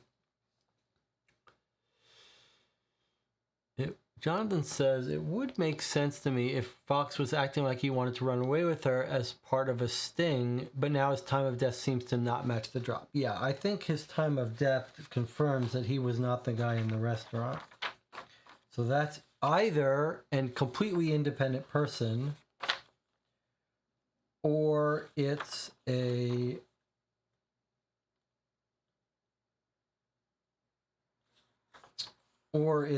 Vasily, but we know he's got a different credit card, so it's not Vasily. It's just an independent person.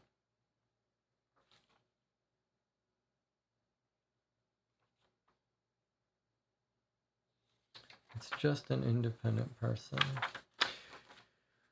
This is also a little confusing for us. On the back of this message, back of our agents' phone numbers, which all make sense, is a shopping list, and then something that says Wednesday before 12. Wednesday before 12. Wednesday before 12. That could just be his notes on the back of his thing, totally unrelated to our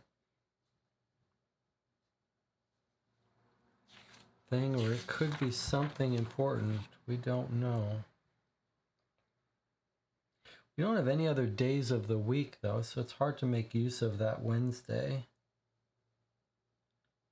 12/15, 293. I don't think that's relevant for us. I wish I could see what she was doing here.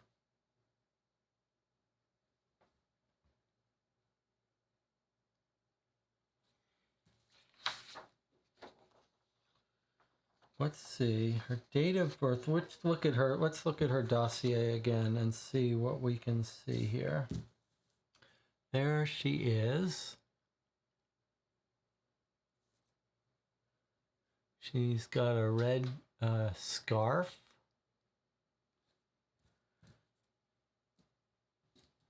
Born in 95. Nickname Martha Brown, Molly B, Bomber Brown, Unsinkable Molly B. Born in Spalding. Long hair, currently blonde. 5'8". She's got a blue butterfly on her left shoulder. 9 separate bombing incidents. Trained in Syria. Prefers traditional dynamite and timer combinations. Arrested in New York, escaped custody while being transferred to court. 2 police officers helped her escape. She's rumored to be in a relationship with Randall.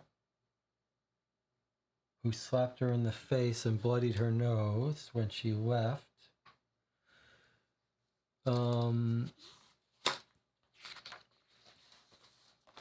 We know a little bit about where that happened.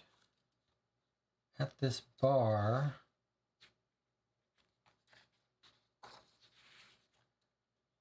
Let's see.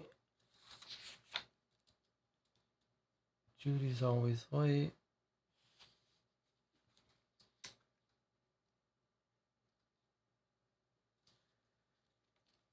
They go to a bar. She jumped out, walked away quickly. She did turn to look at me, but didn't speak. So this woman saw her.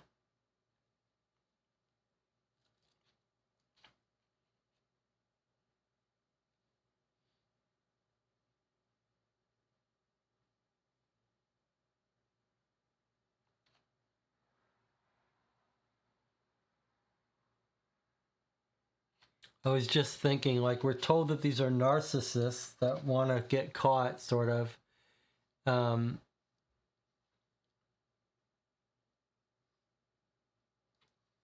I wonder if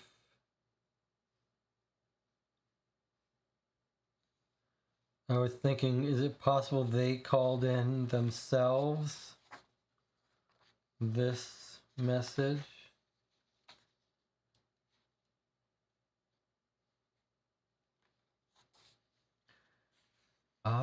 Nutley, Imogen Nutley. I'm just trying to make sure we don't get tricked by this woman. My mother says, yes, I meant Nina. But that room had nothing to do with her. So I'm not sure what you're, I think it's just a typo. If you have some other insight into the writing on the wall or the switching of the rooms, let me know. Otherwise, I'm going to assume it's a typo. I mean, we can revisit that, but I saw the man in the car slap the woman full across the face. Definitely hurt her. She jumped out of the car, began walking away. I mean, this is consistent with what we heard. We heard they were fighting. She's supposed to meet her friend Judy. Why she can't end up on time?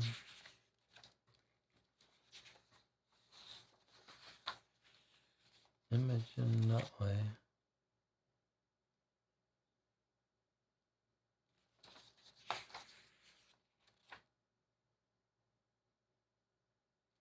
Neither touched the side order of mac and cheese, which was unusual. We're well known.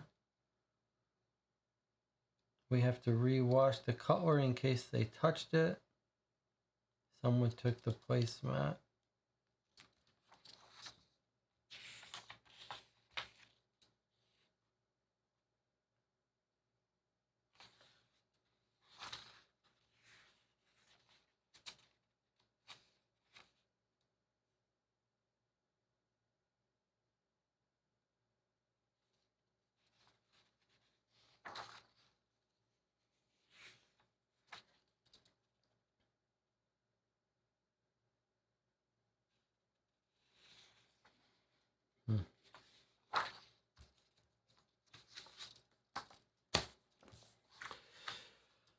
Well, it's time for another break. I think we'll come back and then I think we might be ready to solve this, or at least go to read the answer and see if we're prompted by something that makes us have to revisit it. This case seems a little different in terms of how it expects us to answer it. And maybe when we look at those final questions, it'll be a little clearer what the game wants from us. Let's take a break. I'll see you in 8 minutes.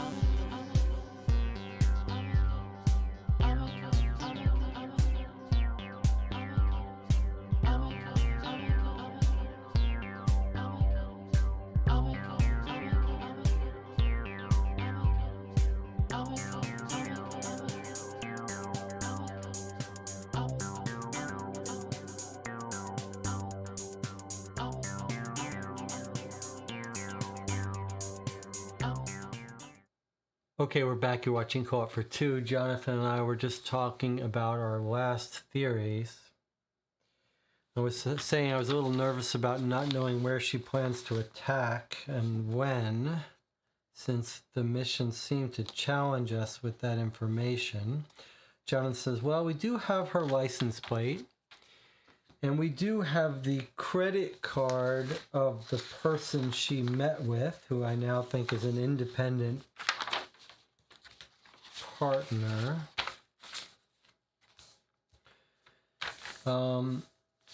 If he really is the partner, then it's a little odd that in this message it ends so oddly. It says, "We can be together now. I'm ready.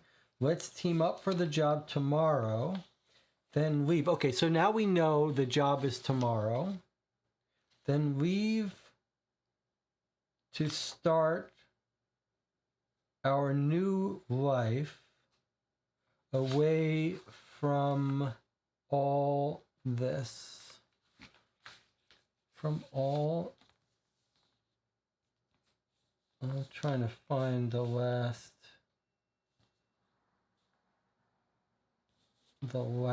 words here. All this.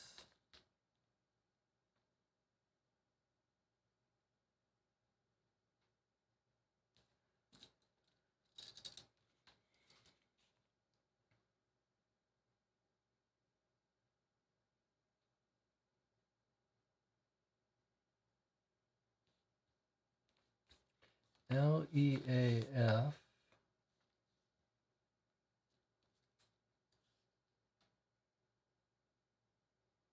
All this.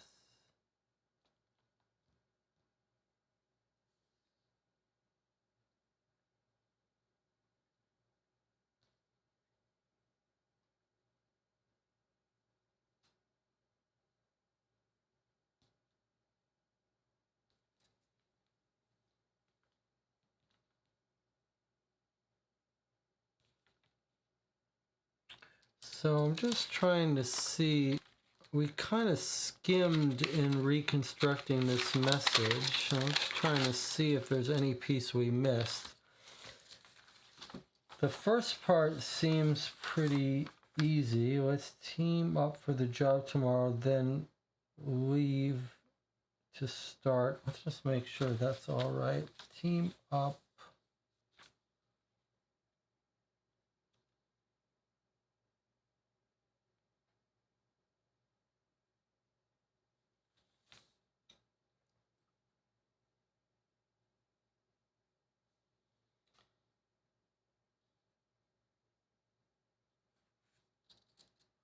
I'm ready. Let's let's team up for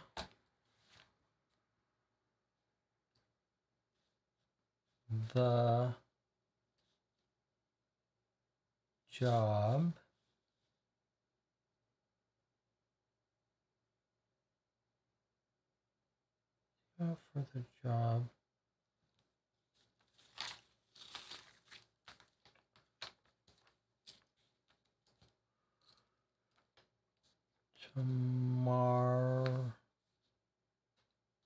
tomorrow.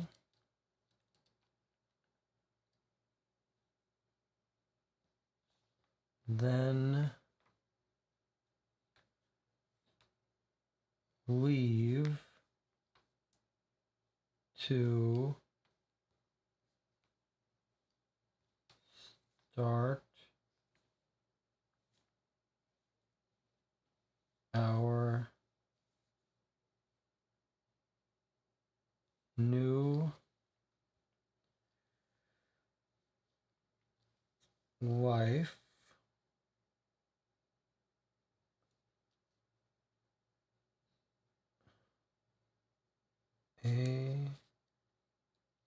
new life away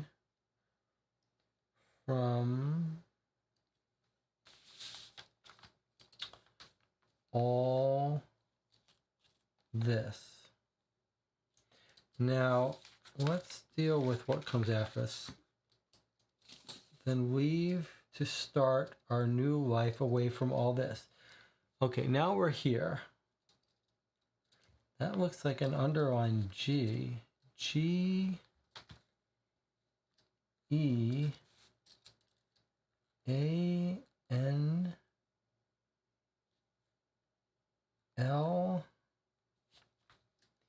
E A. Okay, G R. So Greenleaf. Greenleaf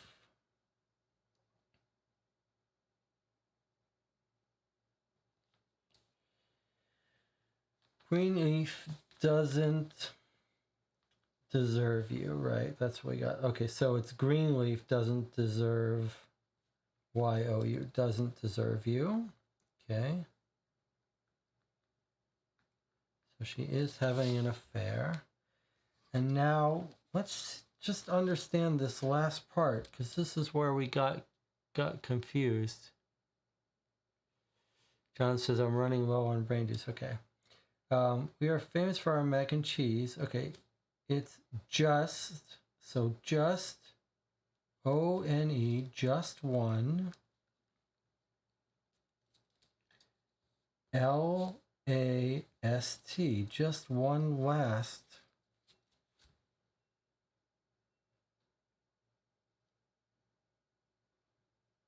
And then it stops.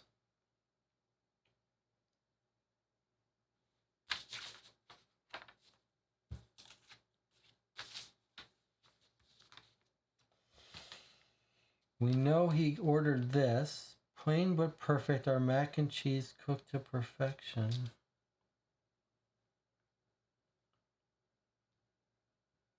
One last. Yeah, I don't know how that would tell us where it is. Okay, I think I looked through the paper. I didn't see any events that they could be doing. He's killed by the swans.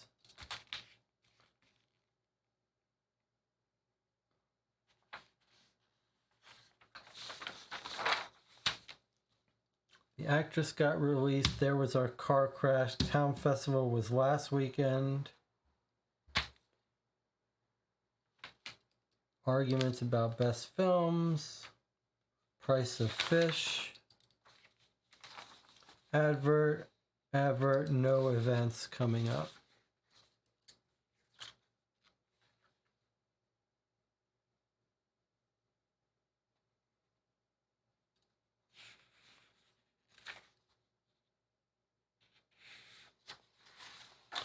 If we really think it's Molly, we could read her. Let's see, what's her last thing? You paid with the credit card. They didn't eat it. Very confusing. One last. Why did he not?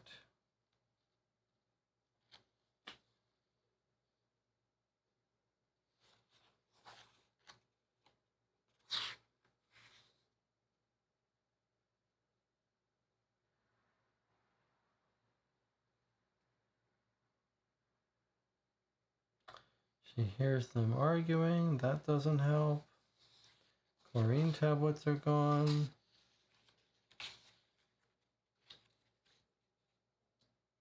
They're having an argument again.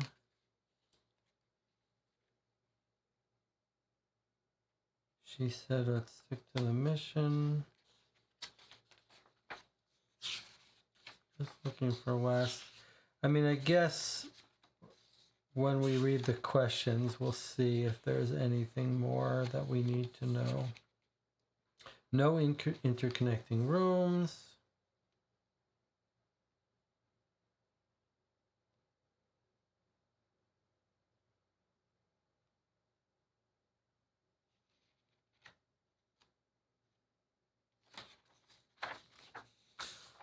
All right.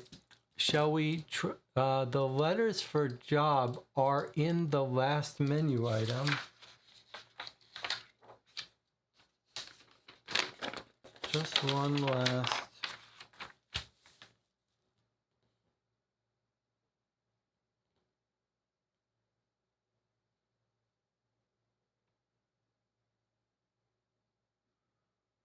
You think maybe they forgot to underline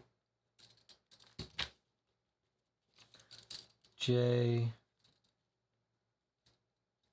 O B, like maybe he had to leave before he got a chance to find it, or they forgot to underline it in the printing or something, maybe.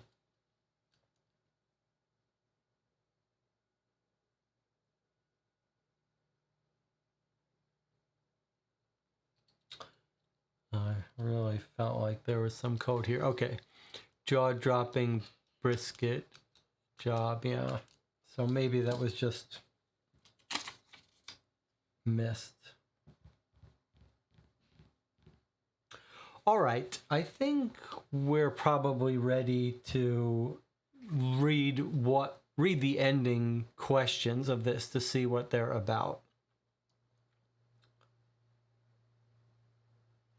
Let's do it, shall we? Okay, so here we are.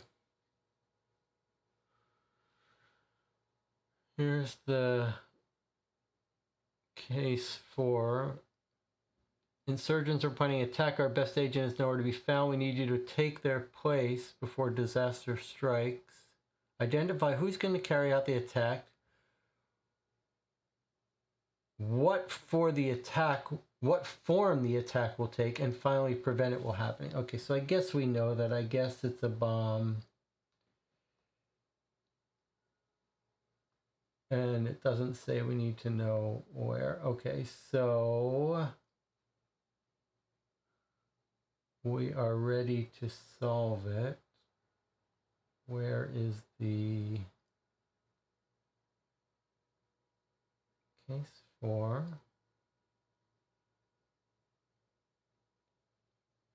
I think we decided you go to clues and then click here to see if your things lined up. Okay, so here's case 3. Okay, so here's case 4. Can you decipher who the killer is? Check below for the clues to case 4. So remember, this is how this works. There's 4 mystery clues that we can just get information on. All right, let's click those. Let's see what we got. Clue 2. Title, clue description. This looks like it wasn't filled out yet. We know who this is. This is Nina. What? I think it just wasn't made yet. Clue 3. This is what happens when you play a game that just came out. This is the kind of thing I kind of expected.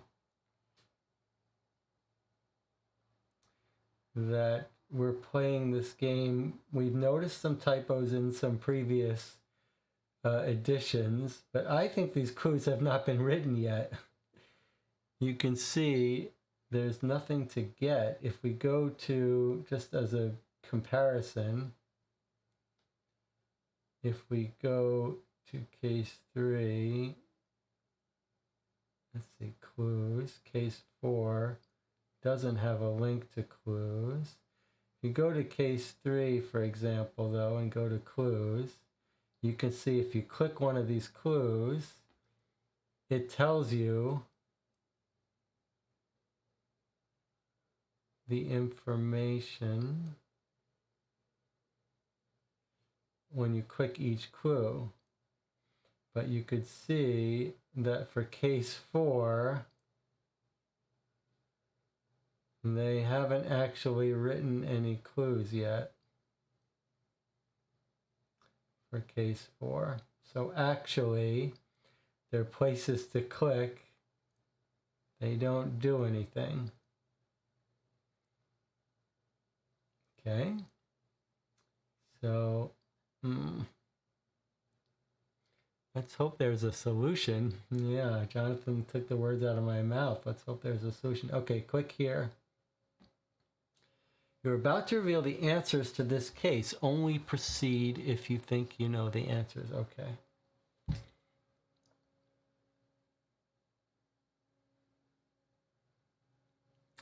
Have you worked out what form the attack is going to take? Click on the image below that best describes what you believe is going to happen. So, chemical attack, mass shooting, or bomb. Natina says, I can actually see the clues. So there was some reason they weren't loading on my page?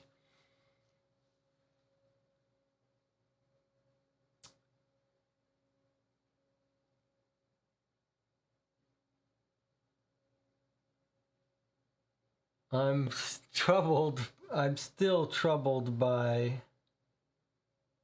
Well, it has to be.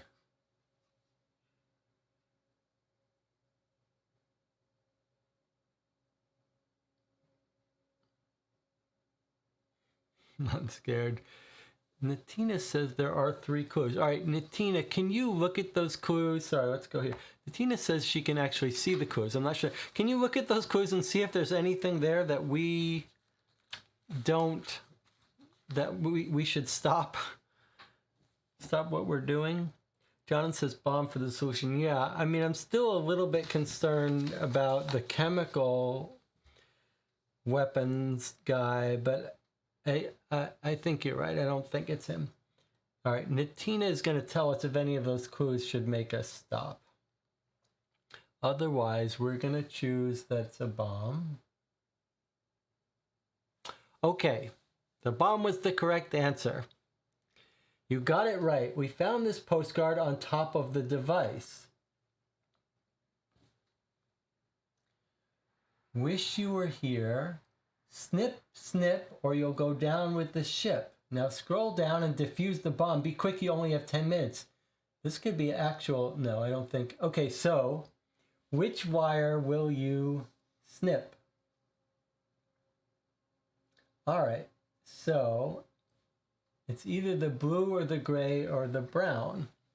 All right, so you will remember we paid close attention to her dossier, which noted that she's got a blue butterfly on her left shoulder. And she she said, any person could diffuse one of her devices if they just remember she likes to personalize every element. And I will note she's also in a blue outfit here. So I think she loves blue is what well, she likes red too. But I think maybe blue. What do you guys think about that? Blue butterfly. The only other thing you could think about is this. But look, it's blue wire clippers. So I think blue is our answer. And Natina says her name. Oh, her name is Molly Brownlow. Her eyes are blue. Her name's Molly Brown. Yikes. Well, how are we supposed to choose between those?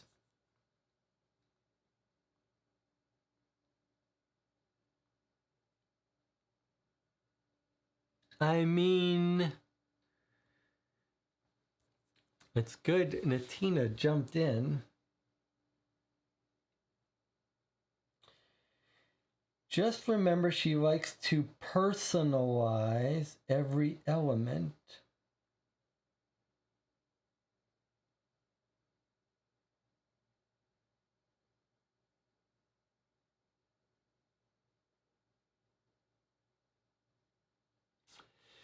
We've got, does the Titanic come into play? Wish you were here. Picture of Titanic. Snip, snip, or you'll go down with this ship. If we look at every third letter, we've got S, T, I. That doesn't help. S, T, I.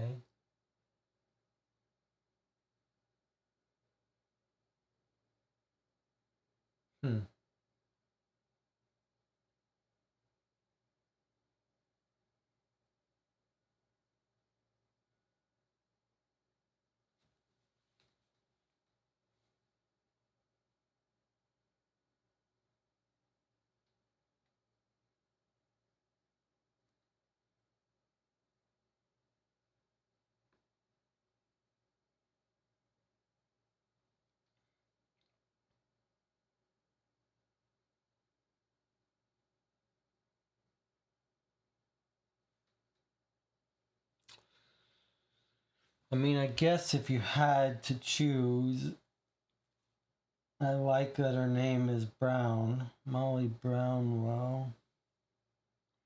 I guess I would do brown, but boy, blue could be valuable too.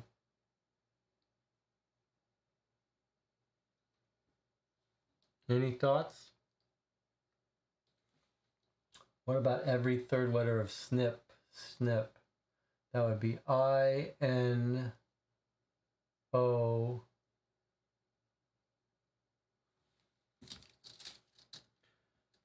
I-N-O-O-L-D-N-T.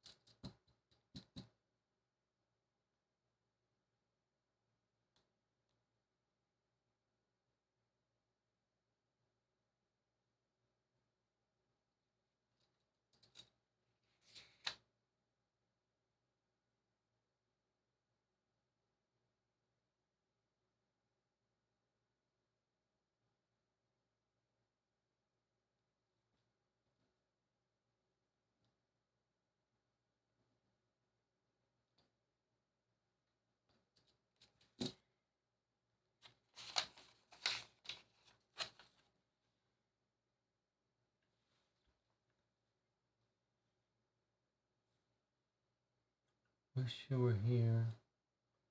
Snip, snip, reel down. I guess it's just bombing a ship. All right. I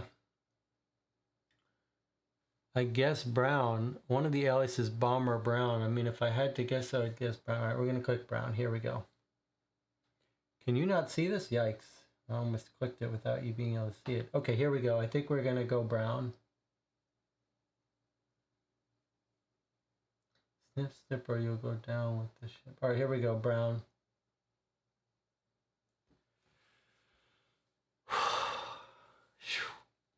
Congratulations, you defused the bomb. Your detective instincts are strong. Well, Tina saved us from clicking blue. But boy, that...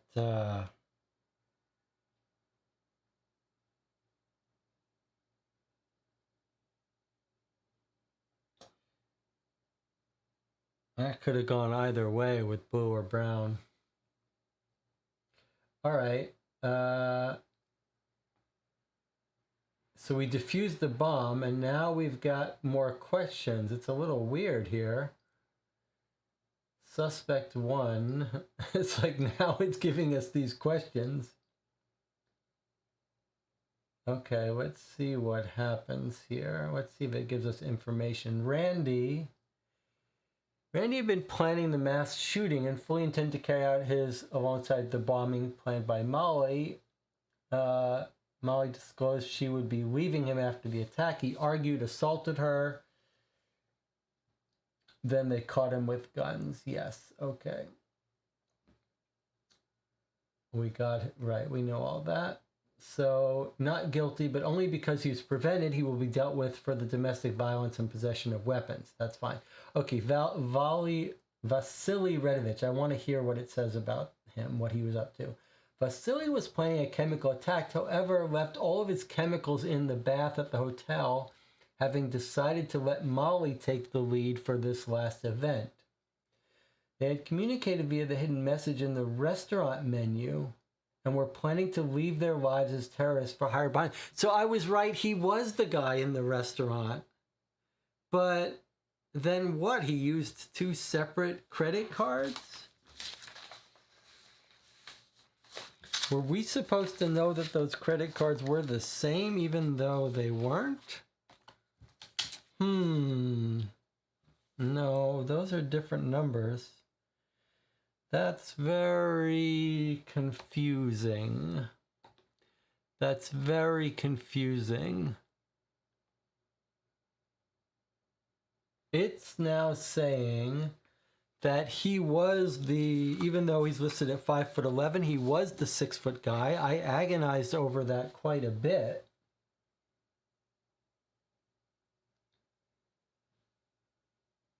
were planning to leave their wives as terrorists for hire behind them.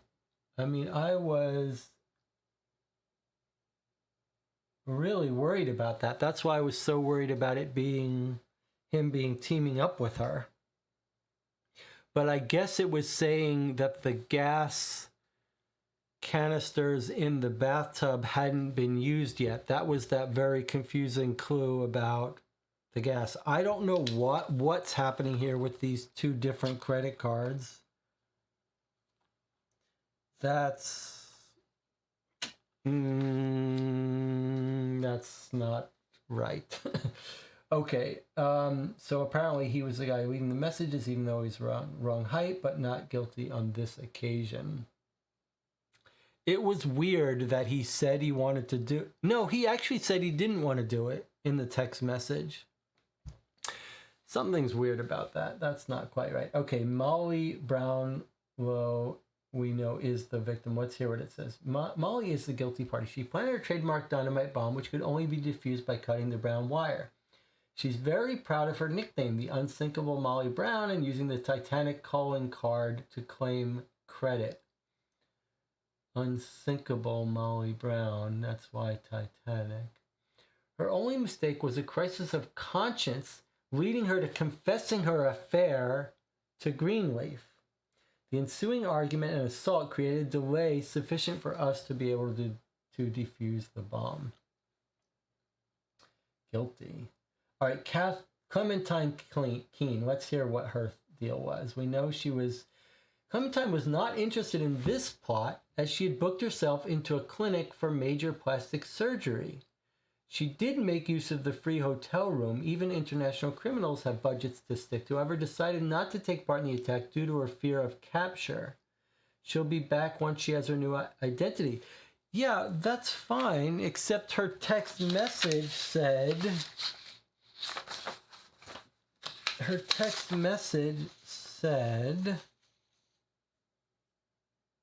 I'll send the attack location tomorrow. So this says she decided she didn't want to be involved. I guess she's just bullshitting them to get the free hotel. Guilty or not guilty? Not guilty. Okay, Nina, we know, wanted to commit it. Very angry lady, especially when behind the wheel of a car. The car hire documents place her inside a rental Jaguar, which we discovered in the newspaper caused a fatal accident. She died the following in a road rage on her way to commit the attack. Not guilty. Pablo, we know, is hanging out with his son. Pablo is another cheapskate who took advantage of the free hotel room provided by the terror group. He was not interested in carrying out this attack and instead spent a very pleasant day at Legoland with his son. Not guilty. Okay. All right. So there we go. I will notice after we played one of our cases, Catherine Thompson went back to one of the things we suggested was a little bit of an epilogue would be nice. And Catherine Thompson has gone back to the previous three cases and left space for epilogues, but hasn't written any yet and didn't write one for this one. This one didn't really need an epilogue because it was included with the people. But I think we have a little bit of disagreement with some of them. Can we see what would have happened if we said, it's a bomb. Now diffuse a bomb. If we said blue, let's see what happens. Incorrect, try again. You were wrong and now you are dead. Okay. All right, and if you said chemical attack, incorrect, you were wrong and now you are dead. Okay. Okay, a little thin on the endings. Natina says, the clues were, clue 1 link says the car hired details to a story in the Daily Retriever to rule out one of the suspects. Okay, we found that. What else? Clue 2, listen to the snitch call and use the code she gives to decipher the phone messages. Okay, well, God help you if you don't do that. Clue 3, combine the 999 call with details of the another suspect vehicles to rule them out. Right, that was the guy who got arrested for guns. Okay, so all fairly simple. All right, so let's do this. Let's take a 5-minute break and we'll come back and give our thoughts. I know Jonathan is winding down here, but I think it's proper for us to have our little 5-minute break. We'll come back and then we'll give our thoughts, which I don't think will be too long. Some mixed thoughts, but I'll see you in 5 minutes for my final thoughts.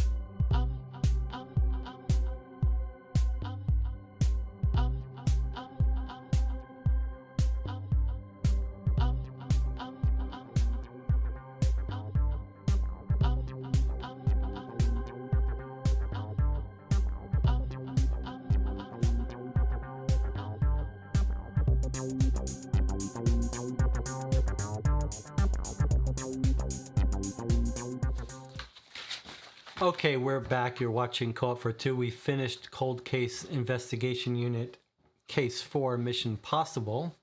In the chat, Natina was saying I can actually see the epilogue. Okay, so I've opened up the website in Firefox and switched to desktop view. And now I do see an epilogue. So there's something about the mobile version or Chrome, whatever. I'm going to click epilogue here. And it says warning if you scroll down. Actually, now but I can't read it. Oh, here it is. Yeah, here we go. Okay, so look.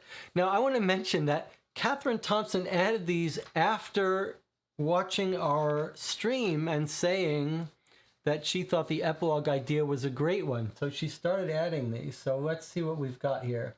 So Molly, thanks to the swift actions of detectives in defusing this bomb, Molly failed in her attempt to complete one last job.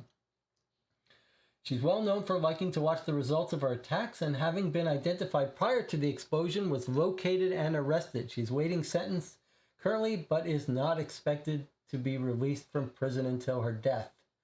Vasily was at least chivalrous enough to allow Molly to take the lead in planning this one last attack. Sadly for him, his attachment to Molly led to him being identified and arrested along with her. Randall was arrested, being wanted in multiple countries. He is unlikely to be released. Clementine successfully attended her plastic surgery mission and is now living a quiet and private life in Paris. No plans to re-enter the terror-for-hire market. Spends her days making dolls from cat fur for a local farmer's market. Pablo, having seen 3 of his terrorist colleagues incarcerated, Pablo is now back on the market looking for further work. He's raised his prices to levels much higher than the Disrupt gang are willing to pay currently. For now, he remains quiet. Okay, pretty fun.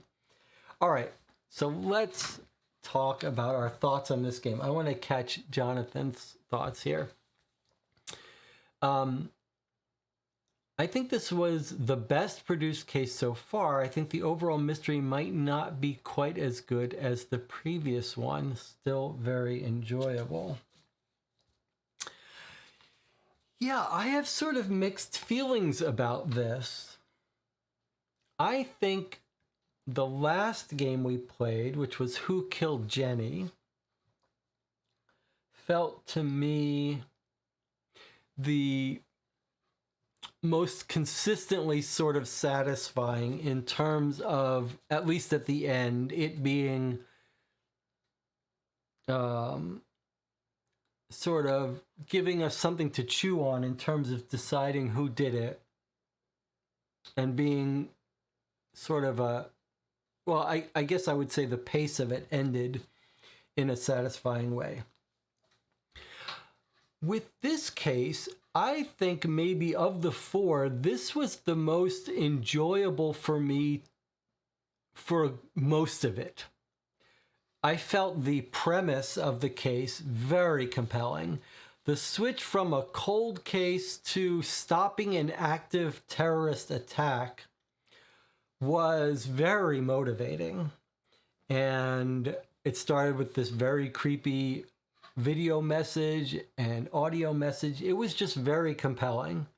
And then the evidence stuff, how we got this packet of stuff, like everything was packet in envelope inside envelope. This felt very rich. Like for a small box, there was a lot of interesting stuff to chew through. And it had some of these things that we've come to really like in this game in terms of these text messages that we had to figure out who was writing to who was talking to who. And then we got these very nice witness statements. So in terms of hands-on evidence, very enjoyable. And then these suspect sheets were full of dense information. And then each of them checked in. We got information on their cars and how much they were used. And then we got all of these photographs. Like, this is the kind of attention to detail in this game that I really enjoy. that envelope of evidence also came with what you would expect the police to produce, a list of the evidence, where it was found, what room it was found, and then photos of the different pieces of evidence. So this was very enjoyable to go through this. On the other hand, there was a lot of stuff here that didn't ever seem to play out as relevant.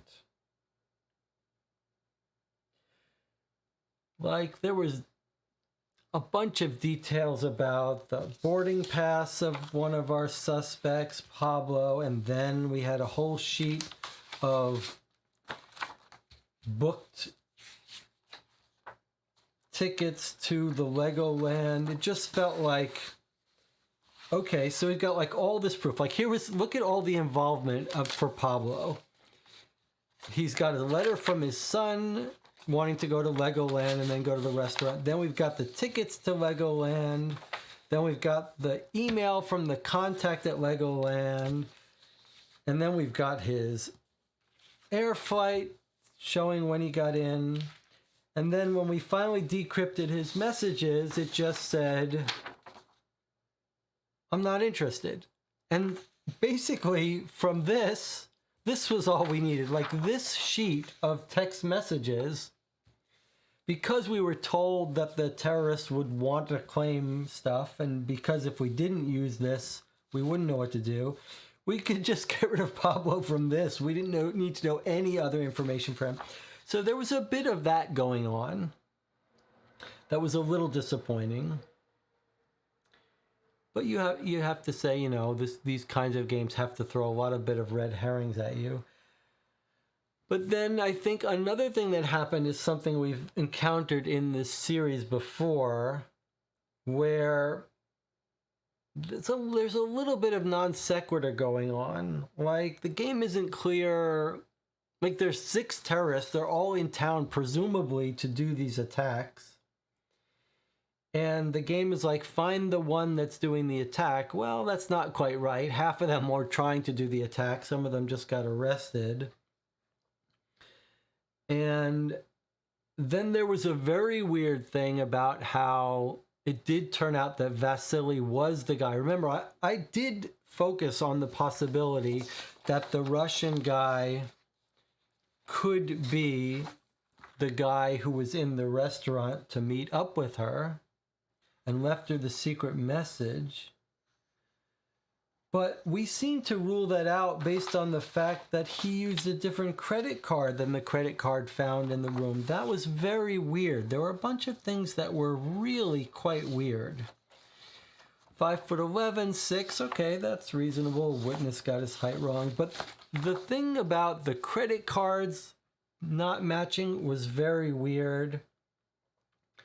The thing about the similarity between the person who called in and said they had a meeting, that was weird. It really seemed like it was talking about meeting up with our guy. But again, that's the kind of compromise. That's fair game. It's fair game that it seemed like it was our guy. I would say the credit card part is not fair game, though. Like, you don't have to have a credit card in his room. If you don't want us to conclude that he didn't pay for it, then don't put a credit card in his room. That was weird. And then there was the typos about what room the plastic surgery woman was in versus what room the other Nina Schwartz was in. Those were mixed up. That was clearly a typo. So there are a couple of things like that that really threw us. I think another sort of good example of that kind of thing was that last question about what wire to cut. That was a weird choice. Clearly, we were meant to be distracted by the blue butterfly, the blue wire cutter, the blue shirt she was wearing. And I'm not sure, like, for a game where if you answer it wrong, you die, I'm not sure that was the right choice. Like, you could argue that she could have gone with blue. I think maybe it would have been more fair to have her have different favorite color, like have the wire cutters be red, have her shirt be yellow, and have her butterfly tattoo be blue.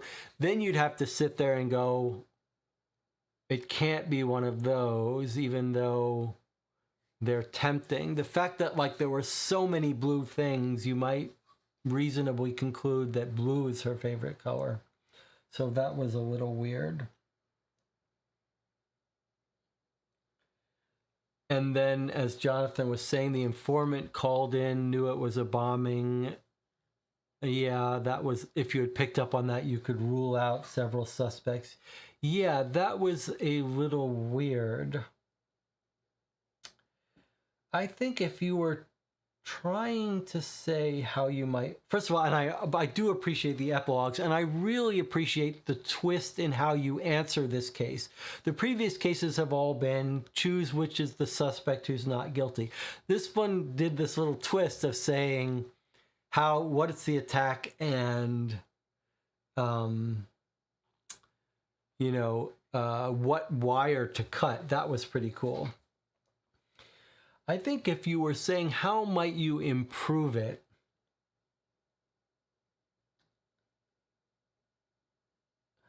I think maybe you could do something like, first of all, frame it slightly differently. Frame it as saying, 6 terrorists are called in to commit attacks, and figure out which ones are still planning to do the attack or which ones are at large to do the attack for tomorrow, something like that. Because then we could rule out Clementine because she's not going to be available tomorrow, or something that made it more logical for us to eliminate the people who couldn't do it tomorrow. Maybe you could task us with figuring out where the attack is going to be and leave a little clue as to where Molly would plan her bombing. Maybe do that correction, that change about her color being her name, maybe by having her have different things that she likes or left that were different colors. I think that would be interesting. And then maybe have us have to figure out that she's working with Vasily. And then that would require his message to be slightly ambiguous. And do away with the credit card somehow being so... the credit card looking like it's not him.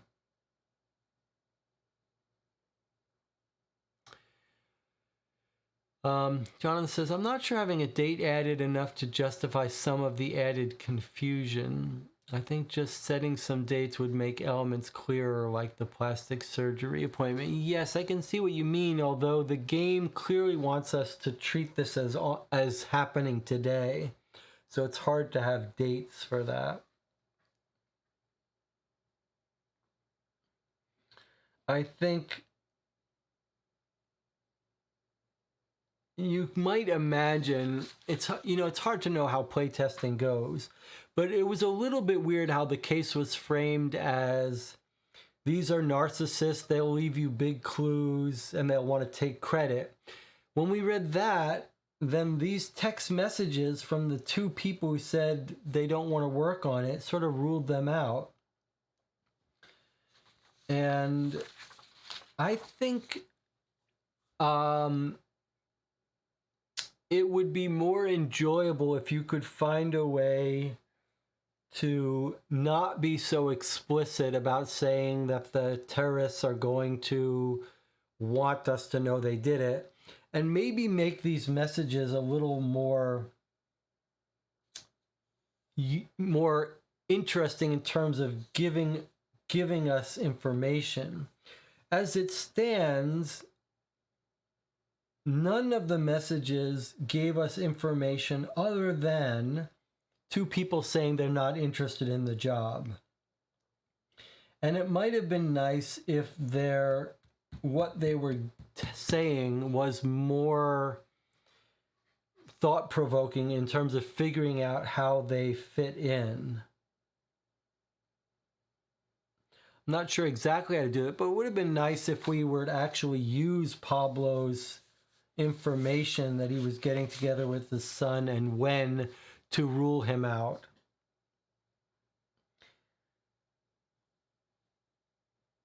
And not take their word for it. It would be nice, like, we took his word for it. He's not interested in the job, so we took his word for it. Nothing else was important. But I'm not sure how you could have changed that, but you might change it to something like have them all.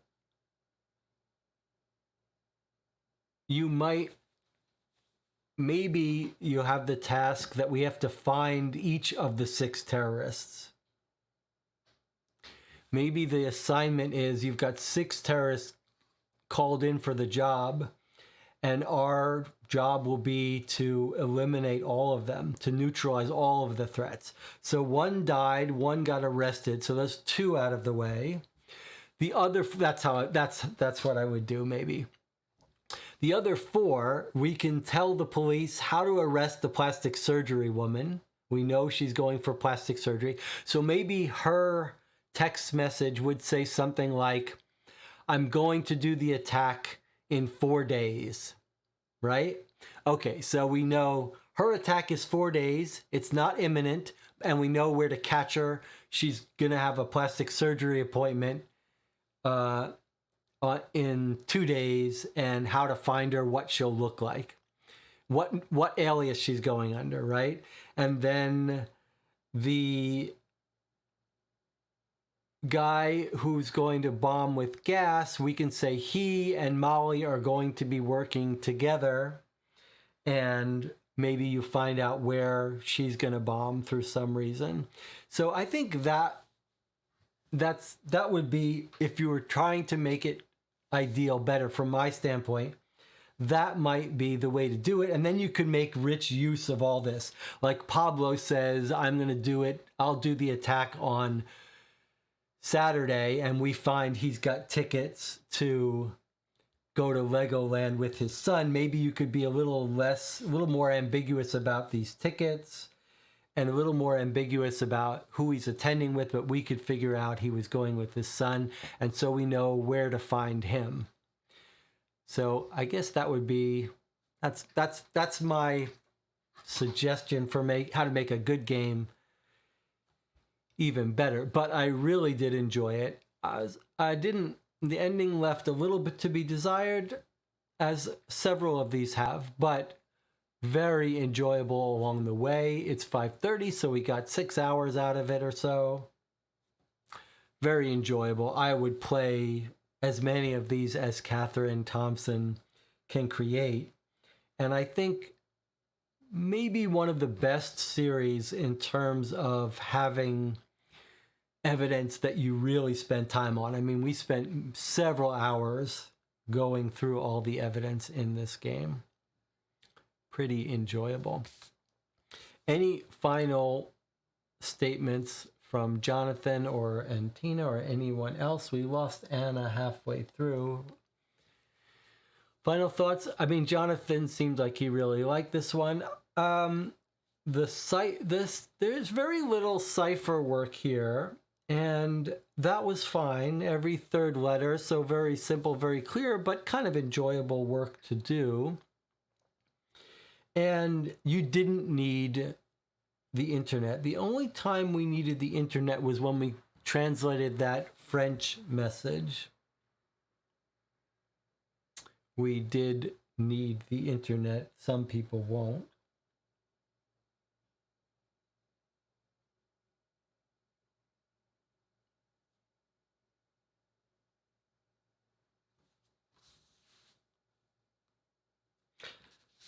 Pretty impressive to go through all that work, like to create this menu just for this little message.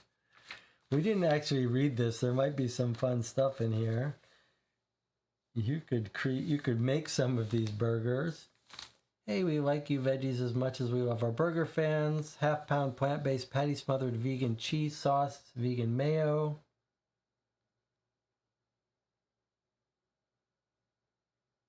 There were a couple of things that didn't make that much sense, like why he orders that thing and insists on paying it. I guess he just wants to get caught, but a little bit weird. Jonathan says, I think there are improvements in each case, so I have faith this series will continue to grow. Eventually could be at the very top. I do agree with you. Some of the parts of these games are some of the best we've played. Absolutely worth playing, and I would put these near the top in terms of maybe a little bit below adventure and hidden games. But in terms of sort of overall enjoyability, very good, very enjoyable, and fun to go through the evidence in these cases.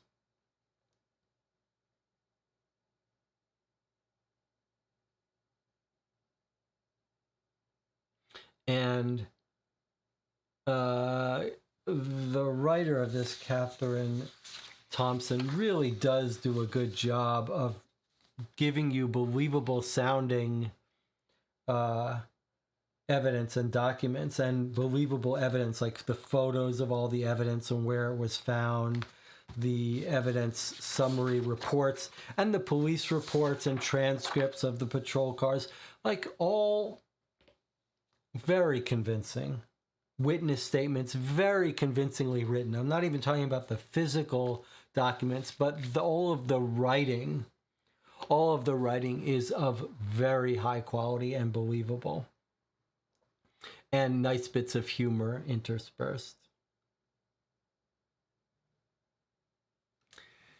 Jonathan says it's impressive to see a solo designer grow in scale. I agree with you with that. I'd like to see more of these. I will keep buying, as long as Catherine can keep turning these out, I will keep buying them.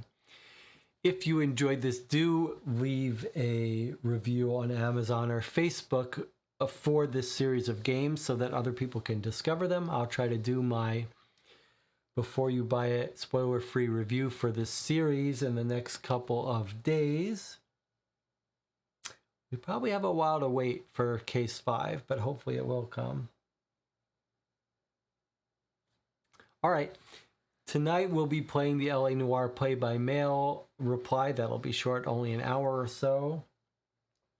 Thank you for joining me. Jonathan says, where do you think you would rate this one? Well, it's been a while since we played the other set. I'm a little torn on this one. Like, in the middle of it, I was definitely enjoying it more than any of the others. I enjoyed all of them. But in the middle of it, it was much more compelling than the others. It's just at the end when all the pieces didn't fit into place and it was clear they weren't going to, that I was a little disappointed. So maybe in the rank of 1 to 4, I would put it maybe number 3 and put Who Killed Jenny as my number 4, I think. So Who Killed Jenny as my favorite, then this, then case 2, then case 1. So case 3, case 4, case 2, and case 1 being my least favorite, but still I liked it quite a bit. But I would recommend all of these. you just might recommend to someone that not everything is going to fit into place perfectly. But that's real life, so that's not the worst. Jonathan, how would you rank them? You think maybe this would be your favorite?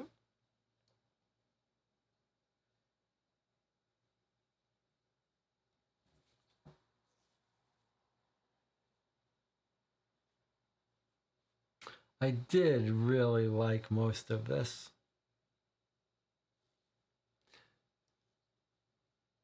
Sometimes you get a feeling with these games that like some parts of it are so good that it's a shame when it doesn't tie everything together as well as the middle act. It's kind of like the first and second act are so good. And I think that's what this case was. The first and second act of this case were so good that it was a little more disappointing when it didn't all wrap up as well as it could. But Jonathan says, I think Jonathan agrees. Case 3 is at the top. This is probably above case 2. Yeah. All right. So we're in agreement on ranking them. If you play this after, not live, if you watch this video after you play it or watch it after it's live, I'd love to hear your thoughts on anything we might have missed, any disagreements you might have with us. And again, leave a comment, maybe leave a review on Facebook if you liked this game so that the designer of this game can get some attention for this series as she rightfully deserves. All right, with that, I'll sign off. We've got lots more games in October to play. Thanks for joining me, Jonathan. Thanks for sticking through to the end. We lost the rest of the squad to fatigue. Although Antina helped us save us from clicking the blue wire, gave us a second thought about, well, it could be the last name. That turned out to be Clutch. All right. I'll see you tonight and next time on the next video. Thanks for joining me.